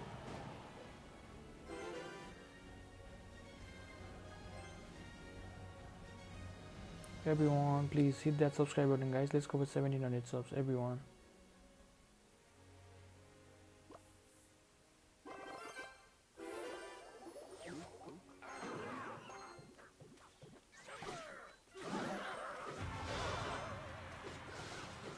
That motor is dead. Yeah. Bulk is dead.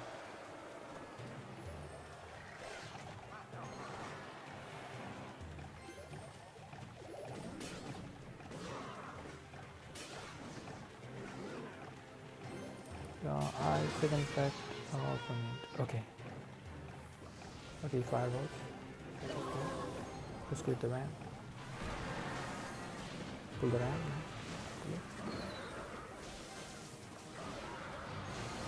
Okay, skill it. Skill again. Probably. Visual. Great visual. Nice. That's on tower, right? Okay, I missed. Okay, I had to fireball the tower. Okay, I messed up. Okay, yeah. Look at this guy trying to win.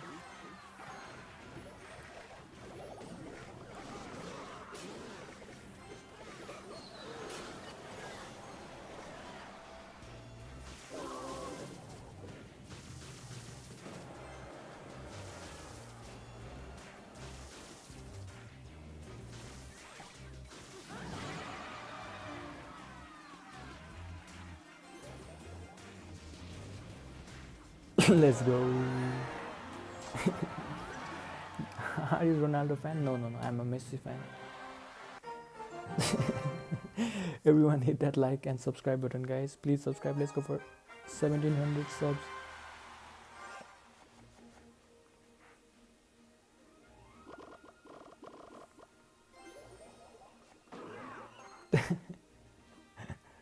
Okay, yes, look at it. Bro, I was playing and I found level 1 tower arches in 9k trophies. Okay.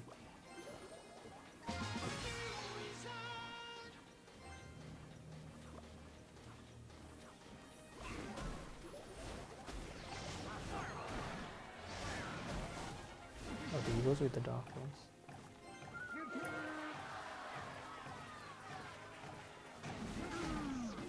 Okay, that is good.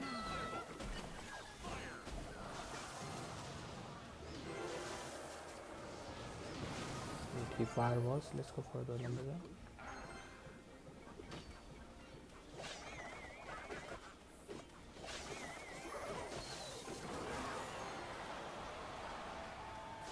He says wow. Her opponent is normal too. Okay, he's okay. What do you mean? Why tell you like Ronaldo? Let's go, GG man, and CR7 will say so. No. I'm a Messi fan. Okay, please. I hate Ronaldo, to be honest. I'm just joking. I'm a Messi fan, but I don't hate Ronaldo. You want me to say Sue? Sue.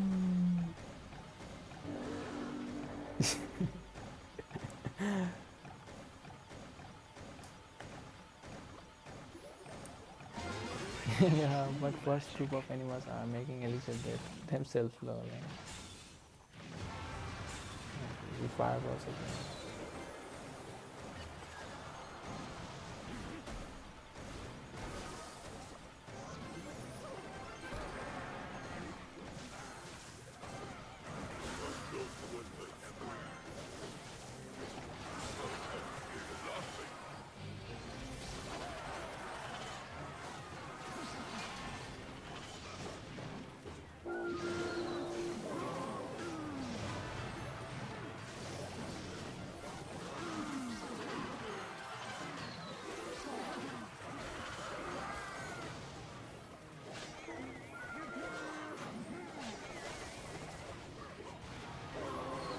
Let's go.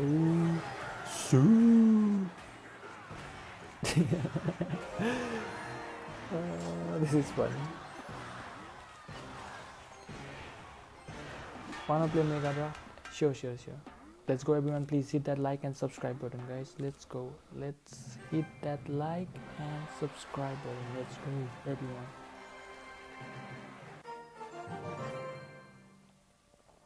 Okay, let's play again mode. Mega Draft. Me too, Messi fan, number 10 always. Yep, always, man, always. Let's go. Shoo. Okay, bro has Tesla. Okay, bro. I'll take.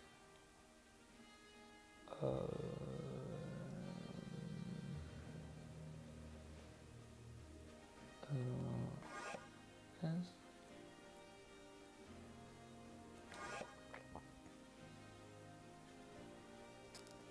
Okay, bomber. Is he going for a drill or what?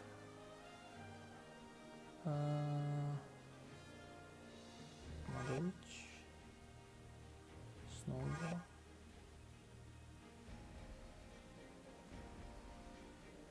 He has to go for hog, right? Yeah, he has to go for hog. Let's get here. Let's pick the hog. Cannon card.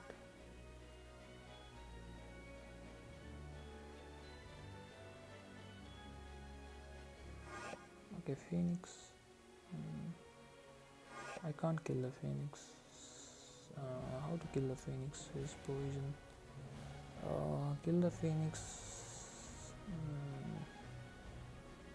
Okay, bro. I have to pick this.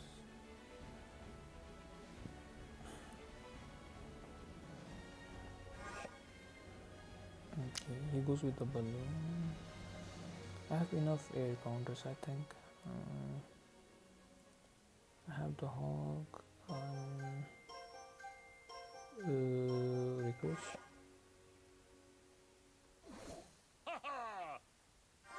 Yeah. Good luck. Everyone, please hit that like and subscribe button, guys. Everyone.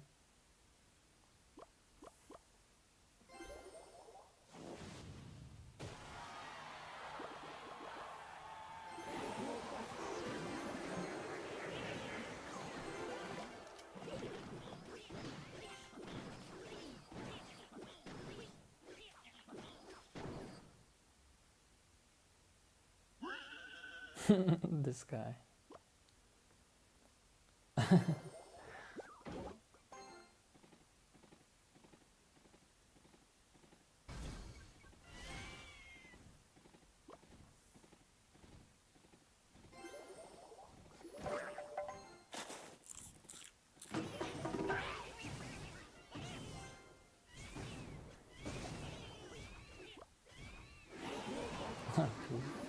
He poisons that. That was bad, that was bad.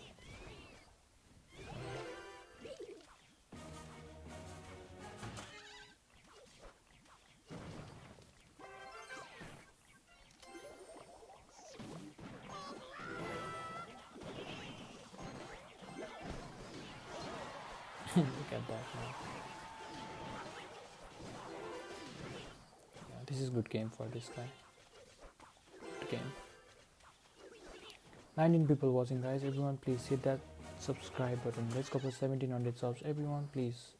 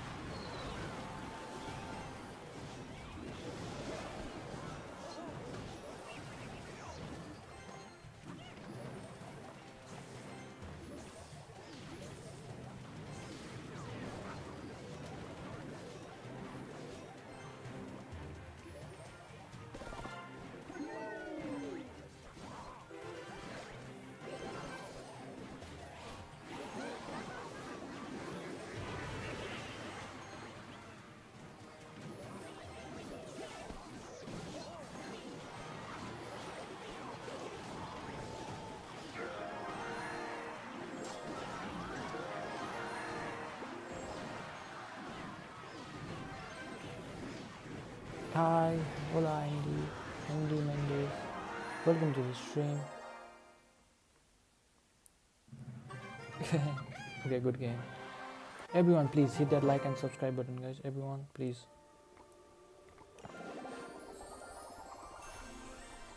Okay, let's check the match. Let's check the match.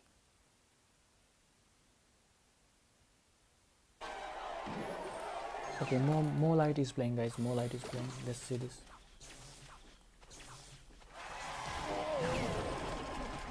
You are really good at baiting and see. Okay, thank you, man. And another drill in for Mo. And Josh and I were saying this yesterday. The timing of Mohamed Light's snowballs are perfect. Again, look at that. Knight comes down, Wow. Ice Spirit comes down. Perfect snowball. Way more damage than anyone else in the world gets. And it happens every single time almost.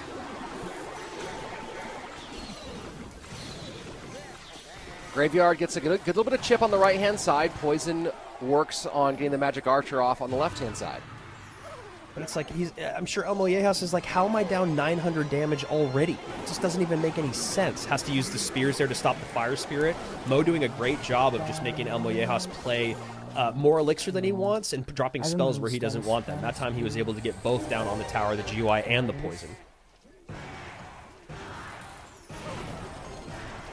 I like running the Magic Archer to the outside there, forcing, you know, if you're going to spend a spell to get it off, you're not going to get more than just the Magic Archer and the tower value. Nice pre-cycled goblins there to clean up the graveyard and pressure on the left-hand side to make sure Elmojas couldn't get too much on that offensive push, but the gap narrowing just a bit. 700 HP the difference as Elmojas going hyper-aggressive at the bridge once again. Mighty Miner plus Poison, though, going to be more than enough. He's exclusively playing that right-hand side, and Graveyard has the ability to switch lanes. And I am wondering if at some point he's going to choose to switch lanes. He'll have to be careful, of course, of not giving up Magic Archer lineups. But the ability to defend some of this and counter push. And just always, I mean, so That's much crazy. elixir spent once again and still gets a goblin connection somehow. That was a good night to avoid the easy lineup for the Magic Archer. Ability will do some more damage. And 1 minute remaining, and the gap has narrowed quite a bit. Graveyard always getting stronger in triple, even this version of it. But so does Drill. Yeah, and Evo is coming up here pretty soon.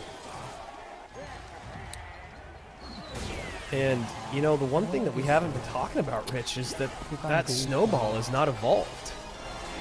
Oh, That is a mistake from Mohamed Light, a very rare mistake from Mohamed Light, but I'm sure he would have loved for that to be an Evo snowball instead of a regular snowball, although it is not mattering at the moment. He's going to win this potentially without having put the Evo snowball in the Evo slot. That's bonkers. Crazy.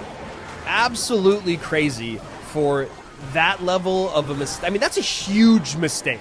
When you have snowball in your deck, in a competitive scene, and you can see Mo with a little bit of a sigh of relief, not the same celebration as we're used to seeing, even though he's still up 2-0, he just didn't have the Evo snowball, which who knows how much easier that game would have been. That's so crazy. I'm glad you caught that there at the end. I had completely didn't. I was sitting there going like, Evo snowball would be good here. I didn't look at the deck and realize he didn't put it into the slot, and that's just insane. Pure insane. Yeah, I mean, you're just looking, you're like, well, what, is he going to play it at the bridge? Is he holding it? And then, you realize it's not lit up there on the 8 cards played. And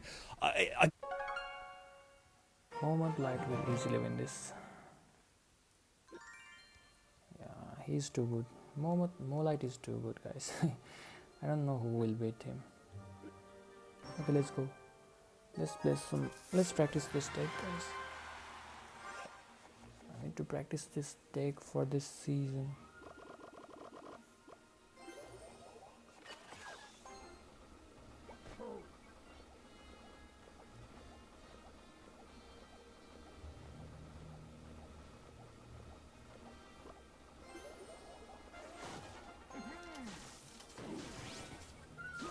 Sharpening my knife.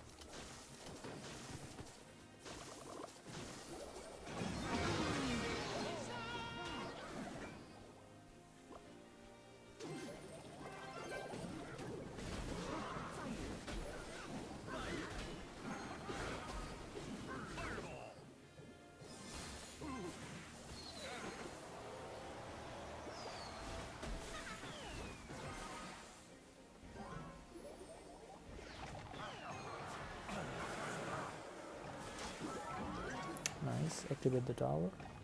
Wait, let's go for the battle line behind. Okay, has Hunter. Let's go. Giant Skelly on tower. Look at that.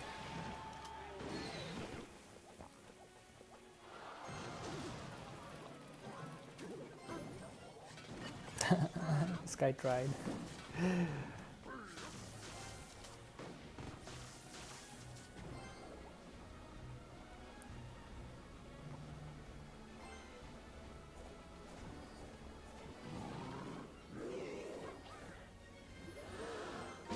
Witness true magic.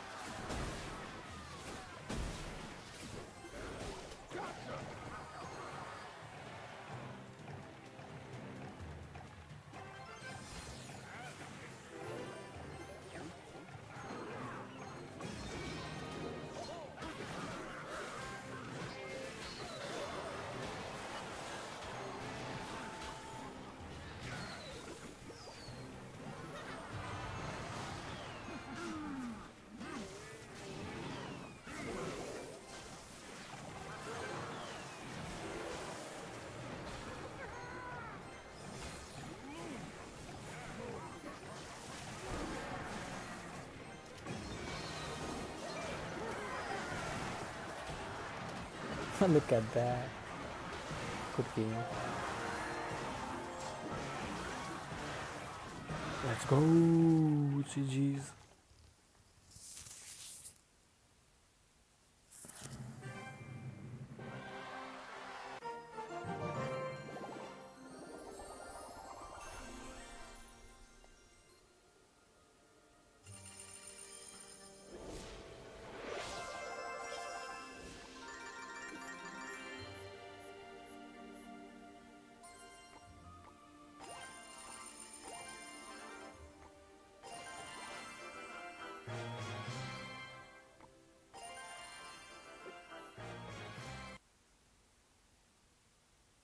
Of this this whole CRL, Swiss stage, group stage, and this weekend.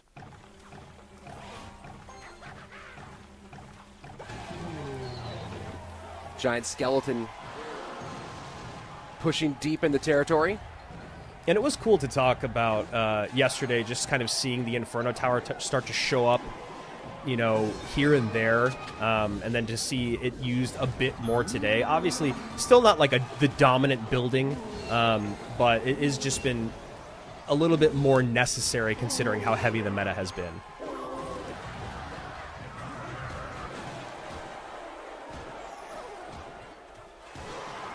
And a little defensive battle ram against that hero Musk. So Ice Spirit and Log and Monk and Inferno. And this is a great deck pick from Mo so far. You've got the Inferno. I mean, it kind of is all written out there for you. The Inferno is going to deal with the giant skeleton. It's going to be able to pull in the ram. You have the Log and the Ice Spirit for the reset. You have the Monk for the pushback. You know, the Mother Witch might be able to get some value off of Skellies or Evo Skellies, but of course he's got the Fireball for the Mother Witch. So, you know, just really nice stuff there.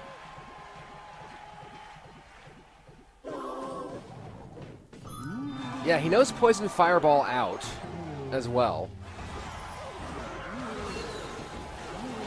And Evo Skellies. Perfect. How many Evo Skellies have we seen this weekend? Evo Skellies? Honestly, I think it's only Mo that's run them a couple times. I'm pretty sure he ran them once yesterday. I don't know if anyone else has. And again, he didn't Evo the Ice Spirit here, so a second game where he's not maximizing.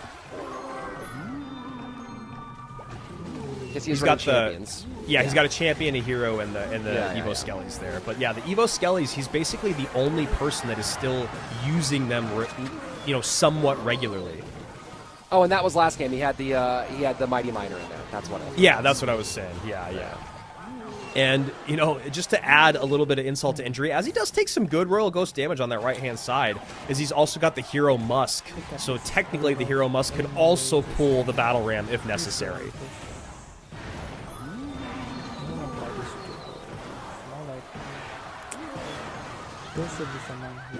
So here we go, sudden death overtime. Fireball does get to the Mother Witch in perfect timing, as Mollejas is just a tiny bit ahead here. Not anymore. It's, you know, one of the things I think is underrated is the synergy between the Inferno Tower and the Ice Spirit. Oh, yeah.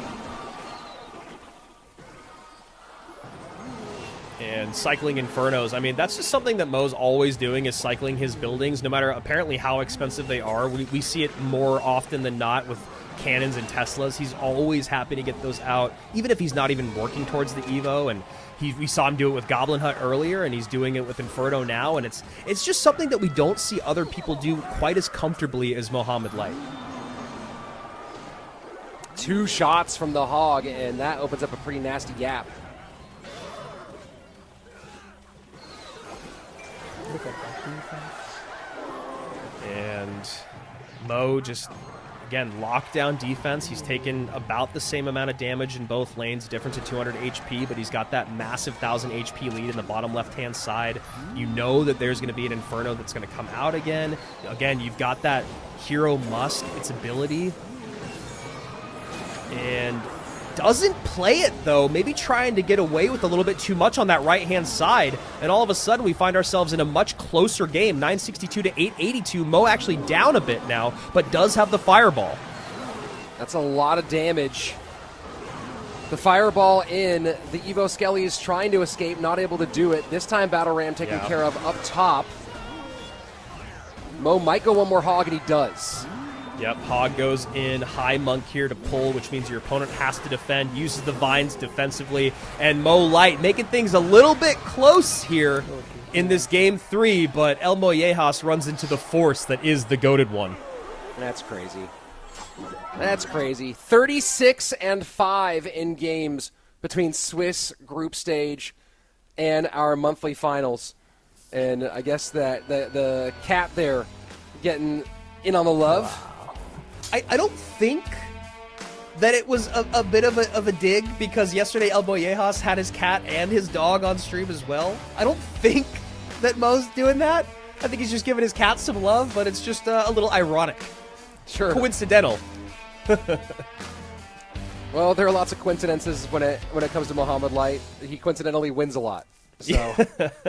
And now we have at least a second place guarantee for Mohamed Light. So even if he doesn't walk away with the golden ticket, walking away with a good amount of cash and, of course, all those ever important leaderboard points. But as of right now, my goodness, even in a best of 5, he doesn't drop a game as Elmojas is sent down below to face off against Sandbox. Still 3 remaining. Elmojas has not been defeated, as that is his first set loss. But my goodness.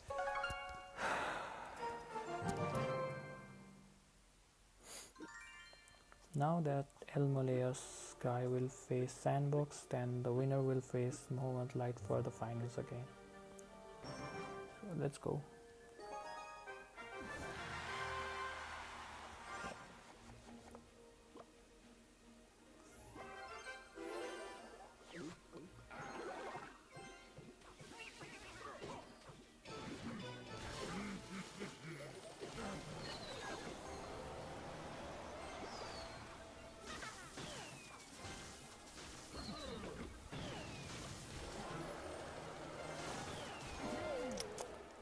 I messed up that, but playing hog.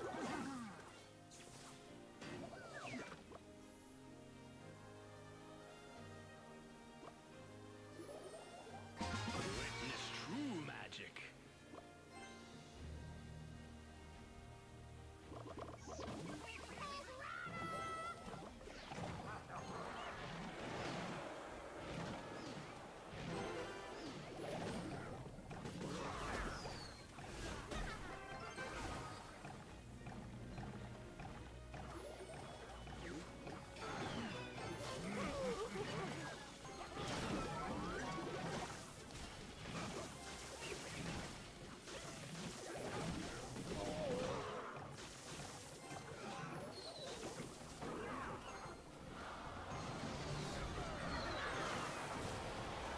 Let's go, that's on tower.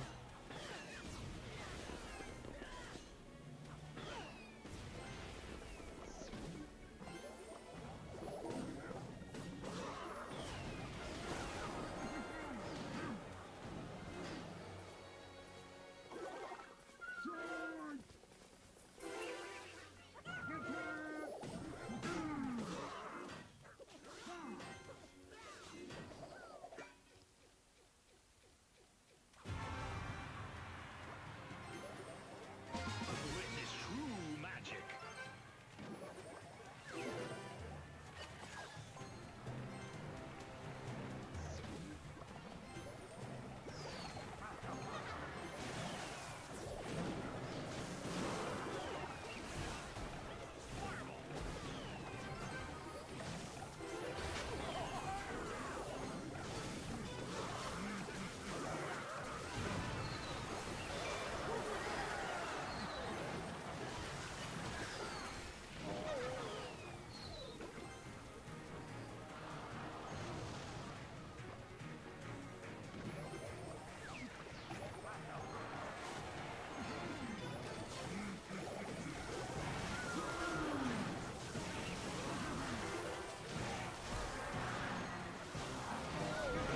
Okay, that's on tower.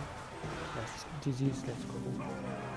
Let's go. We are too good for this guy. Everyone, please hit that like and subscribe button, guys. Let's go.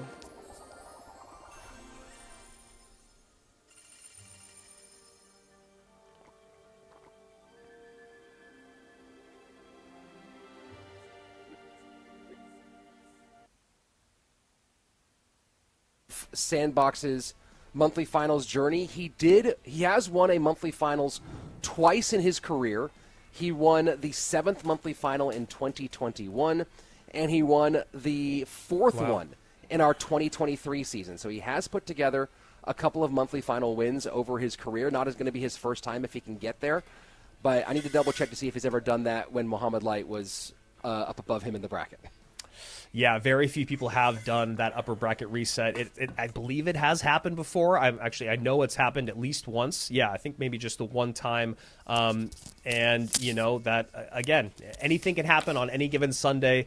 Sandbox hoping that he can pull that off, but first he's got to get through Elmojas. And also the $2,000 difference between third and second place on the line, also a 100-point difference when you talk about that CRL leaderboard. Again, 8 people from the leaderboard are going to World Finals. Those points are really, really important. Third place gets 300, second place gets 400, first place getting 500. So Mo Light in a good spot right now to get at least 400 points, at most 500, and that golden ticket.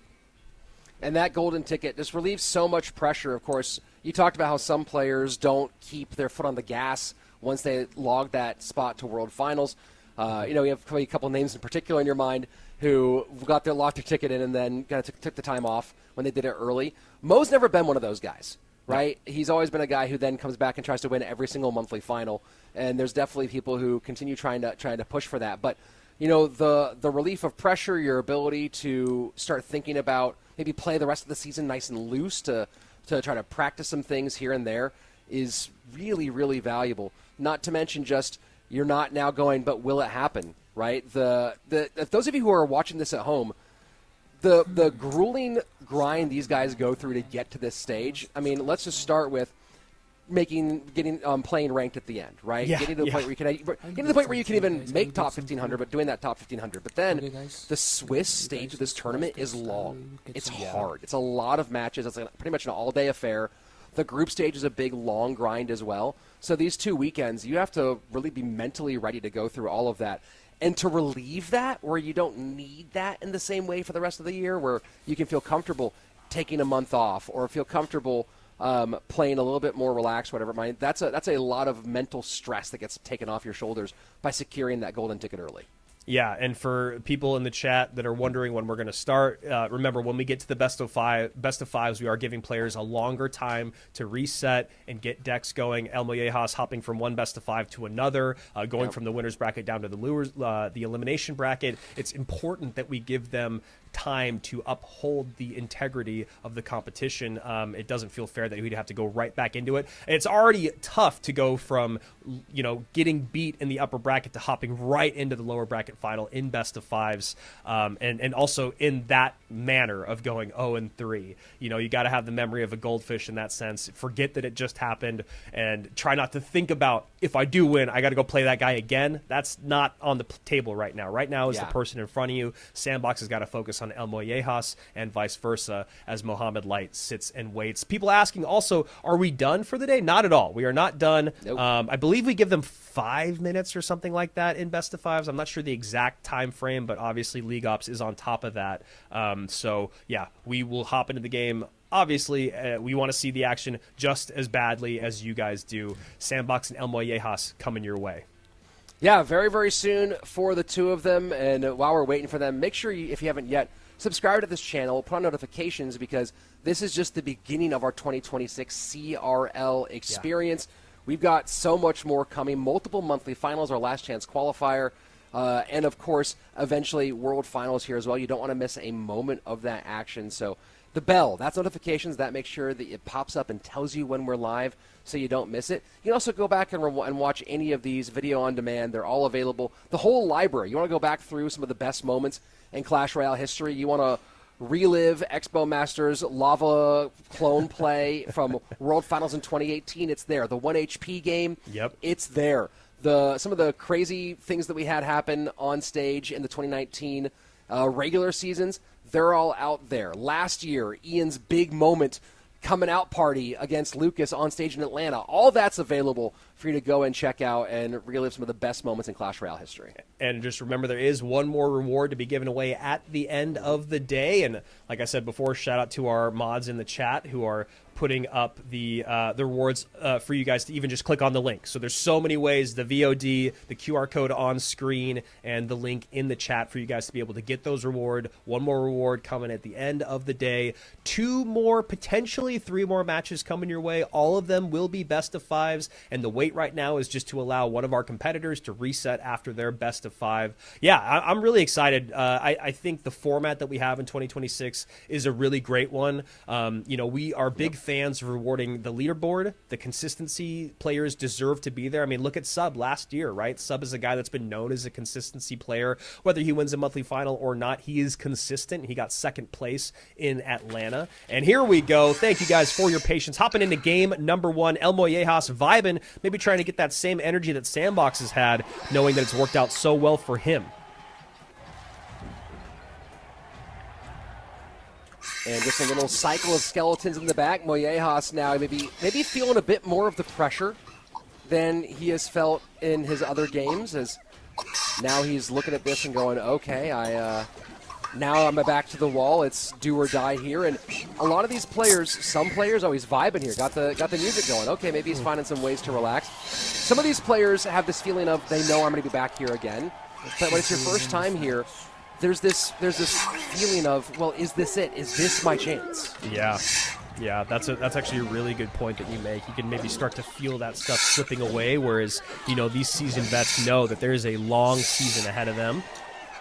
So we'll see how Elmojas does, as Sandbox already gets a nice connection on tower. 0 elixir in the tank, really, and Sandy just going to go straight up bridge spam as that Ram Rider takes out the Magic Archer. And this is a very scary card on the ground, ladies and gentlemen. 3 elixir, such fast movement, such good attack, damage, speed.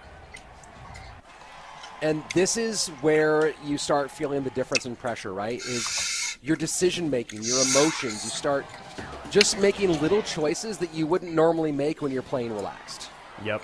Yeah, that desperation really seeps through to the decision-making.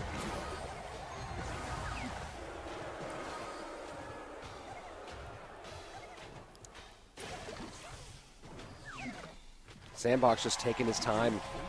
No hurry here. He knows he's way ahead. And yeah, Sandy just chilling. Chewing that gum, listening to that music. Elmojas, the dancing stopped pretty quickly after that rough start. Nice King Tower activation there, and the Ram Rider to kite, but a good lightning.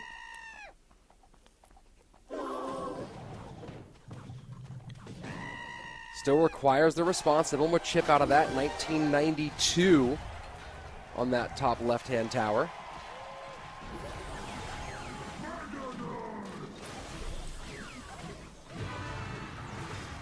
Nice high Tesla here. Help clean up both sides. Evo Mega Knight out of cycle. The Tesla high just played. Back to a second Tesla. Ooh, but it's right into the lumberjack. Yeah. Wow. Double wow. Yeah, this is brutal stuff, man. This is literally kind of, you could see the wheels start to fall off when a player is starting to feel a little tilted, and Elmojas is just not playing quite as locked down as he has. Does that mean that this set is going to go in favor of Sandbox? No, it just means Elmojas needs to kind of lock things up if he wants to play all 5 games here, or at least pull off another big upset. And great pickup of the Magic Archer. Not right now. Moyejas is playing really reactively, and Sandbox is playing really proactively, and that's a good example of the exchange right there. Yeah, and that's a great way to kind of look at confidence. Sandbox has felt very confident all day. He's played a lot more aggressive today than he did yesterday. It's not uneducated aggressive play. It's very calculated aggressive play. Whereas Elmojas feels like he's got a little bit of a tail tuck going on after that set behind with Mo.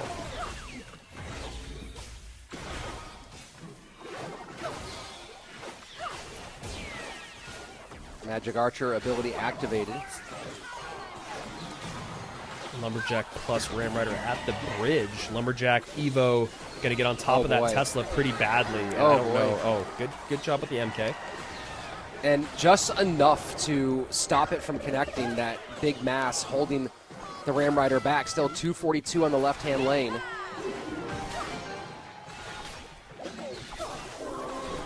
And Zap plus Fireball is enough.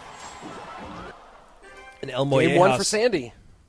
Yeah, game 1 for Sandy. 0-4 for Elmojas in his last 4 games.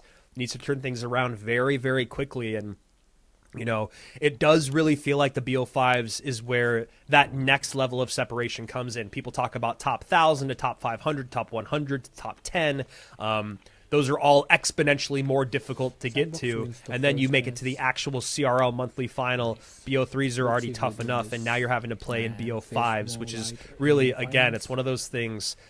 Pros have talked about it for years, where you can't just be a nobody and then get into your first top 1,000 on ladder and then expect to win the ladder season. That's just not the way it works. It takes time. It takes the knowledge, like what we're talking about, of, you know, a player sees another player's name, they know exactly what they're going to run and their play style. So now we're looking at that kind of magnified in the best of 5 situation in CRL. There are just so many levels to this game.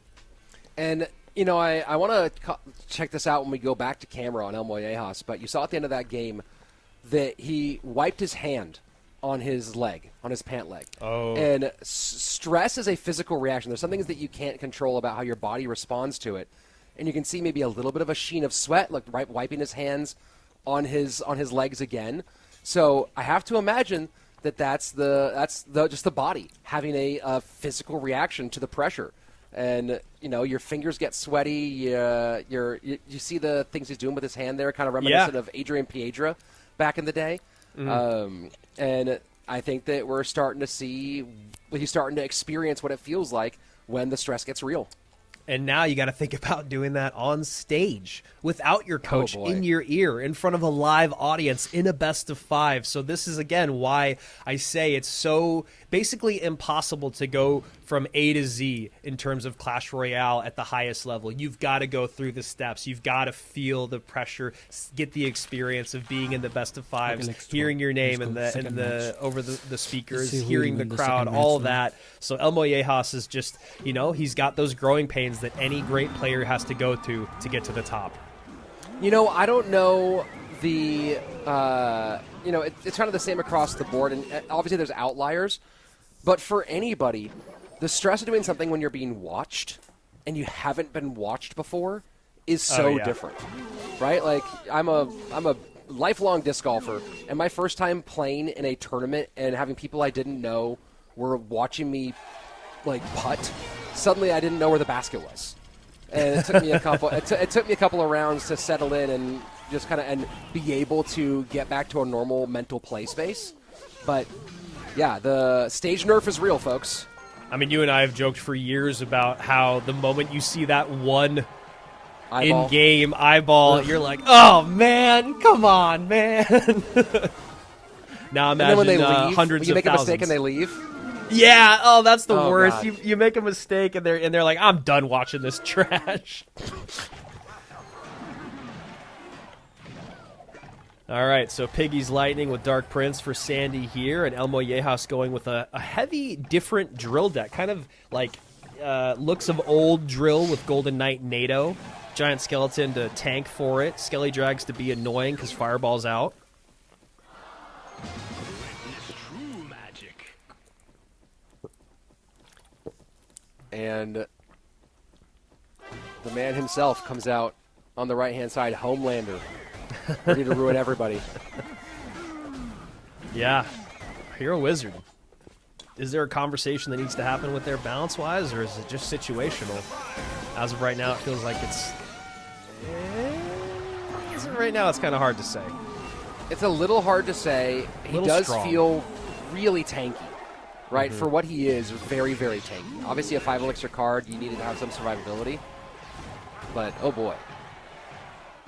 The other thing, too, is with the hero ability, and we've seen this a few times today, where using that hero ability to cross the river not at the bridge. Yeah. And Yep. that really is a paradigm shift. Yeah, it's just such a different thing than we've ever seen with cards. Even when we first started getting cards that could float and hop over the bridge, but now you have a unit that really has no business being able to do that, but the hero version has it doing that, which makes it just that much more interesting. Oh, that bump back across the water, not taking the wizard off the board, and so we'll get a little bit more on that giant skeleton. Takes into the right-hand side under the Skelly Drags. Evo Drill finally in. Law getting some work done on it. Evo Wizard a great counter, or excuse me, Hero Wizard a great, I keep want to call it Evo Wizard, but a great counter for Drill as well as Sandbox is playing some lights out defense.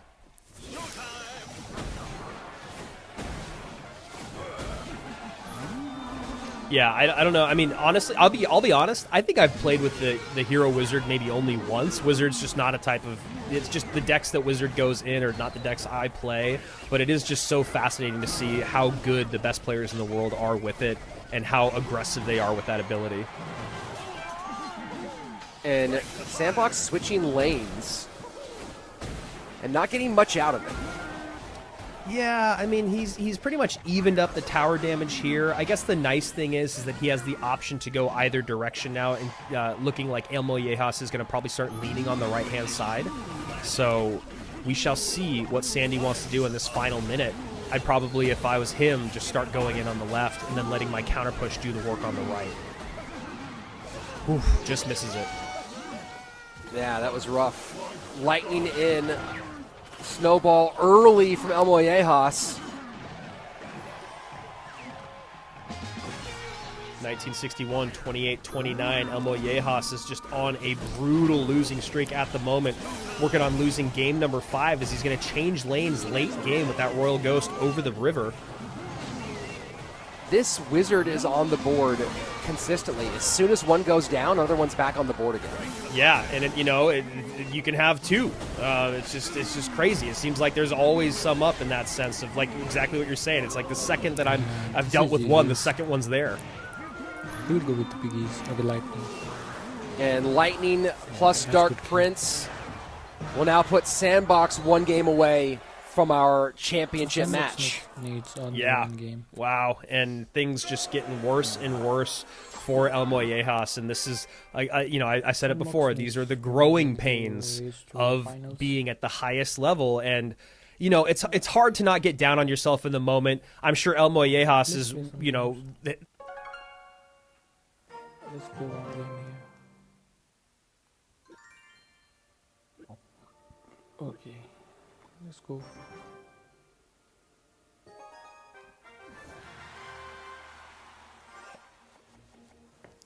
Okay. Battle ram at the back. Okay, he has info on the right. Okay. And one more thing. This might be balloon. Might be balloon. Okay, he plays.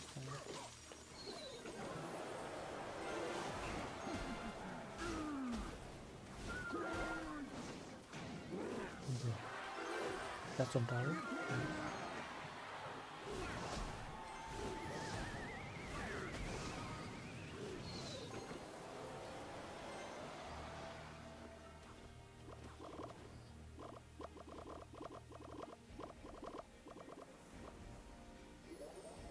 This might be Lumberland freeze.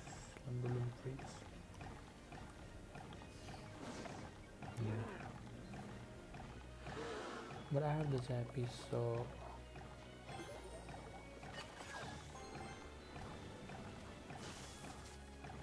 okay, he has Cooler. Let's go with the let's go other side, he can't defend it.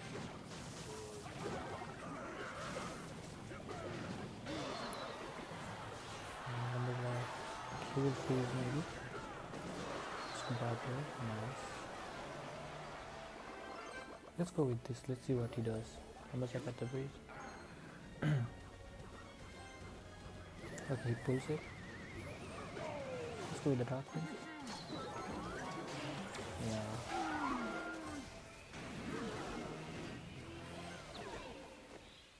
Okay, he goes with the balloon now. Let's go with this split to defend both sides. Yeah, nice. That will defend, right? Yeah, nice. Good defense. Let's go with giant skill to this side. Yes, freeze. I'm only worried about that freeze. Yeah, now I can go in. Let's go in.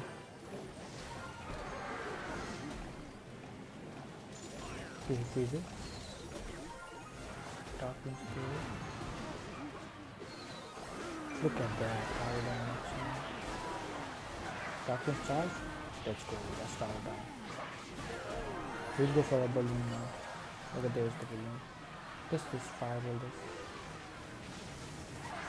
You might freeze here, there's the freeze. You won't take the tower because I'm not laser. Yeah, this is good game. Let's go. Nice. Everyone please hit that like and subscribe button, guys. Let's go for 1700 subs. Everyone please hit that like and subscribe button, everyone.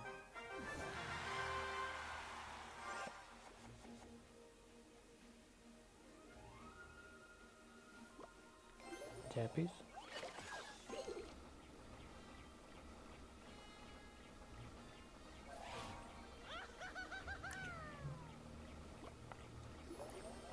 Giant scary at the back. We'll get some games. Okay. He's playing something similar.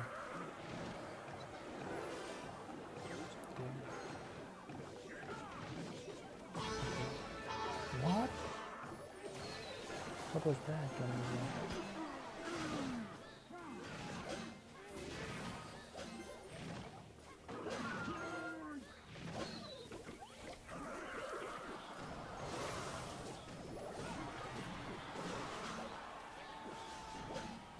Mega Knight will not jump. Yeah, nice.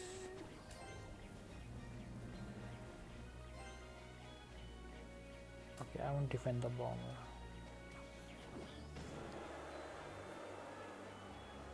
Okay, not bad. Let's go Zappies.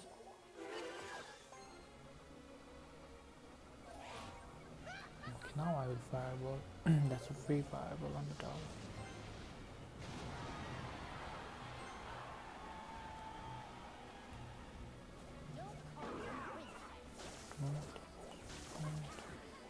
Let's go with giant skating. I might pull out a magic also. Okay, yes, those. Let's go with wizard. Try to kill it. That's there. Let's go with this.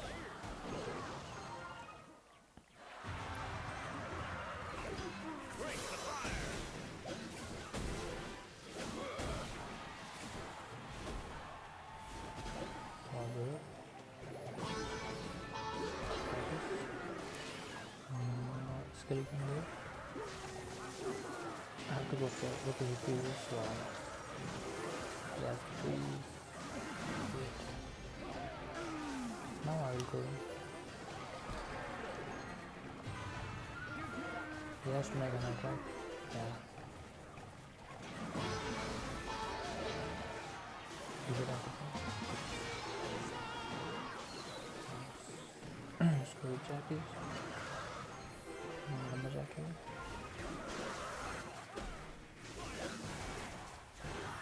Darkness. Fireball this. Fireball down. That's fine. And skilly. Barbell.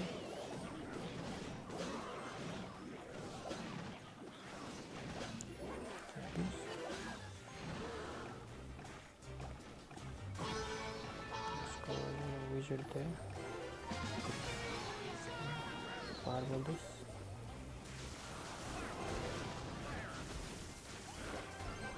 Let's go with the lumberjack.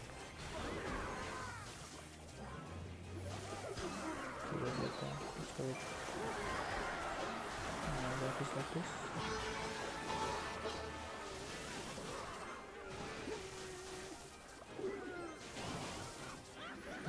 Peacefully do. Bob will kill that.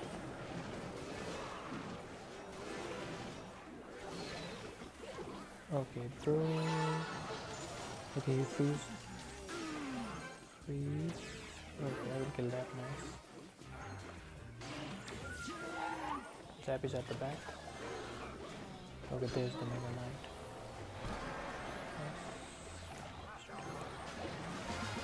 LUT, please. LUT go down. No, man. LUT, please. Okay, that's good.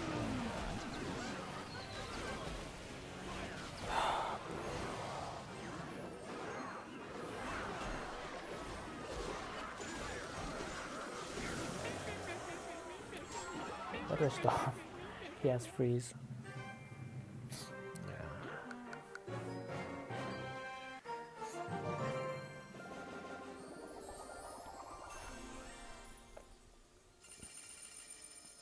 Okay, let's see the matches. With the lineup that we had, you expect Mo. I mean, he's been streaming, he's been putting out content. You know that he's been grinding. You look at his ladder finishes. You know he's still the Mohamed Light that we all know very, very well. And then you look at all the repeat world finalists and world champions that came into the mix at the start of our day yesterday, and it really did feel like it should be Mo versus one of them, whether it was Ruben, Sandbox, Riley, Adriel. It's just, that's kind of what you got to think when you see the lineup. The fact that Elmojas went this far, incredibly impressive. Okay, Sandbox versus Mo Light. Alright.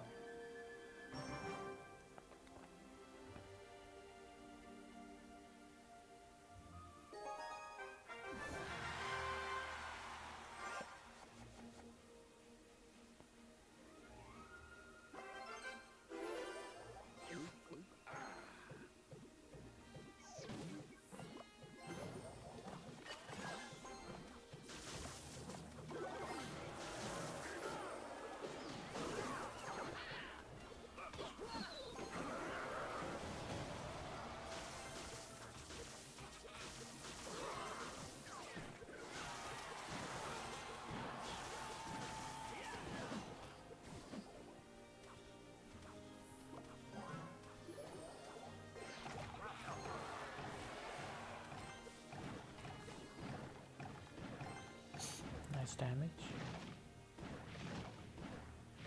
On the right. I have to bob her.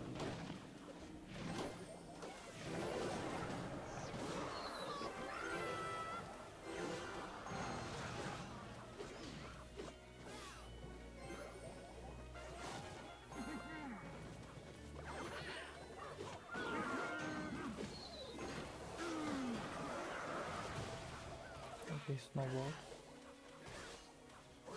He has to defend that. Okay, Musketeer was great. Nice damage.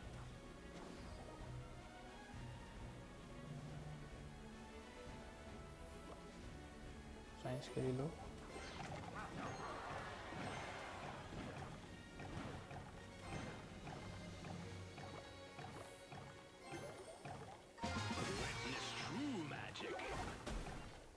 That's some power.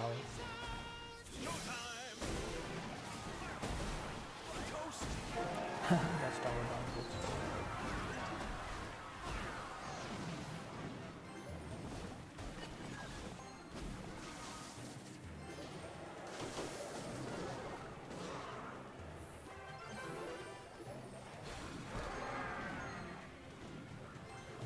Yeah, he gave up. Let's go. Everyone, please hit that like and subscribe button, guys. Let's go.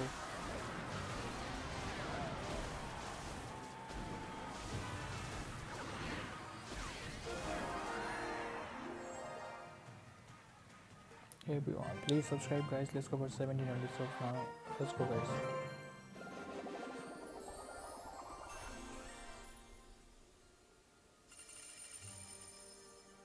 Okay, let's check out the matches now. and OP Sam. He goes 2-1 against OP Sam, 2-0 against Mugi, 2-0 against Adriel, and then runs into Mo Light where he loses 1-2. So again, just like we saw a little bit ago of Sandbox sending Adriel home, we are actually in the next box of our World Finals last year of Mo Light going back up against Sandy. So obviously a lot of history between these guys, a lot of respect between these guys. You know, it's always wonderful to see both of them at World Finals and talk with them in person. But, you know, Sandbox obviously wishes for different finishes, whereas Mo Light is happy with the way that things have gone historically between the two of them. Sure, and you know, and Sandbox is a very well-liked guy overall in the Clash Royale scene, right? He's one of those guys that everyone's always happy to see. People are really rooting for him consistently, especially amongst like the internally on the pros, always hoping that Sandbox has a good season, has a good turnout. And, you know, whether he wins or loses here against Mohamed Light, this has been a really great performance this weekend.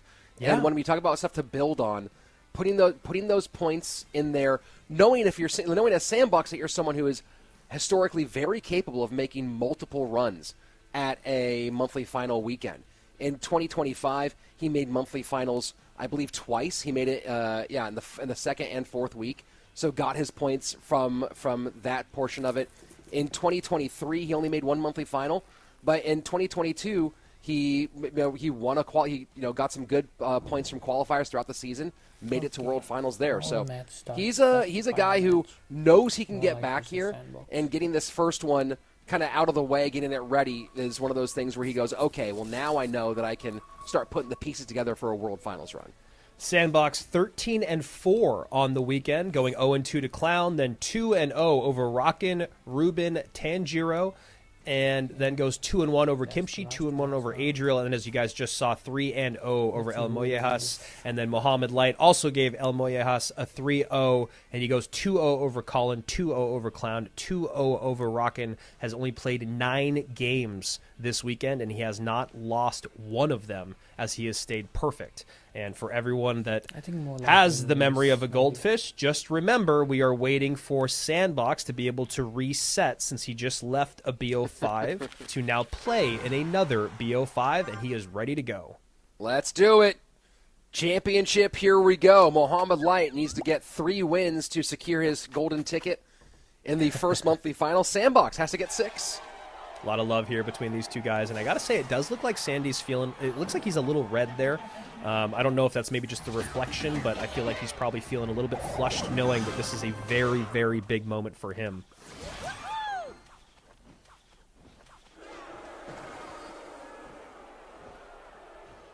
Mohamed Light taking his time. Last match, guys. And a little aerial battle here between these two. Drop your predictions, guys. Yeah, Mo Light going with Goblins and Spirit Empress to start this. And again, you talk about the unpredictability of Mohamed Light. Rich, he has not run Spirit Empress all weekend. And he has also not run Ram Rider all weekend. So now I think you just got to start thinking about what's in the meta and what hasn't been played, and then go, okay, maybe he's going to play that now, finally. Yeah, I mean, you look through, and then Golem for Sandbox. Why not? Why not? I like, and yeah, I mean, the obviously this is not the evolved Mega Knight, but just seeing the MK going to be a little annoying. Spirit Empress going to be pretty difficult to get to. Happy to have the Mega Minion and the Lightning as a way to maybe get to that Spirit Empress, but the Evo MK also going to be a frustrating card to deal with that Golem when it's trying to come across the bridge, just getting knocked around. There should be Evo Ghost in this deck as well. Mohamed ran this in one of the earlier stages, I think in the group stage. Oh, boy. That's good. I mean, Sandbox doing a great job forcing the issue with that fireball. Those skeleton dragons were going to be a problem. He needed the Spirit Empress to stay alive and just barely escapes here with the Golden Knight. A beautiful start here for Sandy. So Golden Knight probably instead of the Evo Ghost. But so you're absolutely right. Sandbox just getting an absolute downhill landslide and making things very difficult for Mohamed in Game 1. Love the recognition of the gameplay there from Sandbox, just knowing what was available, knowing how to keep up the pressure, knowing what to bait out, and just really turning this into a very nice start. And that is actually a nice somewhat nice aggressive play, maybe just a little bit more spent on taking that Spirit Empress out than Sandy would have liked, but, you know, not in a bad space elixir-wise, and obviously in a very good damage position having Lightning. Mohamed trying to change the conversation. Of course, Mother Witch will get evaporated by the lightning strikes. Yeah, I like that Lightning a lot. Mo's kind of asking you to not do it because you want to think about winning the game because you're getting so close to the end of regulation, and Sandbox not taking the bait.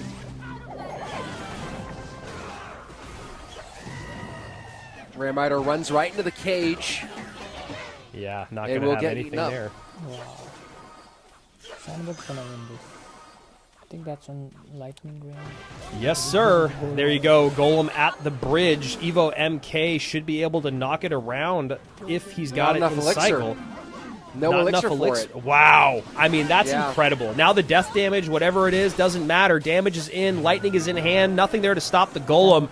And, I mean, yo, what a beautiful start for Sandbox. Yeah, I mean, you can't ask for better. You get the dub in game number 1. You kind of catch Mohamed unawares. You cook him a little bit with a deck pick that you probably wasn't anticipating, and really just play it exactly how it's supposed to be played. Yeah, really, really great stuff. I mean, you know, kind of slow plays it in the beginning with battles on the right-hand side, then the Golem in the back on the left, the aggressive Skeleton Dragons at the bridge to make Mohamed Light recognize that he has to keep his Spirit Empress alive, so the Fireball comes out, and then that Goblin Cage, really good stuff. The Golden Knight honestly saved that game from being a disaster earlier than it was, but I mean, we could see it on Mo's face. He already knew that he was in a really bad spot. Yeah, I mean, we've talked about this before. In order to beat Mohamed, you typically have to surprise him. You got to find something that he wasn't anticipating, and you can't outpick him in a traditional sense. You have to outpick him in a non-traditional sense.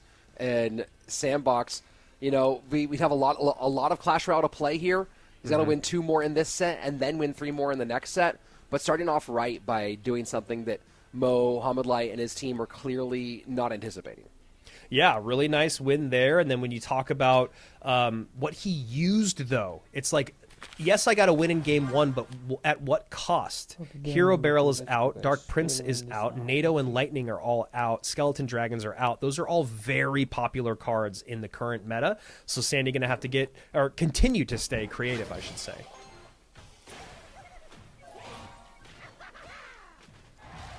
Mother Witch into the furnace. We'll see which one of the many furnace directions Mohamed is taking.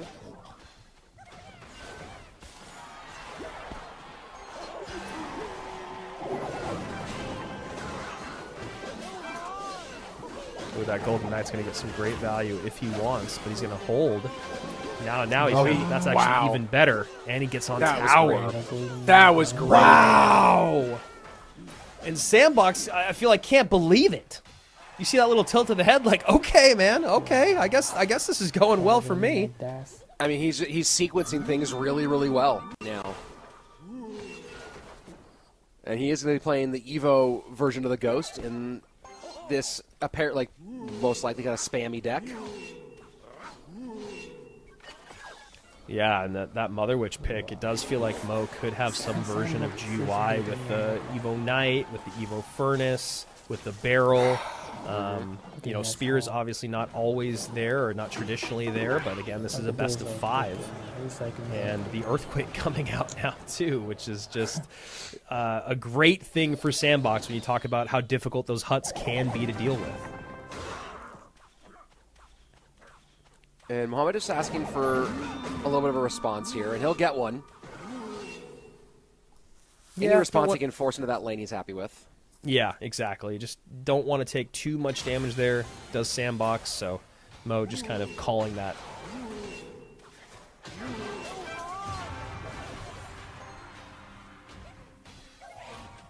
And now here's the big question, right? Can Mohamed Light get a little control over where this game is played? So far, he has not really been able to dictate where they fight at all. And here is the GUI with the Evo Furnace behind. MK coming down up high to clean everything up. Really well played there by Sandbox in a frustrating spot to be in for Mohamed Light. Yes, some damage done, but just not a lot. And now on top of that left-hand tower as well. And then here comes Golden Knight. Hog pulled all the way over to that tower, but then you add in the Earthquake. Hog might not get a shot here, but it does. Wow. Oh, wow. Arrows plus Earthquake gonna be enough. 12 seconds remaining. Mohamed Light has to go on offense, but he knows it's not really going to do anything. Curious to see how he just deals with this next moment, and I think he's just going to let the game move on as we're going to go to game number 3 in our first grand finals if Mohamed Light loses. And you can see that we've seen that look on his face many times, where he is looking a bit perplexed as to what is going on. He's like, come on, man. What are we doing here? But a couple of times now in a row, we talked about it being a little unpredictable. And 2 games in a row where Sandbox just does that exact same thing. It's a little bit out of what you're anticipating here. And I mean, look at the matchup, Rich. It's so great. We saw the one time when there was a pileup coming across the bridge, there was the MK for it. You've got the Mother Witch for the graveyard. You got the Earthquake for the Goblin Hut. You got the Earthquake for the graveyard too, you know? And then you've also got the arrows to deal with the Spear Goblins. And then the Golden Knight is kind of the cherry on top. We saw it have great efficacy early on, but really, even if it didn't have that tower connection, it's still just the idea that the Golden Knight is going to completely shut down a Knight plus, whatever that push is, whether it's Knight plus Spears or more likely than not going to be the Knight plus the Evo Furnace or the regular Furnace. That Golden Knight is always going to be a nuisance. Another interesting difference in this deck from the other similar matchups that we've seen here is that the other matchups don't have 2 very clear big spell targets. And this one has both the Mother Witch and the Zappies as targets for that poison. And we saw the one real attempt that Mohamed tried to make with a graveyard push left-hand side, and all Sandbox had to do was take care of business up top and drop the Zappies behind the tower because they were able to easily handle that graveyard without the poison there to take them off the board.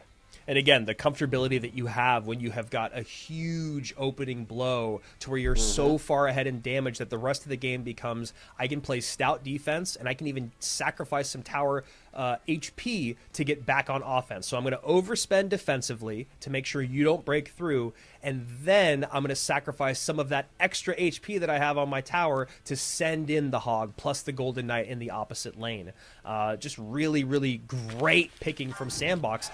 Can he keep this going? It would be great for him to get the 3-0 sweep and not have to show more of his decks, and also just not have to be, as you know, it's tiring. It's exhausting to play 2 best-of-5s back-to-back.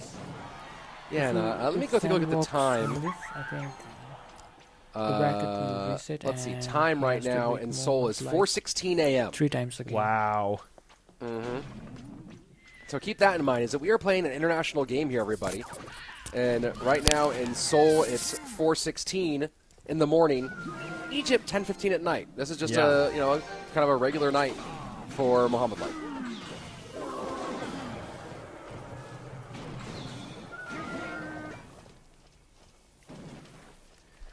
Sandy coming out with mortar plus barrel here. Sees the log, sees the E-Spirit. 2 good ways to really handle that barrel and the skeletons that populate. Maybe Piggies? I think this is Piggies. I want to say the sound design of what they've been doing lately has been pretty fun. Yeah, I've actually really enjoyed it. The goblins is super fun. All the heroes are actually really fun. Piggies versus Pigs are the right-hand side. Mortar not available for them, so this will give a nice chunk of damage for Mohamed Light. And in this best-of-5, really the first super significant one. And a really aggressive push on the right-hand side with the cannon cart behind the Rascals. Does pull out enough elixir to allow the skeletons to connect on the left-hand side. So really well played there by Sandy to kind of even up the damage by just a bit. Mohamed Light, though, in the lead. This is the matchup for Piggies, I think. Dark Prince, Log, 'Cause Magic Archer, sort of. Spirit We'll see how the Electro Spirit gets involved and those Skelly Barrels pop. And Magic Archer. People in the chat asking about Mo Light's hands and the rubbing of the thumb. That's just something, it's just a kind of like a nervous tick, if you will, or something that he does when he plays a lot. You'll see it in person as well. And that's an interesting thing about Mohamed is that despite multiple world championships, despite being undisputed the best player in the history of the game, he still feels the nerves of playing at this level. It doesn't go away for him. It's just because he cares so much, which is a very good thing to have, you know. We definitely we've seen the players who lose the passion for the game, or their passion shifts elsewhere. Remember a certain Frenchman who would warm up for CRL by playing poker on his phone? Yeah, and that's another layer of the greatness of Mo is those piggies go in on the left-hand side to get some damage, evening things up for Mo on both sides for the most part. About a 200 HP difference. Is damage coming in on the right, though. That Rascal Boy and the tanking and the barrel, all nice stuff. Obviously not going to get a lot out of his Evo Mortar, but got some good damage as we are pretty close all the way across the board in damage. This would be a cool match. Sudden death overtime. Sandbox just needs one tower to send this one to a bracket reset and have a chance at doing something very few people have ever done. Yeah, the idea of being able to beat Mo in a upper bracket or grand finals reset is just absolutely near impossible, but it has been done. He has to kill that magic archer first. 1848 on that right-hand tower. This magic archer has stayed on the board for a very long time. And did not get the tower. I don't think, did he? Did he not? The damage is pretty good, to be honest. I thought there was 1901 on there already, but I could be wrong. 53 seconds remaining here in the game. No, I think he did hit the tower. He did, okay. I don't know why I thought that that was already where we were. Minions. One of the more frustrating cards for Mo to deal with in this matchup, but hasn't really been a conversation piece. As the frustrating thing for Sandbox in this matchup is dealing with those marchers, and then just as quickly as one gets fireballed off the board, piggies go out. I mean, that's the idea of the deck, right? Is just continuously make you play fireballs. Yeah, dual lane pressure, Dark Prince on the left, Magic Archer plus Piggies on the right. Now another high mortar here that could be sniped with another Magic Archer if Mo even wants to try to do that, but it's not really necessary, and we are going to game number 4. And this is where the cracks start to show, right? You're sitting there, you have Mohamed Light against the ropes, you give up one game, and you're like, oh no, those thoughts start to creep in. Yep. And also your arsenal is getting more and more narrow as you get deeper in these sets. You imagine the games or the decks that are coming out in 4 and 5. It's almost like the comfortability is dropping as the set progresses. Now, that's not always 100% the case, but the idea that you would be up 2 games or be up 1 game and then be worried about saving something for game 5 just isn't quite there. You want to kind of, especially against someone like Mo, you want to end this as soon as possible. And so now Mo is just 1 game away from tying things up. Sandbox 1 game away from pushing this to our upper bracket reset. And we got ourselves a grand finals here. Yeah, we do. And looking at where we've gone so far in our decks, right now, Sandbox, spell-wise, has already used Lightning, NATO, Arrows, Earthquake, Fireball, and Log. So Poison still available, Barb Barrel still available, Delivery still available, Vines. On the other side of it, Mohamed Light has used Fireball, Zap, Poison, Log, and Lightning. So both guys still with the Barb Barrel and Delivery available. But this is where you start thinking about, can I paint you into a corner with the limitation on your spells? How do I start taking advantage of that as a potential opening? Recruits, Piggies. That's what I want to see from Sandbox here. I want to see some recruits, and I want to see some Piggies. And then for Mo Light, man, who knows? Who knows? There's just so much out there. Might be fun to see him go some form of bait, like Wall Breakers, Barrel Bait.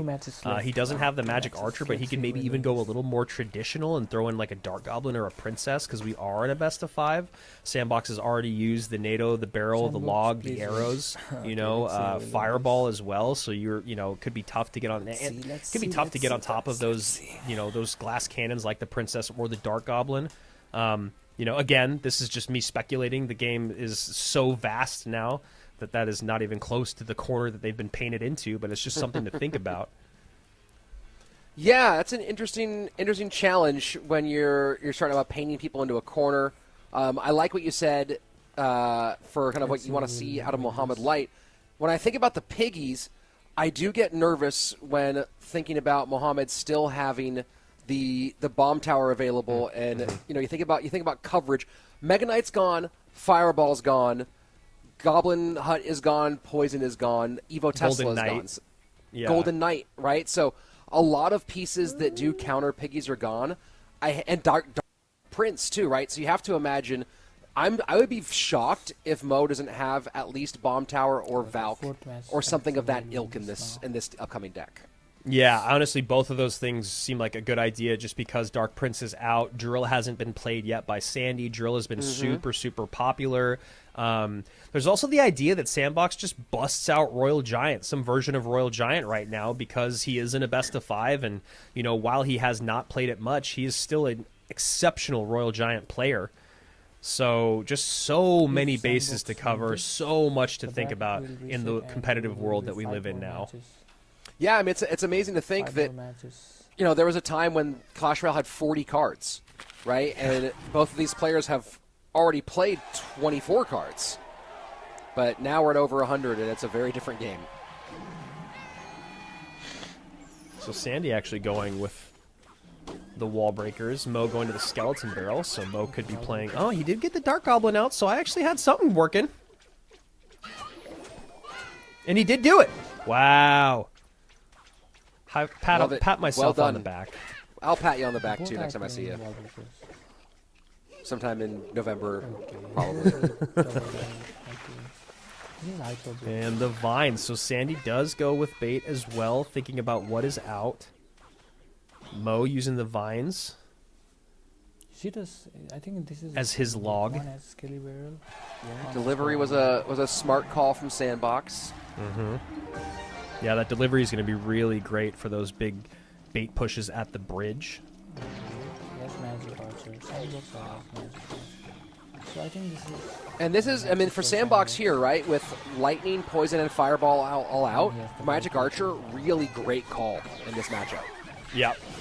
Magic Archer going to be really annoying to get to, especially it looks like Mo's spell is just going to be that Vines. We know he doesn't have Log or Barrel. We know he doesn't have arrows, so... He has Magic Archer. Or, excuse me, Poison, like you said. So just going to be difficult to close out that Magic Archer.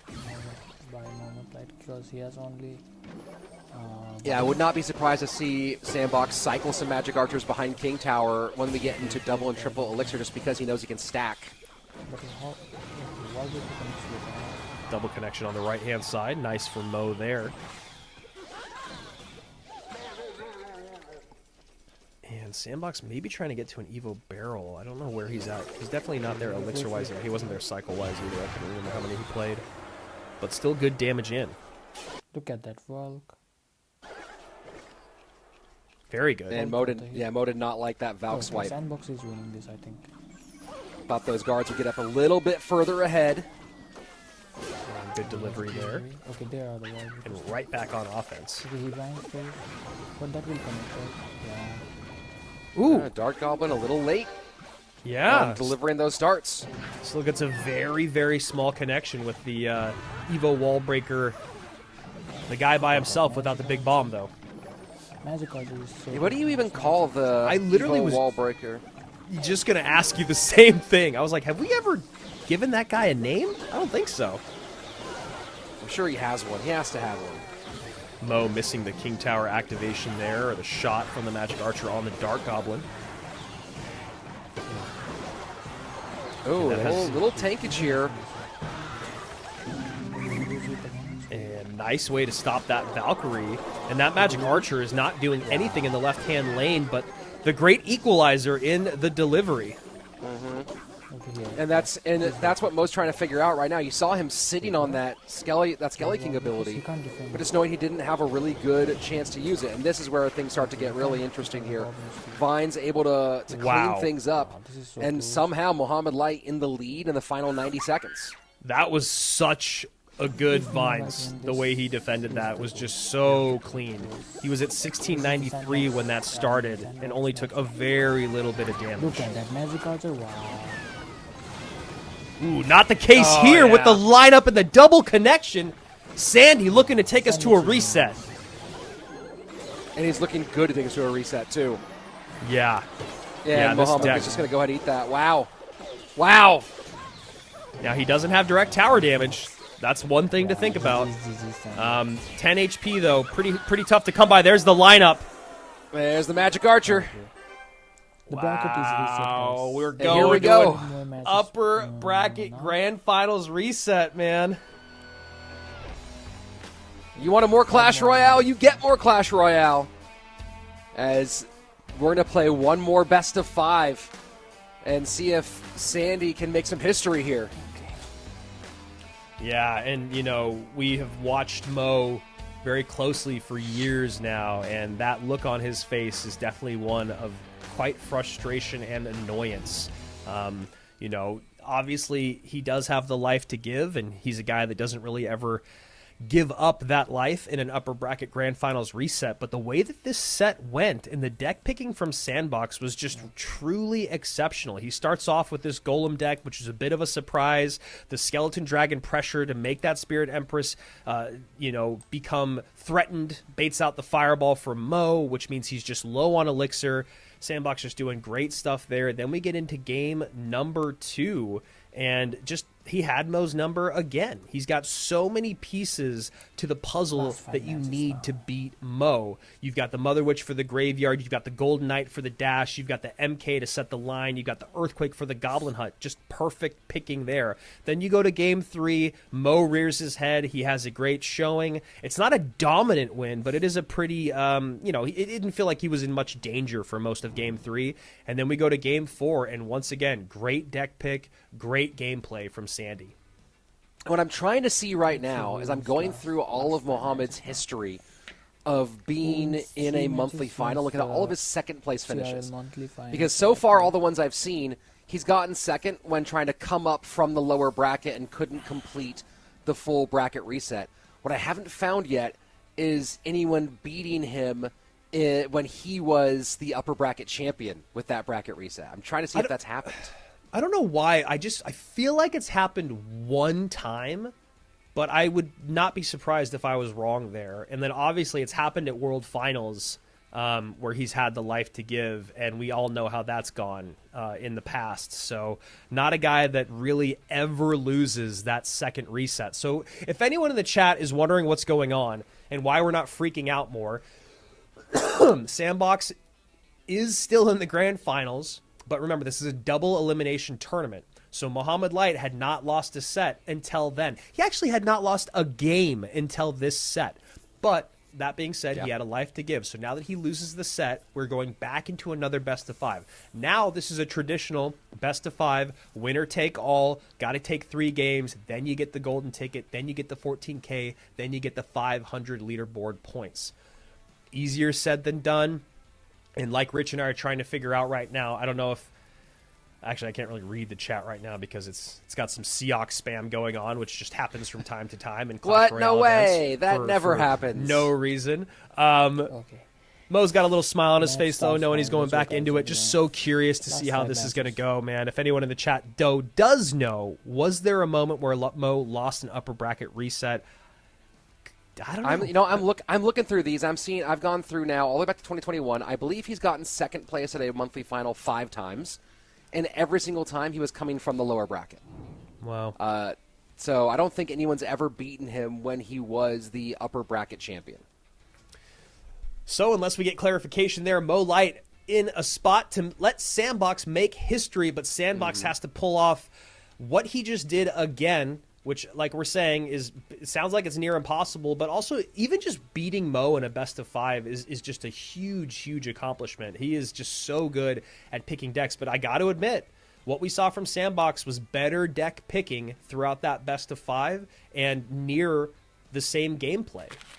Yeah, I mean, it was pristine. It was some of the best we've seen from him for sure. Last 5, best of 5, yeah. Yeah, maybe he's actually never looked better than right now, Rich. Well, here we go. He has to do it again.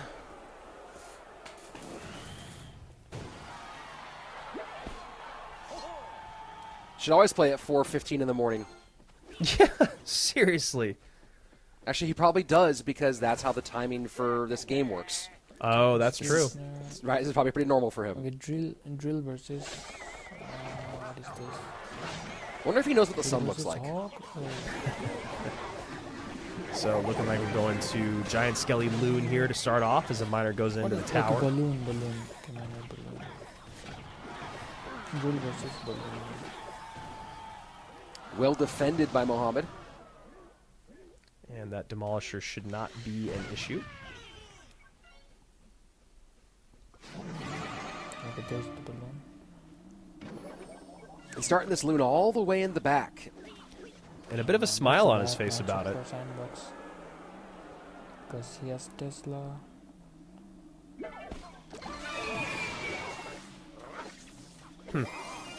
Yeah, I'm thinking the same thing. I'm trying to think of like what's all going on there. Was it that he misclicked? Was it Counters. like what's going on? Why was he? What was with the little smile there after the kind of strange loon play? Tesla. I think what it was is maybe Mo Light's timing on dropping the knight was the perfect timing to bait out the ability on the Tesla, but it actually ended up going to the knight. I'm not sure if that's the case, but that's what it felt like because it did feel like that ability was just not the move, but that's because we're watching it, you know, from a bird's eye, and the knight coming down felt like it happened an eternity before, even though in the gameplay it happens at the exact same time. Bar barrel right hand lane. Mo with a little bit of pressure, going to let the Tesla do its work on defense. And now loon into the right hand side. And closing out early. And ability maybe also a little early. Not getting on top of the Tesla. More light has poison, so we'll cycle the poison. And the GY finally comes out. Tombstone in the back, and that is just Wow. a very bad defense from Sandbox. That's good game. We've talked about this in the Sandbox past. is It's something lost. that Eric Benamu, we talked to him about it. We talked about it yesterday, is you got to go for the sure thing, not what you want to have happen. Sandbox wants to activate King to feel like he's got the matchup locked up at that point because it's so much more difficult with this deck to get damage, or in any graveyard deck, but this one specifically to get damage when that King Tower is activated. It just wasn't the right play, and now he finds himself in a very difficult spot. Yeah, this is going to be rough going from this point forward. And you have to factor in both the cost of the damage to your tower, the elixir that you spent for nothing. Yeah, that's Messing up basically your the same cycle. Yeah. And line not set by the giant skeleton as that knight is tanking for the graveyard, and Sandbox Oh, knows that this is all over. Demolisher on tower, and game one very quickly in the hands of Mohamed Light. Opposite direction from our last stanza, where it was Sandbox out to an early lead. Mohamed Light grabbing that one in game number one here, and looking to make it to see if he can lock up yet another consecutive four more World matches. Finals, 21, 22, 23, 24, 25, and he would be in a very, I don't know, does April anyone monthly have finals? 6 World In a Finals? row? Sandbox wins 3. I mean, in a row, no. Period. I'm trying to, what if they have period? Sandbox I know a wins the lot monthly of people finals, have so that's- 5. Yeah, is that how many Morton has? I think Morton has 5. Morton has 2019, 2020, 21, 22, 23. I don't think he was at 24 or 25. I need to double check that. I know he but I wasn't think- there last year. Yeah, he wasn't last I have year. 24 pulled up. And, oh yeah, 24 was the small year. The small So, year, no, yeah. He was not there. Yeah, Yeah. so Morton has 5. I think the closest is LCOP technically has 5, but he qualified for 6 because he qualified for London during CCGS, but wasn't able to participate. And then someone else is LCR. saying Vitor also has 5, right? Yeah, Vitor has 5. Yeah. Yep. So Mo Light getting himself into unprecedented territory once again. Okay, match number A 2. win in let's this see. set guarantees his next appearance at World Finals. Can Sandbox turn things around after a brilliant first best of 5 and then a tough game number 1 here? Vitor has the unique thing of being one of the 5-member club, much like Morton, much like Elsiop, where he has some of that from the team era. Vitor making it to World Finals of Pain Gaming in 2020.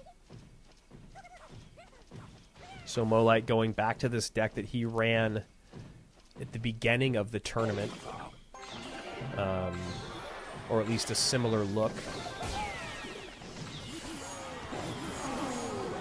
Oh, actually, yeah, it is different. It is different. In that one, he had Valkyrie. He did not have Miner. So now he's going for, kind of, it's not the Remy Ellie deck, but it's a lot of pieces of it. It's obviously missing the NATO. This is kind of where I thought Mohamed might go in that game 4 of our previous set. Was something with Miner. He didn't have anything, any spells that really could do a great job of targeting the other side of the board. And I kind of thought he was going to go with some sort of Miner deck so that he would have that target. And we're talking about how he couldn't really mess with that Magic Archer in that last game. And this would have been kind of the idea, both the coverage of the delivery on one side and then the ability to target the Magic Archer on the other. Yeah, there's a deck that's on top ladder that is pretty similar to this one that Mo is running. I don't think it usually has delivery. I think it usually has log in it instead, but it makes sense that he's going to try to save log for something else. Sandy just tanks that. What a fascinating choice to just completely tank that Evo wall breakers. Does go to Royal Giant here, which we always love to see Sandbox play Royal Giant. And I wonder if he's going to eat those again, and I think he will. Yeah, he does. There's just too much going on the right-hand side that he's going to have to think about, and he's only thinking about getting damage with that Royal Giant. Yeah, taking 2 sets of wall breakers and Evo wall breakers back-to-back. Wow. That is such a good miner from Mohamed Light to pull that Monk away from the bomb tower so he's not able to use the ability. That placement is just next level.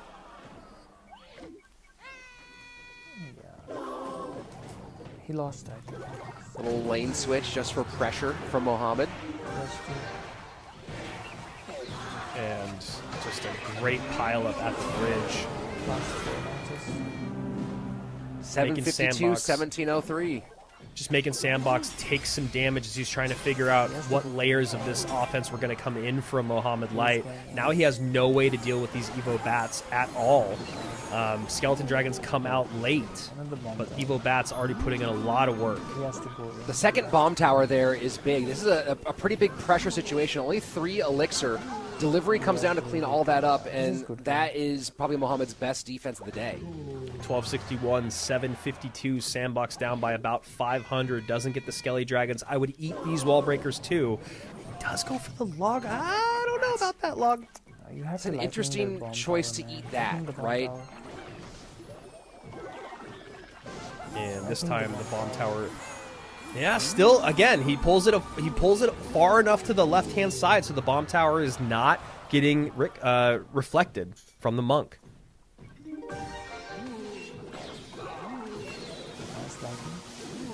Nice lightning value. Yeah. But was he baiting it out? Does he get any connection here? Magic Archer gets the connection. Yeah. Wow. The Monk Triple shot goes back. Massive. Oh, boy. What a Monk. Miner to the back. Wallbreaker's trying to sneak on through. Can one get through? Neither do. Wow. Magic Archer gets reflected. Magic Archer gets one shot on. That was such a good play by Sandy. He knew that Mo was going to have to go Magic Archer at the bridge, so he immediately hits the ability. And Sandbox is going to be able to take game number 2. Wow. What a game. What a game. Wow. What a What a game, match! man. He reflected The all mind magic games artists. and the Wow. monk were absolutely incredible. There was only a couple times, maybe even just one time, where Sandbox was actually able to get the monk reflection on top of the bomb tower as well. Mohamed Light did a good job of making sure that monk was just out of range. And then the magic 1-1. archers at the 1-1, bridge, the guys, monk out 1-1. early with the immediate ability, and then the late magic archer to try to get on it after the ability. And oh my 1-1, gosh, guys, just 1-1. so many. That's so I do not envy being in that Hi, position. Just so much to think about. MDCHE. No, I Welcome mean to that the was stream, that man. was Welcome, brilliance welcome to the from stream, top to everyone. bottom, and 80 just people the joined, kind of just like joined, guys. Everyone, you're please able to hit that stay like and present, but subscribe also button, turn guys. off the noise in the background too at the same time. That was some great stuff from Sandbox. Mohamed Light had a couple of defenses in there that were really, really good, but Sandbox then kind of realized exactly what you said was he was going to try to get those magic archers on tower. Those reflections were massive. The miner was starting to get damage, and it really felt like there wasn't a phenomenal answer to the miner from Sandbox's side. But the magic archer kind of had to get in the mix, and Sandy just... Yeah. Guys, everyone, hit that like and subscribe button, guys. Hit that like and subscribe button. It's 1-1. It's 1-1, guys. So 3 more matches left. 3 more matches left. So whoever wins 2 matches wins the April monthly finals. So everyone, please hit that like and subscribe, guys. Everyone who is in the chat. MD say welcome to the stream. So there are 3 matches left. So whoever wins 2 matches will win the April monthly fire for Clash Royale League 2026. So that's it. Everyone hit that like and subscribe button, okay guys? Okay, let's go back to the match. Giant, just so many beautiful things coming together for Sandy to even this up 1-1. All right. 1-1 in our true bracket championship here. Remember, golden ticket at stake. Winner will get a trip to World Finals, guaranteed. Loser takes $8,000 plus a significant number of points. But this is one of those ones where, I don't think that a loss here has any real impact on Mohamed Light's confidence. I think a win here has an insane amount of impact on Sandy's confidence. Yeah, 100%. I mean, Mohamed Light will just be annoyed. He'll just be frustrated that he has to come back and deal with it. And then one thing that is, to note that's different from last year is there are no silver tickets. Last year we talked a lot about how nice it was that even if you didn't win the monthly final, you were guaranteed a spot in the LCQ. Not the case this year. There is no silver ticket. There are the points, which, will add up. And obviously getting as many points as you get for second place is very substantial, but it's not the same thing. You still have a lot of work to do to get to the LCQ by the end of the year. So a lot of pressure on the line. And it's, it is all or nothing to these guys. They've both made a lot of money playing this game. They both are already recognized as some of the best players. They know they're going to be back, at least in regards to points. If they don't make another monthly final, they want that golden ticket. And Sandbox is doing a great job. 3-1 in the first best of 5. Now evening things up 1-1 after a tough game 1. And our second best of 5. 3 more games to decide it all. Now it's a best of 3. Just a few cards are gone. Just with 16 cards out of your deck, deck pool, unfortunately. And, thinking about the deck picking going into our next round, Sandbox still has both Fireball and Poison open, right? So when you're Mohamed Light making some choices, the likelihood that in your next 2 games you're facing Fireball or Poison is exceptionally high. Lightning's already gone. NATO's already gone. So one thing we saw in our last game was he didn't do a great job of covering for bait in that final game 4. And now when you're sitting there going, okay, I need to build my deck to be worried about both Fireball and Poison from the opposing side, but I also have to cover bait. Notice that Delivery is gone, but Log, Barb Barrel's gone. Log is the only direct bait spell counter that he has left. You could say Arrows, but you're not going to have that same level of trade. I'm definitely looking for no arrows and Log in the same deck for Mohamed Light. And then what are you doing? What are you putting your opponent on in terms of the big spell situation? Yeah, and, does Sandbox try to get that log and get the other stun cards out of Mo's deck so that he can go in with bait later on? It's just the levels of what you have to think about in these best of fives is just crazy. So here we go, game number 3, both of them sitting back, holding for pause. Could be a bit heavy on both sides, as the meta in general is pretty heavy. Looks like Mo Light having a bit of maybe lag on his camera, hopefully not experiencing it on his tablet. Game number 3, guys. Game number 3. Sandbox maybe going spam here. Yeah, and that's what I was saying. Yep, is the idea that if you can pull a log out and a good building out to stop that charge, then maybe that leaves bait opened in a little bit.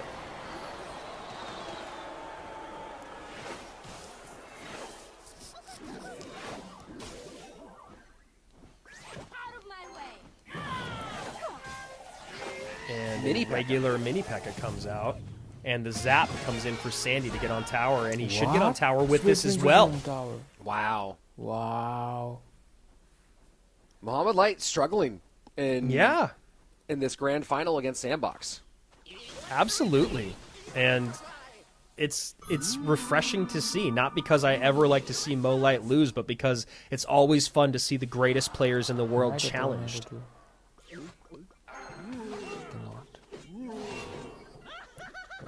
Sandbox is he has fireball too.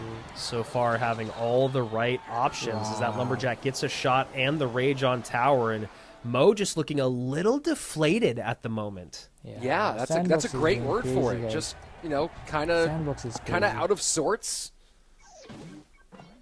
He goes hog opposite lane. Okay, he has Mega Knight. Right into a Mega Knight. This is it, guys. This is it.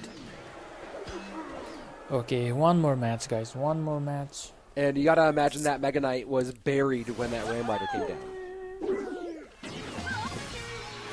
And I have the VOD up on my other monitor, and there was an exasperated look from Mo between games 2 and 3 as well. So maybe getting his patience being worn a bit thin. Nice high lumberjack. EU is there to clean everything up. And not the best set of goblins, but will do the trick. Wait. He has to go for the Mega man. Knight. I don't know what he has for this. And MK has to come down, but... That's going to be a lot of damage from the evolved MK, and the hog doesn't get through. Doesn't matter, though. He has to fireball that. Yeah, nice. Yep, there's that fireball zap. He has to play it, and now he needs to get a Ram Rider in. There goes the Ram Rider. What does Mo have for this? His own does Mo have for this?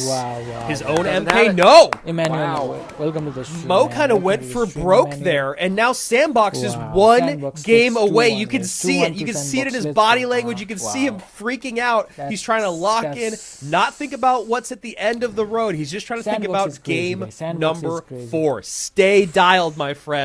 You are in a beautiful spot. Yeah, I mean, a chance to make history. The chance to be the first person to ever come from the lower bracket to beat Mohamed Light, which is the story we've told about him so many times over and over again. To be the lower bracket person to run up and you're scared even though you have a whole situation to give.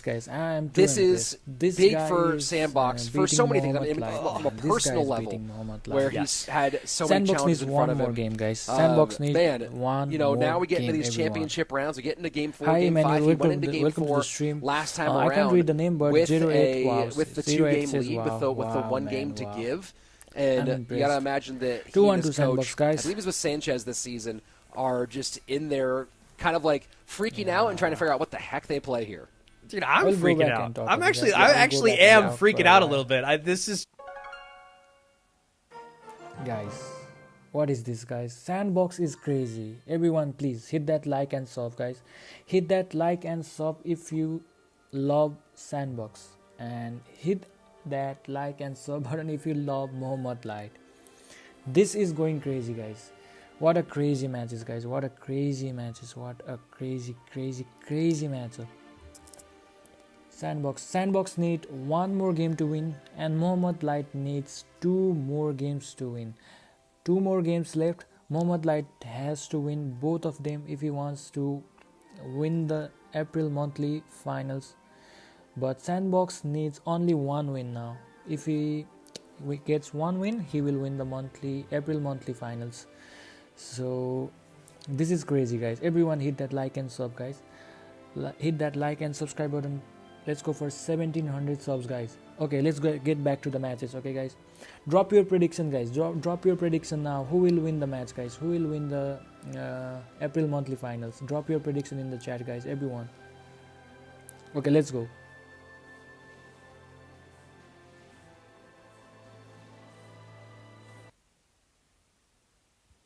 From Sandbox, but Mohamed Light still has Giant Skeleton as well, so a lot of chances to kind of clog up the bridge.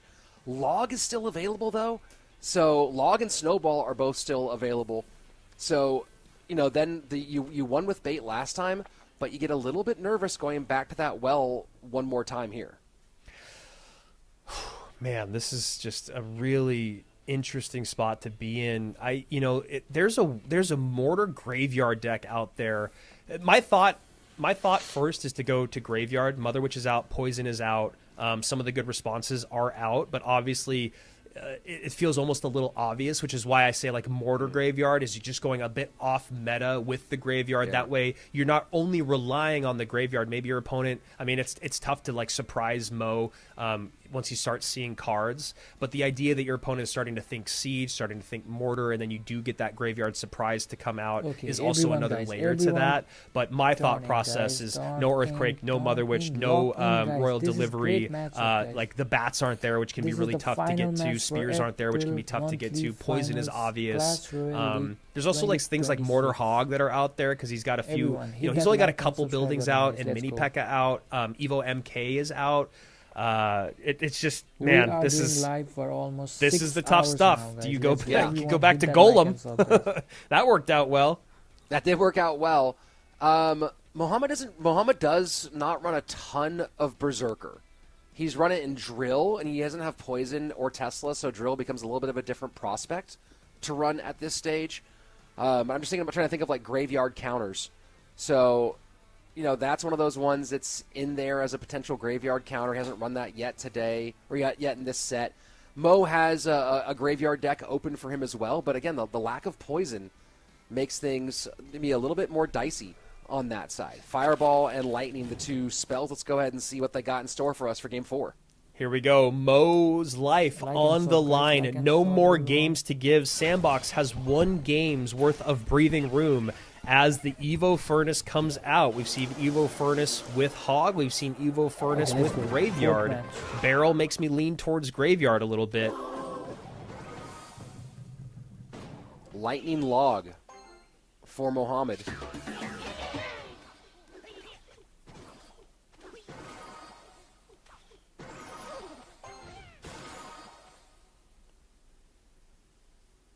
My goodness. I know. I'm feeling the exact same thing. Just so much pressure, the tension, all of it. Maybe Pigs? He just ran Hog Rider. I was gonna say it just does feel like it is gonna be Graveyard, and there it goes. No Mother Witch, no Poison. The E-Spirit is there to cover. Skeleton Dragon's a good call. Also really annoying to deal with for Graveyard players. Wow, it is Pigs for Mohamed, yeah, and he's running into a Bomb Tower and Valk. Yeah, Bomb Tower, Valk. That Valk is also the Evo Valk. Even the Evo Furnace does a great job against it. He's got the Bar Barrel and the Ice Spirit, so a lot of ways to make those piggies have to work for that damage. Probably some spears here. You see some look on Mohamed's face that might be telling us that he feels like he got here. Whew. Sandbox looking like he has a pretty good matchup in what could be the deciding game of our last best of 5 of the month of April.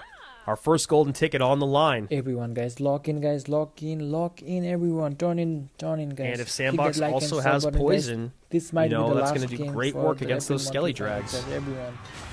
I think Sandbox will be that cannon light today. Yep. Sandbox Evo Furnace getting picked off. Would have loved for him to be able to support that Evo Furnace just a little bit. He's back to bomb instead of just going for the snipe okay, on those Skelly Drags. Wait, what? He has the Evo There's a lot of elixir there. the lightning He doesn't got some damage though. open up a More huge light got gap, some he gets damage. some good damage. The Evo Valk able to do some cleanup. Yeah, probably would have liked a slightly better placement on the Evo Valk or just a little bit more value out of it. Piggies do get on through to tower.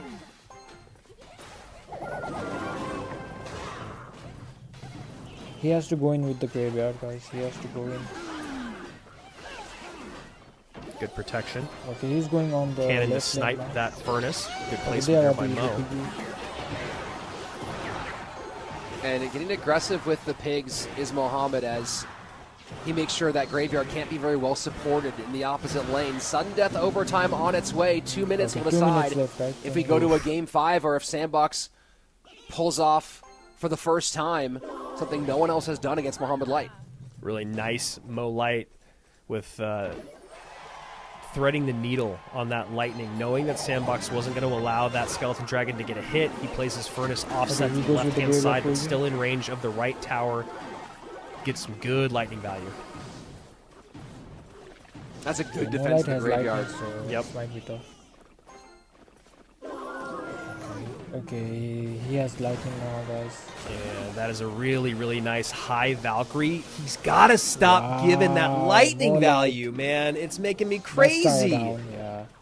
Yeah, and that might be the nail right there. Yeah. This is going to be More light wins this, guys. very, More light very wins this. difficult 2-2, to guys, battle back 2-2. from as Mohamed has done a great job of just shutting down these graveyards, and now 422 does not need much more to finish it. And it looks like And that's Sandbox it. might be 2-2, saying it's over. wow, Yeah, 2-2, here we go, yeah. game 5, folks. 2-2. Best of 1 for a trip to World Finals. Wow.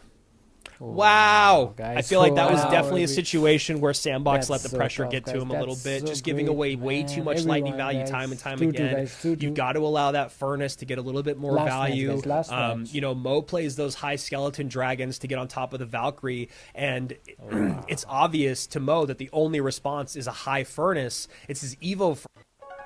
Everyone, guys, look at that. It's 2-2, guys, 2-2. Last match, guys. Whoever wins this wins the April monthly finals, guys. Everyone, hit that like and sub button, guys. Hit that like and subscribe, guys. Let's go for 1700 subs. Let's go, guys. Let's go, everyone. Let's lock in. Last game, guys. Last game. Please type in the chat who wins this, Molite or Sandbox, guys. Who will win this? Let's go.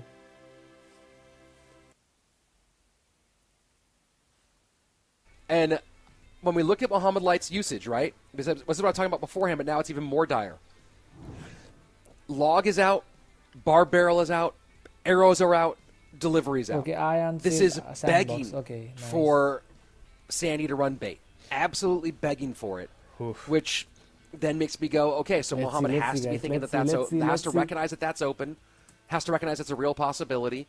You have Valk, which can be helpful here, but you know when you're Mohamed, what are you thinking and how you try to Do we even get any prepare for viewers bait at at the all end right of the now? stream?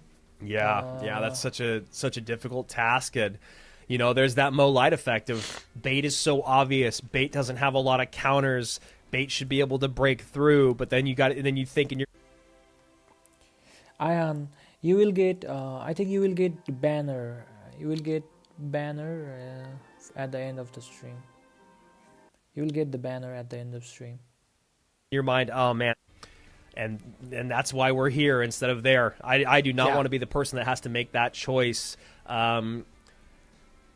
Mohamed also has Fireball left. I'm still Which just is- so curious. Yeah, that's a good point. I still am thinking about Recruit's pigs. You know, Recruit's pigs, he doesn't have skeleton dragons, but maybe even flying machine.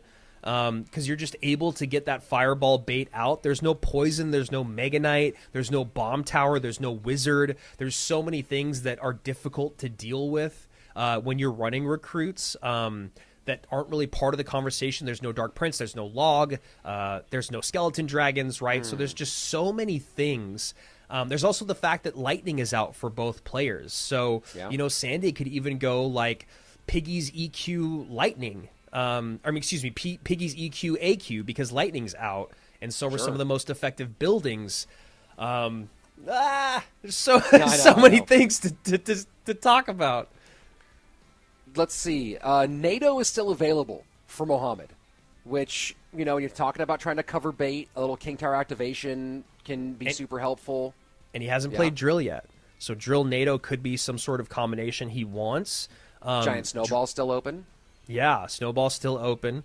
Poison is out, but, you know, you can make it work with NATO and Snowball and, like, Golden Knight, you know, if you want to try to do something like that. Well, you also have to be worried. And if you're Sandbox, your building situation's pretty good, right? You haven't used Tesla yet. You haven't used Inferno Tower yet. Giant Skeleton, Executioner, and Balloon are all open for Mohamed. Is he Okay, one last match, Hyperbait? guys. Last match. Yeah. Let's go, guys. I mean, we haven't seen Suspicious Bush at all. I think even in the group stage, you know, after the big nerf that it got. What an interesting pick here. Snowball, Evo Snowball Hyperbait against Hog. There is the Golden Knight. Okay, Hog versus Hog does get a Hyperbait. hit. And that ability kind of works. It worked enough to push the Dark Goblin in front and get some damage on tower. Hog versus Hyperbait, guys. Let's go, everyone. Lock in, guys. Lock in. Best of one for the golden ticket. match, guys. Sandbox has Whoever- already pulled off the whoever first wins best of 5 win, and as you can Adriel see, monthly final. has Let's come go, back guys. in this one, picking up 2 games in the middle to even this up, 2-2. Really not sure I love this deck pick from Mohamed. Nice Fire Spirit there. I mean, I guess he's also looking at Log, NATO, Okay, he Zap, goes for the Hog. all being out. It's funny how they both Barbaro went as Golden well. Knight. Wow, Hog is on tower, It's guys. funny. Hog's gonna get doesn't get the second hit. He's back to Tesla, right? Molite has to be thinking a lot about how he wants to deal with that wizard. The wizard seems like it could be really annoying. Okay, he has to go for the Wizard. Oh, sure. Okay, he's waiting for the delivery. And delivery a little late there. Going to give up Okay, he a got some nice chunk of damage, damage to Mohamed. Yeah, I mean, he just has to guarantee he's hitting all those skeletons. A second early, one of those sets stays alive, and you have already pretty much lost the game. Best of one, golden ticket.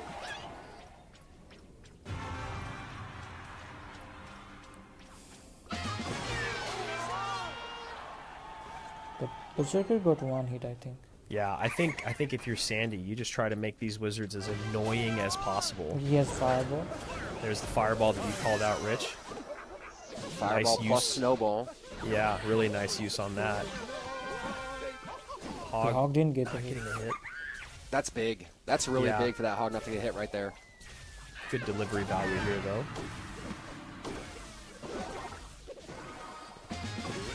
Okay, he has And that was actually a Fireball, really he nice has sequence Fireball. for Mo to make Sandy have to spend a little bit more Okay, with that Hog is skeleton going barrel in. coming in the way He that has it did. to go for the Earthquake. He has to go for the Earthquake. And a there's good the- job avoiding the Hog damage. That Evo Snowball is going to be really critical. I mean, he really has to use knockback and DPS. He has no other way to stop these Hog Riders. Yeah, exactly. There's nothing. So those snowballs are going to have to be used defensively more so than offensively. Okay, so close, guys. This is so And, close. you know, Sandbox most likely just going to ignore this on the left-hand side. My goodness, this is a stressful situation to be in. I like that Earthquake to pop the bush to not have to think about it. He has to go for the delivery. Damn, Yeah, that is a no, Skeleton Tower. No. Medium delivery. That delivery Yeah. was bad. Yeah, and now just trying to Yeah. pressure at the bridge. You see Mohamed I trying think to full Sandbox send lost, right now. guys. Sandbox lost. Yeah. Oh, man, It's a fireball Sandbox. for his efforts. Yeah, GG's. Yeah. And Tesla's Sandbox- down. That's it. That's it. Oh, my Yeah, word. more lightweight, That's guys. it! Oh, and Sandbox wow. knows it. Mo Light claims the golden ticket, Mo and Light wins this, Sandbox guys. Mo Light feels wins the it. pain of loss. Wow. Unbelievable. Look at him jumping I cannot around. understand what I just saw here. Sandbox Wow, putting Mo Light together wins, guys. like an all-time run, and then we come down to the final game, Wow. and Oh. Mohamed Light just breaks through and breaks spirits. Bro, it is literally that Wow. one delivery being off by Mo a Light. fraction of a second that started that cascading downhill Sandbox using effect. the of a It's, Sandbox devastating is in bridge final, spam I mean, coming from come Mo at the on. end of that game. I mean, that was just No, so well that played. was So a- many things that Drake Mo was Light good, to be did in honest. that Drake game was to good, bait out but more elixir or to get that Sandbox delivery was out of bad. cycle Delivery was were bad. just so impressive. And the man that has won the last Easy two win for World Light, Finals yeah. has now won the first golden Okay. ticket in 2026. It's just completely unprecedented. You know, you talk about great runs and great domination. All right, guys. And, all right. We have to end this stream it now. continues along, and you have to wonder at what point does it stop? And you know, we have a lot of season left to play. We have a World Finals left to go through. This was it, guys. But now This everyone was knows it. that Mo will 100% be there yet again, and now the final boss is first one in. $6,000 to Elmojas, $8,000 to Sandbox, and Mohamed Light walking away with $14K and the golden ticket. 500 points for the leaderboard for Mo, 4 for Sandbox, 3 for Elmojas, and wow, just an incredible showing from all three of these guys. The Cinderella story that almost could lands in third place. Sandbox already coming back with a vengeance in Yeah, I this think we will get the next rewards season after later. having a great showing at World Finals After last the, year. after And then this, Mo you will get Light the doing rewards Mo later. Light things in that game number 5, just making his opponent play cards out of cycle, making him spend just a little bit more elixir than he wanted, and making him push that panic button to just barely miss some micro interactions. He's the best for a reason. Here we go, looking at those points that Andrew just broke down. Of course, you see all these players who made top 16 pulling down some good points towards that trip. You know, of course, we have many ways to make it to World Finals. You have the golden ticket, but you also have that points leaderboard. And Vitor all the way down in number 16 will pull on a few. Everyone getting a little bit more as they went a little bit The deeper commentator voice is too into loud. this Okay. tournament. Mohamed Light, though, getting the bulk of those. Doesn't need them, but they will count for seeding. Yeah, I think you will get the rewards later. You will get that automatically in the rewards. I mean, in the game, you will get that. Okay, that was it, guys. That was it. Okay, Mo Light wins the final April monthly finals, guys. So everyone, thank you for watching, guys. I have been streaming for 6 hours straight, guys. So before going, if you haven't subscribed the channel, please subscribe the channel, guys. Let's get to 1700 subs. And if you haven't liked the video, please hit the like button, hit and like and sub, guys. So everyone, take care. I will see you guys tomorrow. Okay, guys, have fun, take care, bye bye, guys. See you tomorrow. Thank you for watching, everyone. Bye bye.